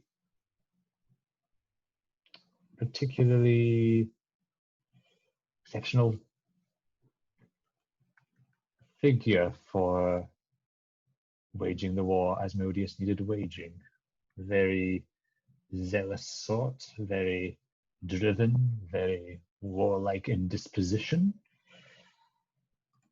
But it has caused me to need to reassess things on occasion when the forces of hell have proved more competent in recent years than I would have expected. Not many demons finding their way past the sticks these days. No, not so many these days. There are two possible avenues of investigation that spring to mind if you are looking for information on this White Citadel. You will keep me informed of any developments, however. That will be the payment for me having taken the time to hear you out and suggest a course of action. Of course. And this is by no means a promise to become involved in the situation with El Turul or the wider situation with Zariel. I will be keeping an eye on that and only intervening directly if I feel it absolutely necessary to balance the scales somewhat. Handing victory to the demons of the abyss would be a far greater evil than standing by as a single city perishes, that I can assure you. But I can perhaps point you in a direction that may bear fruit. My agents informed me some years ago of a mage obsessively studying an obelisk to the northwest of here. I looked into the matter at the time and concluded he was clearly a lesser mage of no renown. But my agents informed me that that mage lingers there, the site of the obelisk, to this day, still as fixated on his research as ever. He may be nothing more than a crazed lunatic, but if he is simply a rather eccentric intellectual, then he may have some information that could prove useful. He's certainly been here for many a year, and very fanatical about his research. Another source of information may be a night hag who resides to the southwest. Red Ruth is her name. My agents inform me she's acquired a sizable following. Fiends of all sorts travel to her for divinations and blood potions. Someone is supposedly talented in divination magic, as this Red Ruth allegedly is, may be able to discern the location of this white citadel you seek. I would advise extreme caution with that one, however. I've had no personal dealings with her. She is, after all, a night hag. You must keep that in mind. A particularly gruesome night hag, if my reports I've received can be trusted. More than Maggie? Maggie. Mad Maggie, the mechanic of sorts. Yeah. I, again, have no personal dealings with her, but I've received reports from time to time. She seemed to like us quite a bit. Yeah, I have something that makes me quite appealing to night hags. I get see. along well with her. I'm sorry to hear that.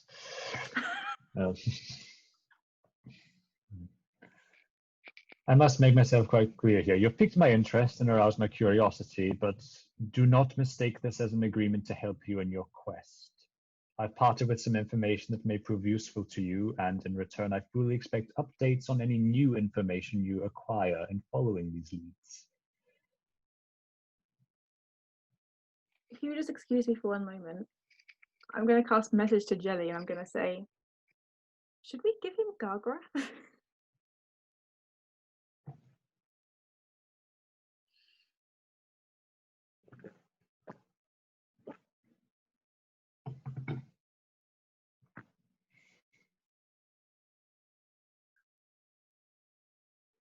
Sarah? Sarah? Oh, sorry. I think I froze for a second. Yeah, I was like, you're really thinking about it. My screen, and I was like,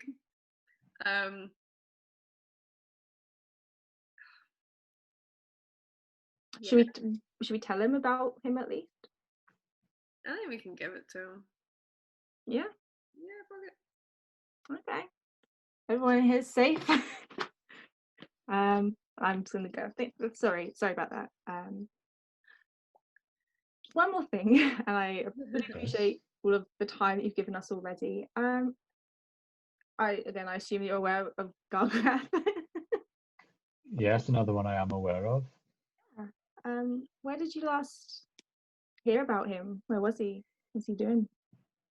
I believe the crown of Gargorath resided in the city of Baldur's Gate. It did, being used by the Hume family for influence. Myself and Jellie here actually took it from that family, and we're looking to store it in a safe place where he can't corrupt anyone or anything. You have the crown of Gargorath with you on your person at this moment. In a pocket dimension, he's contained there. He can't contact people.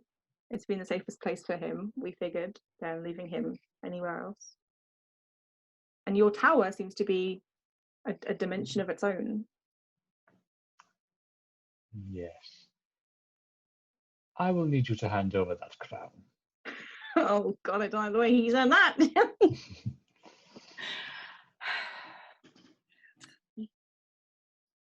Right? After he's gonna fucking kill us. He can just yeet us out this tower. Terribly sorry, but such an item cannot be allowed to fall into the wrong hands. We agree. We agree. No one else wanted to touch this. We were we were trying to give it to someone who we thought could handle it, but obviously no one else wants to deal with it. Just for a moment. And he casts a spell, and a rather very fine, ornate kind of leather satchel appears next to him, and he swings that around as a bag of holding of his own. I'm just going to one bag on to the next. And he opens it, says, "If you wouldn't mind." Of course. He's very talkative. You're gonna, Yes, I assume you're okay. I imagine he might be, and he kind of like traces a symbol in there, and a sigil appears in his forehead, like what you saw Sylvia did back in Candlekeep. Hey, all right. I guess I'm gonna reach in and, for the first time in weeks, So, get out that crown. And I'm just gonna. Okay. So as soon as you take out the crown,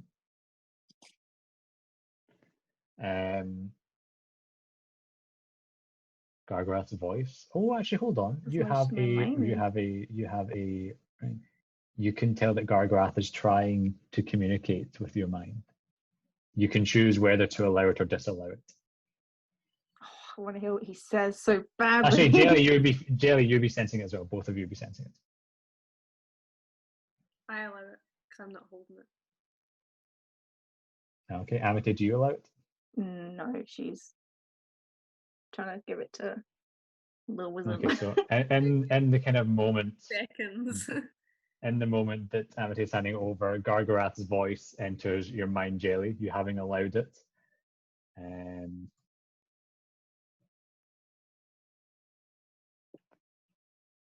Do not do this. I can give you anything. I can get it out of here.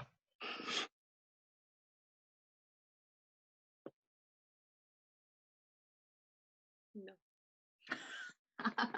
Then And the crown of Gargorath goes inside Mordenkainen's pocket. okay. And Mordenkainen then happily seals it up. Happily. What? Well, sorry, he does not want for showing much emotion. He's, I would say it was showing an emotion. yes. He's just like. Thank you for your cooperation.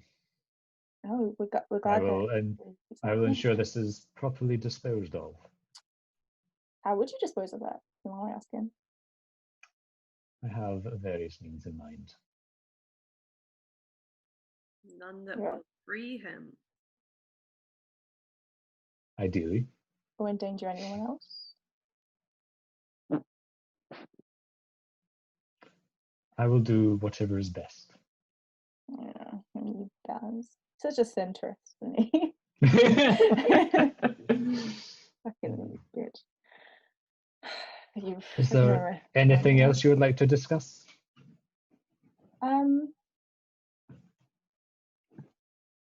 I mean, I guess once we're done here, we're sort of stuck on how to get back to our plane of existence. Oh, to the mortal plane. I suppose I could facilitate travel. We'd be very grateful if you could. If we don't find our own way, of course, we'll only use you as a complete last resort. Yes, well, you have the means to contact me. Do inform me of how your investigation goes, and we will see what can be arranged. Thank you. And if there's nothing else to discuss, I bid you safe travels. I take And the door opens up. I take out 2 gold and I like sit it to like pay for the food that I've eaten. Oh. Say, and then I walk towards the door. I assure you there will be no need for that. And he like gestures with his fingers, and the 2 gold coins levitate and go back into your coin pouch. I love it. Say again. anything at all we could ask him before we get yeeted out. Yeah, I mean, I can always. He's let me send him messages. This guy is gonna regret that. Our open line of communication with Jellie. So like, hey, Mordenkainen. How you doing? How you doing? Yeah, Amity would just go to Jellie and be like, "Is there anything else you wanted to ask over here?" I turn back and I kind of like, I don't look at him, but I say, hey, how The doors closed as you begin to speak. No, you're still in the room. Yeah. Oh, It is to like give you okay. privacy I because thought he the just conversation's continuing. No. I was like, why does he hate Jelly so much? She just started eating grapes on the floor. You're still in the room. He's closed the door to allow the conversation to continue in privacy. I ask, how do you save someone's soul if it has been taken by Zariel?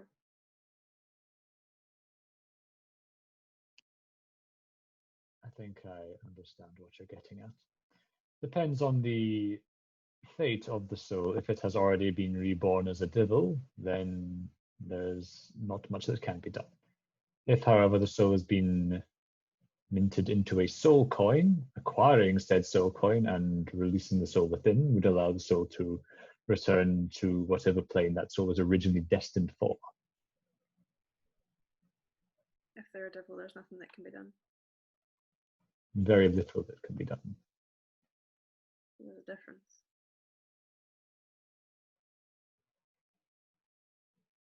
It would take nothing short of a miracle. I point to my tits again and I say, I have no shortage of miracles. A small smile cracks in Mordenkainen's face. Ooh. Well, we shall see what kind of miracles you can work. I just nod and head on out.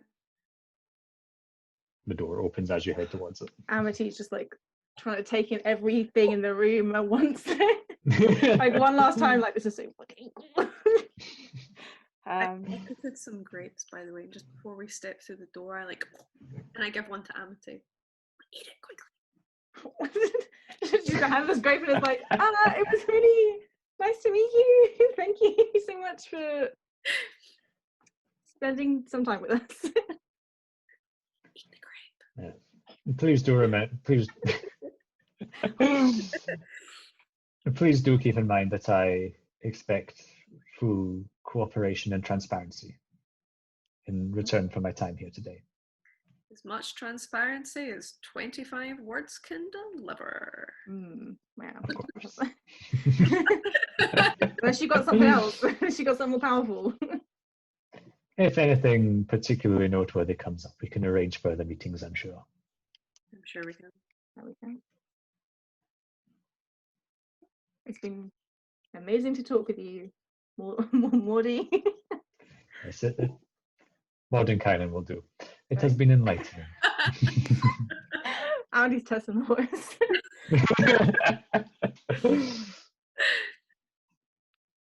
Right. Head on out. Oh my goodness. And the doors close behind you. And there's still a Mordenkainen up on the balcony addressing the Yugolovs. Oh!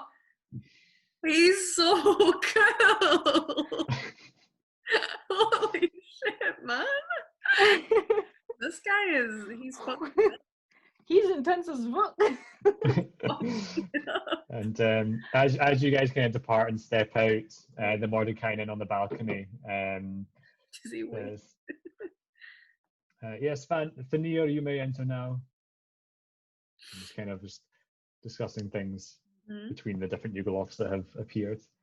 And one of the mesolofts, the kind of insectoid-like Yugolovs approaches, and the doors then kind of open, and the mesoloth goes in, the doors close. Do we walk by him as he goes? Do we like? Yeah. If you want to, you can like kind of head in that direction. I say to him, "Try the cheese." I rub my tummy.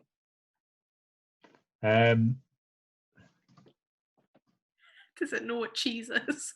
It looks at you, and what language does this thing speak? Oh, it doesn't even speak English. Common, sorry. It might hold on. I mean, it's. Oh yeah, wait, no, the insect ones. Give me a wee moment. What do the insect ones do? They're not smart boys, are they? Can't remember. Oh, it's actually, you can feel that it is trying to communicate with you telepathically. You want to allow it in. Let it in. Open up the gates. I'm more fond of this Almir larva. And it disappears within. I think he's gonna try the cheese. Ah. It was a good grape, by the way. Holy shit. I know, right? It's a good thing you finished eating it before you stepped outside. Oh, That's shit. why I told him. I can see why you were wolfing that shit down. Why I forced it down your throat. Yeah. That was insane. You were so good. Amity's looking around like, is anyone close to her or close to them? There are the Yugoloths lined up. You can move off to the side. You can see Crickendall off like Yeah, we'll trying move to like towards keep the abyssal chicken calm. we'll move towards the abyssal chicken bearded devil mule combo. Yeah.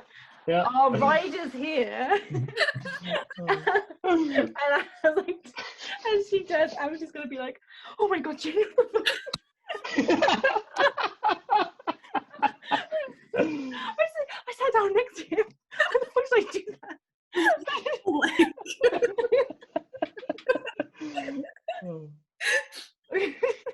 You were so amazing. Holy Amity. I just crumpled. I couldn't do it. It's so intense. I think just all of my academy training kicked in. I think I just went to power mode. Oh my god, I can't stop laughing. It's so funny. I need Incredible. I need the last bottle of fine wine that we have. Yep. I've got that ball. After we go home. We go. Wherever our home is, a garage. And it's Amity's turn to sit on the floor. Jellie just lifts her and walks back to the mule. There's Amity on the mule and we head out. And Crickendall's like, oh, how did it go? How did it go? It was intense, my dude. It was intense. Oh, right. Is everything all right? Yeah, we got to eat some nice grapes. And we got some answers, so that was good. That's what we came for. Now we're gonna head back. If you're coming with, it's safe. Don't worry. Yes, I suppose so. I've decided to name this one Earwax Where did you get that name from? because he kept sticking his tongue in my ear. It's kind of creepy. I think he's trying. I think he was finding which part of me was the tastiest. Oh, sizing you up, is he?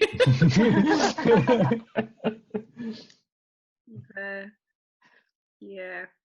Okay, keep him away from the head level. Keep him at the knees. Yes, I think that might be the best course of action.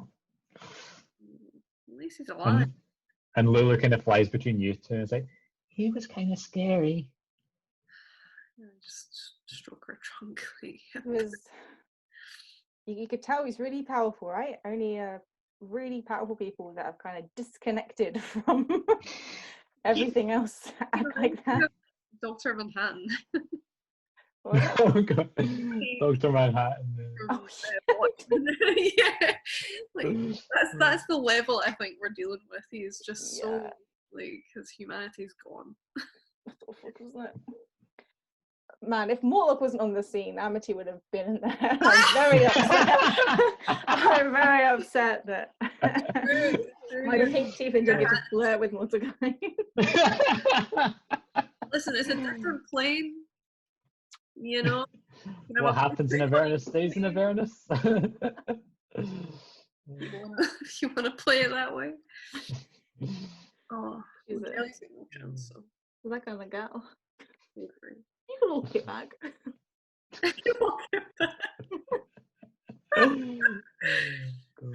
Oh god, that was really funny. It's really good. Are we just gonna try and is there anything we want to do here? Do you want to try and just head back to the fucking Let's go. I'm gonna sleep. I need to lie down in the back of a fucking car, whatever a car is. you're I don't fucking know. I don't know what I'm saying. Let's just go, man. Right, so you guys make your way back through the pools and lakes of Demonic Ichor after crossing the bridge, leaving the little island that is set up for Mordenkainen's tower. And you make your way back. And as you're making your way through, you can see that quite a few more trees have been cut down. There's a lot of like areas.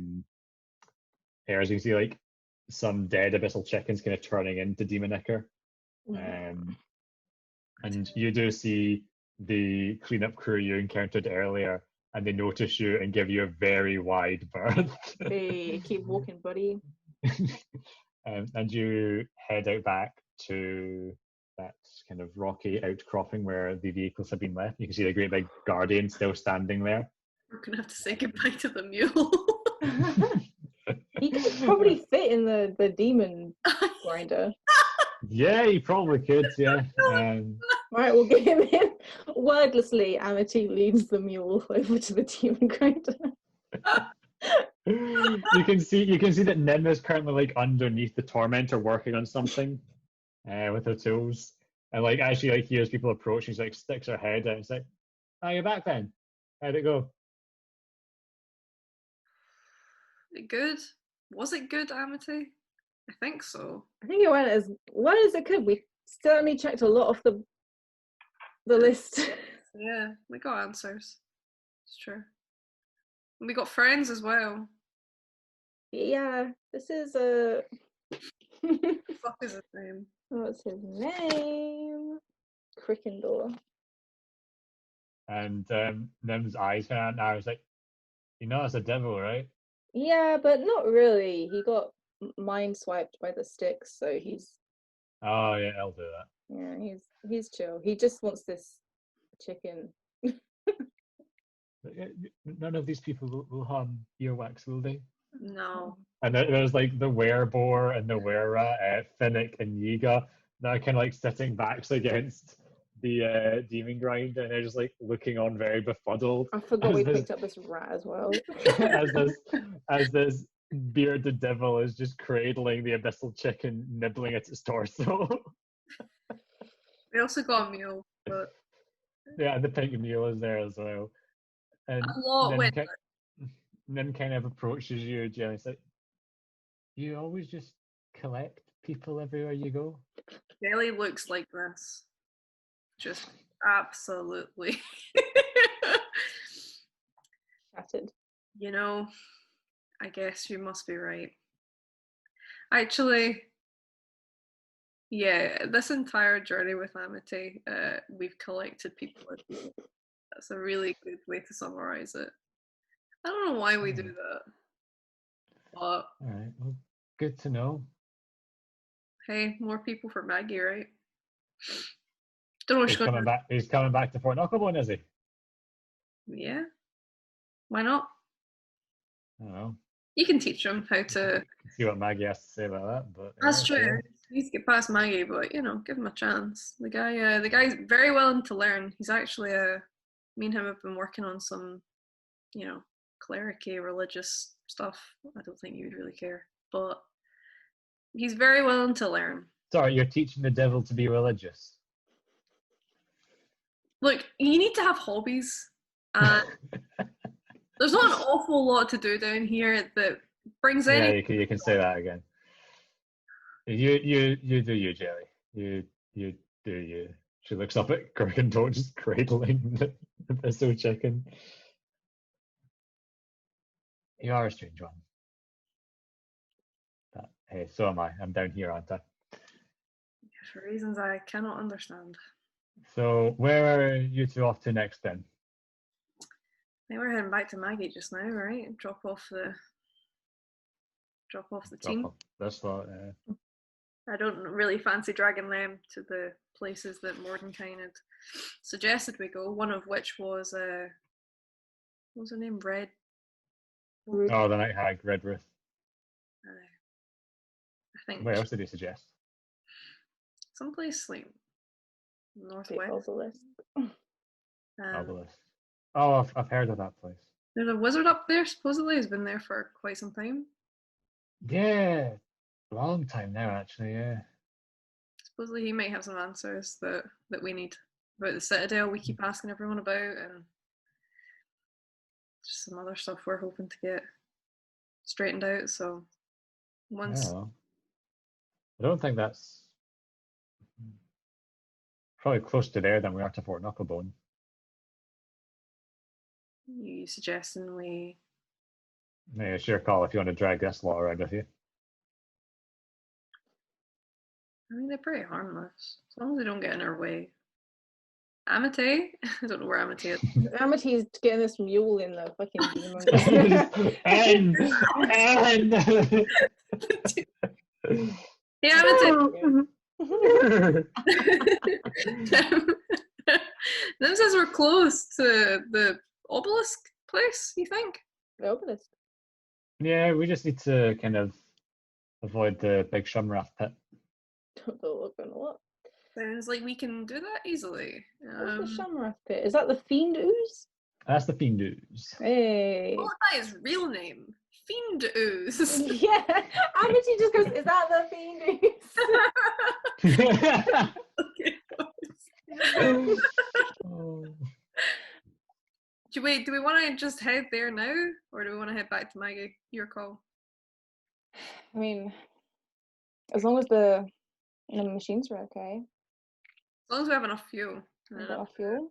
enough seats. Yeah, we have a fuel to get there. Just if we run into anything, might be. Well, can't vouch for everyone's safety. I suppose you two can handle yourselves, but I don't know if your friend is up for a fight. And you like looking at the bearded devil, who's like nearly in tears because the abyssal chicken won't let go of his pinky, but he doesn't want to like force it to let go. He's like down on his hands and knees, like, no, here, Lex, please, here, no, just loosen your grip, just a little bit, here, Lex. No, I need that. Max, stop it! Bad boy! Cut it out. I throw out another bit of ration so that he fucking lets go. Lex immediately scurries off and consumes the rations, and then runs over and bites onto Crickendorf's ankle. Oh, for fuck's sake. We're gonna get a muzzle for that thing. Jesus Christ. Yeah. I'm gonna fabricate a muzzle. The first muzzle a damn I neck. think we're going to keep this thing for the whole campaign. We will. We'll have to keep it and love it. We will. It is our burden.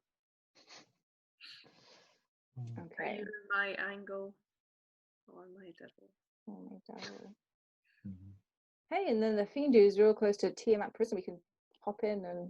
Listen, we can hit a lot of stops. Wacky warehouse. Fuck Hey, it. we'll just take the other route back. We'll go back to Mythostar where we can talk to the Archdevil there, Yeah, and then pull up a bunch just there. And we can wave to old Toral on the way. that's true. Check See, up on it. Still up in the sky. That's true. We passed Wacky Warehouse, wherever that is. Yeah, that's the one I'm excited for the most. Wacky Warehouse. Let's see Wacky Warehouse, man. Alright. All right, I guess that's our plan. I said, then let's fire up the engines. We're taking your suggestion. We're going to go see this obelisk. And I'll get things started up. I'll also roll to see how much she healed the tormentor. There's my dice roll. Ooh, not much. She healed it for 4 hit points. What have you been doing, gal? Well, we've gone for hours. And she has our new tools.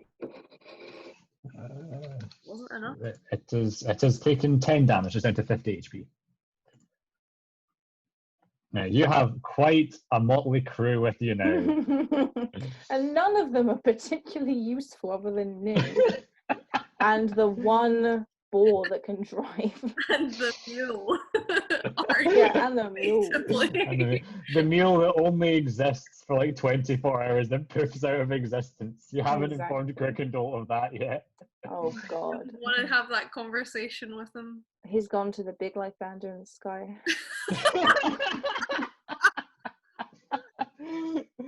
Oh god. About to learn a lesson. That's what. Oh, fuck. That's really funny. God, are we? What's Lythander's take on death? Have I talked about that yet? We're gonna have to. I'm trying to. Death is a sort of necessary evil. It's something that all things come to an end, but Lathander's about kind of prolonging life so that living beings can have their chance to reach their full potential and live a full life before death does find them. This mule has reached its potential. Spend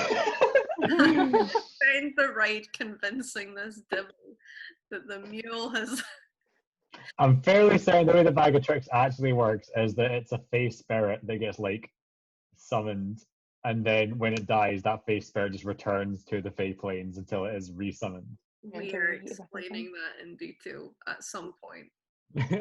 Doesn't flip his shit when this mule is no longer there in the back of the car.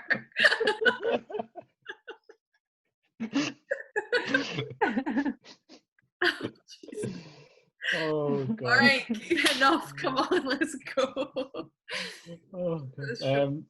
Are you guys wanting to continue as the 20-1? So we It is can quite late. I we can feel like continue Max if is you, gone if you, quiet. I don't know if it's because he's asleep or what. I think we should call it. yeah. That's a good point. I have plenty prepared, so we can keep going until 4 a.m. if you want. But if I could. I would. we can call don't it there think for feeling tired. I think I can take any more of this session. It's fucked me up. Oh my god, that was. I didn't think it would fuck me. Okay, shall we end the recording there then? That's been great. Yeah, that was really good, Kevin. Thank you. Session That was- 34 was that? I have no clue.